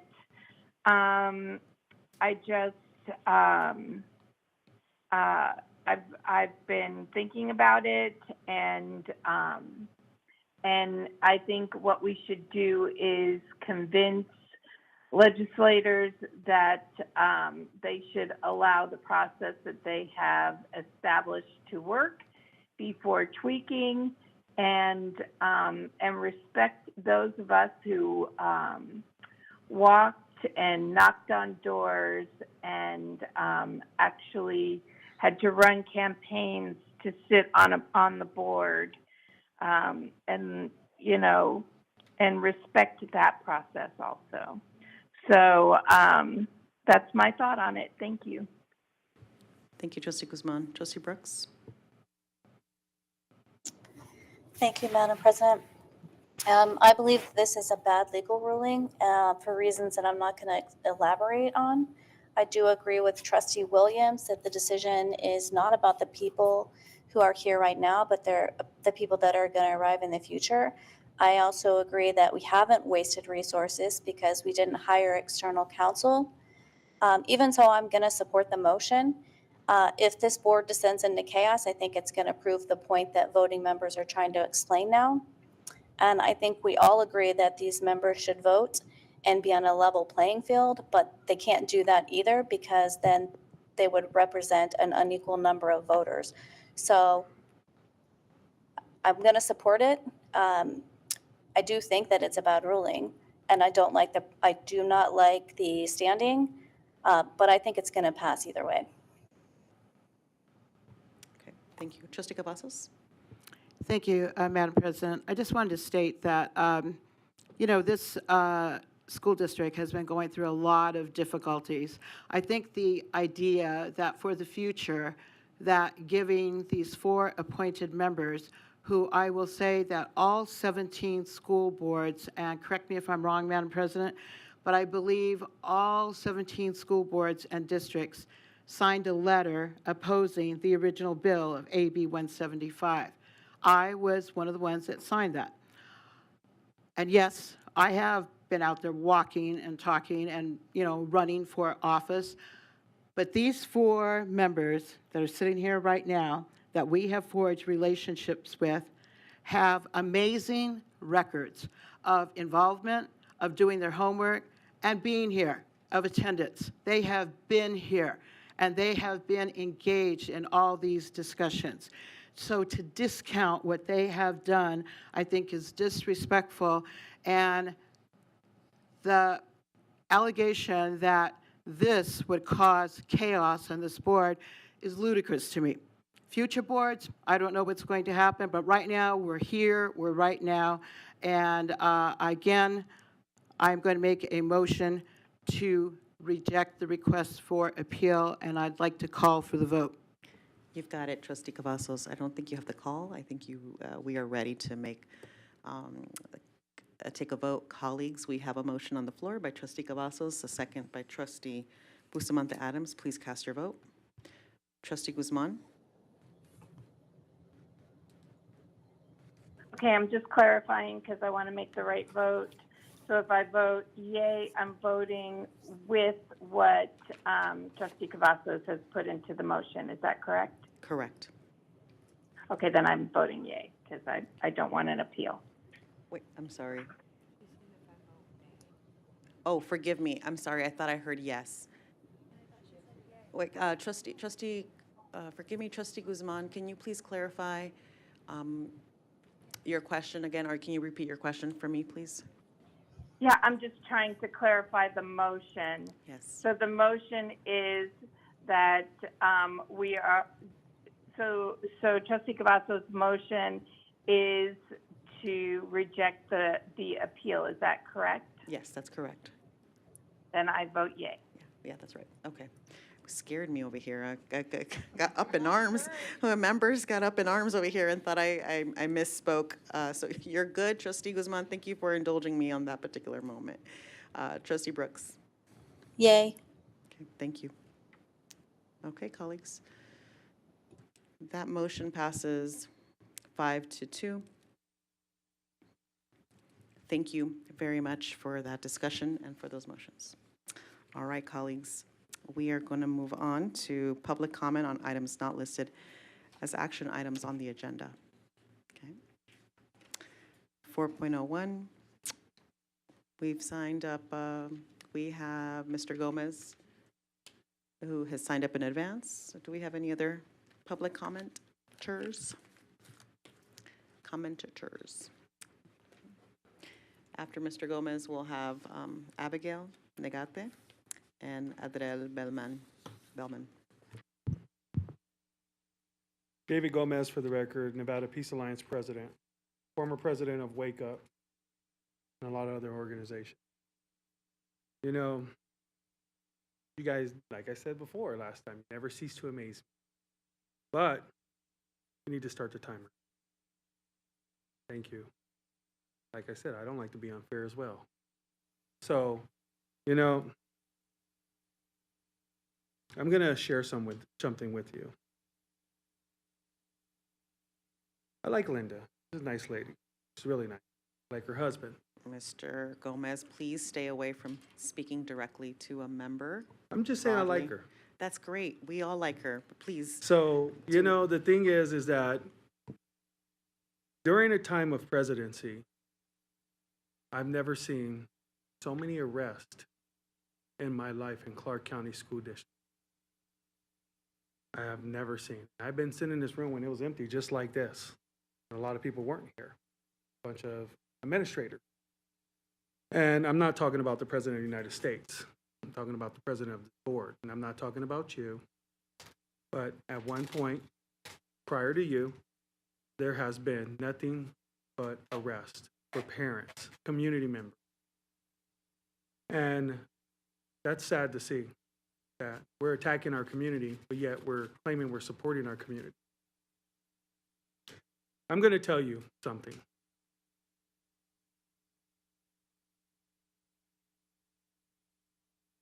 God is not pleased with some of you. I don't know which one it is. And his destruction is coming. Do not believe that God is blind, nor is he dumb or stupid or deaf. He is going to make you pay for all the actions in which you have created against children. Every single one. And I don't know who that is. And he is going to make sure that that cup of cold water you stole from a child, you are going to find out what his wrath really feels like. This is my time, and I can speak on these matters as I please. And I see that a lot of people they disagree with me and they don't agree with me, but that's okay, because it's not my word. It is his word. It has been written. We've been proven so many times that everything he wrote 2,000 years ago has come to pass, and it still is. And everybody can dispute it all they want. Give me an atheist, you can be an agnostic, it doesn't matter. But I'm telling you right now, your time of rule, even over a dog, will end. And you will not like what you're going to see. And I don't have no judgment in that, but I do have a word. And you will find out how you will be treated in the last of end of days when they do get here. Because we're getting very, very close. We call it the caught up, some call it rapture, some call it other things. But you will find out when he says, ye of iniquity, I do not know you. Depart from me. And he will cast you into the lake of fire. Abigail, followed by Adriel and Ed Gonzalez.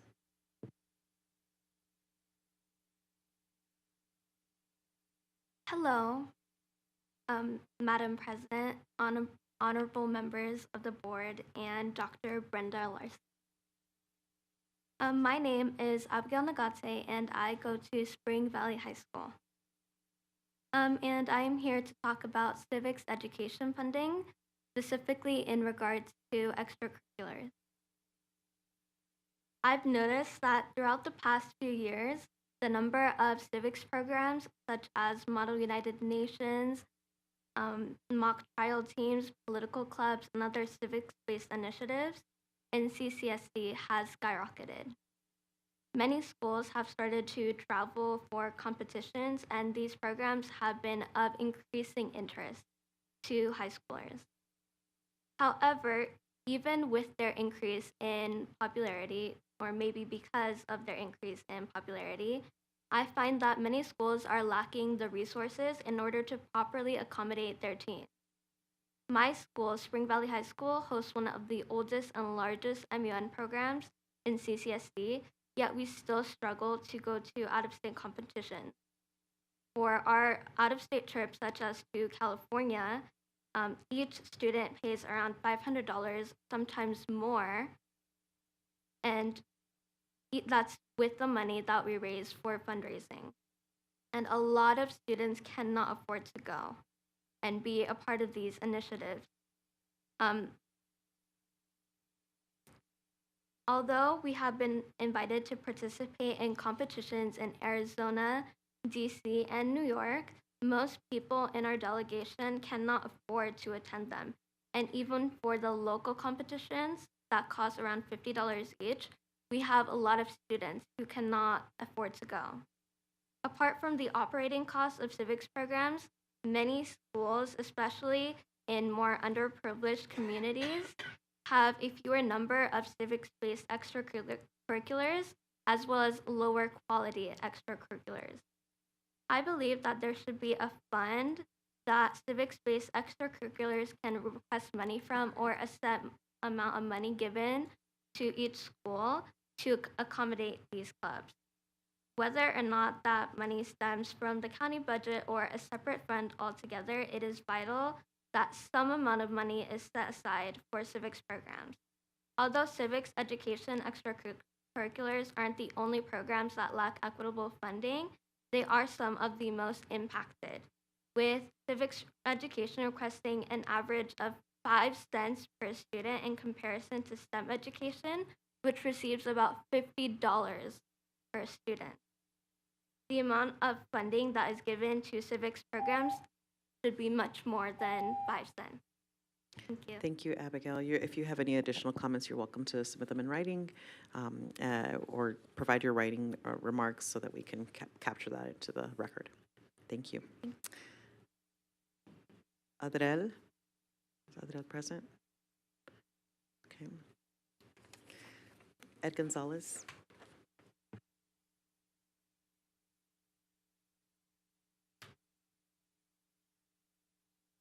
Thank you once again, Madam President, members of the board, Dr. Brenda Larson Mitchell. For the record, my name is Ed Gonzalez. I wanted to talk about school closures, but before I get started, I don't want to talk about Lundy. I want to talk about school closures in general. I know you guys had an interesting meeting last time. I know I was out of town, but I attended both the Bond Oversight Committee and I watched your meeting last time. And I think the concern that I had was just about the general topic. The last time we talked about school closures, we had forums in the community. And I felt like the conversation, the frustration from this board is that the decision came here without having a forum in that community. And the reason that I say that is that this board recently passed a policy on school closures. And so I would ask you to look at that once again and give better direction and maybe include that in the policy. And the reason is that it was mentioned both at the board meeting and public comment and also at Bond Oversight that our district is shrinking. And so this may come up if it continues that way. Current projections have it that this will be the smallest the school district has been since the 2004-05 school year. To give you an idea from the projections, these are projections, I'm trying to do an apple to apples comparison, from the 21-22 school year coming from your own website, I'm assuming it's Rick Baldwin, to the current projections now. Overall enrollment is down 7.4%. Elementary schools are down 11.3%. Pre-K and kindergarten is down 19.2%, while high school is only down 1.6%. To give you an idea, in the 21-22 school year in the projections, 12th grade and kindergarten were about equal. This projection has kindergarten 74% of 12th graders. And this also we should look at is the fact that municipalities have the ability to authorize charters up to 7%. We could see a continued shrinking of the school district because of that. And I mention that because this may come up as an issue in other areas of the valley in the school district. And so I'm not an advocate for closing schools in general, and I'm not taking a position here on Lundy, but I'm saying that this may happen in the future if this is the direction the population in the Clark County School District is going. So I would ask you, one, as you look at this policy again, if you choose to include the town halls, because to give you an example, having a town hall at Indian Springs is not close to Lundy, as you heard. But to give you an example, imagine a situation at Palo Verde and you had the town hall at Boulder City. We would find that ridiculous, but oddly enough, Boulder City is closer to Palo Verde than Lundy is to Indian Springs. And so to have a town hall at Cheyenne or Rancho, that's about of equal distance. And so you want to have the community give input because it's important. Plus, if this was a zoning change, we would have probably had a town hall in Lundy because of that. But a school closure, we don't. So I'd ask you to look at it some more. Regardless of what the overall decision is, the community should have a right to be heard and felt it, and that's what I felt like it was last time. And with that, Madam Chair, I'm done. Thank you. Right on time. Thank you, Mr. Gonzalez. All right, colleagues, we're going to move on to item 5.01, upcoming meeting of the Board of Trustees. It's Wednesday, August 7th at 4 p.m. Now, that is a regular board meeting. However, I want to make a note that we've just agreed to and approved to a July 25th meeting here at 9 a.m. in the boardroom. And then we have a work session. Oh, that is the work session on August 7th. Okay, very good. Thank you for that. Perfect. Colleagues, I see some colleagues in the queue already. Trustee Williams, looking for a motion to adjourn. Thank you, Madam President. I'm looking for a motion. I'm making the motion to adjourn. You are making the motion to adjourn. Thank you, Trustee Bustamante Adams. We second that motion. Thank you, colleagues. We have a motion by Trustee Williams, a second by Trustee Bustamante Adams. please cast your vote. Trustee Guzman. Aye. Trustee Brooks, are you still present? Okay. All right, colleagues. Trustee Williams, I need your vote. All right, colleagues, that motion passes 6-0. Thank you very much. Have a great evening. Meeting is adjourned at 9:28 p.m.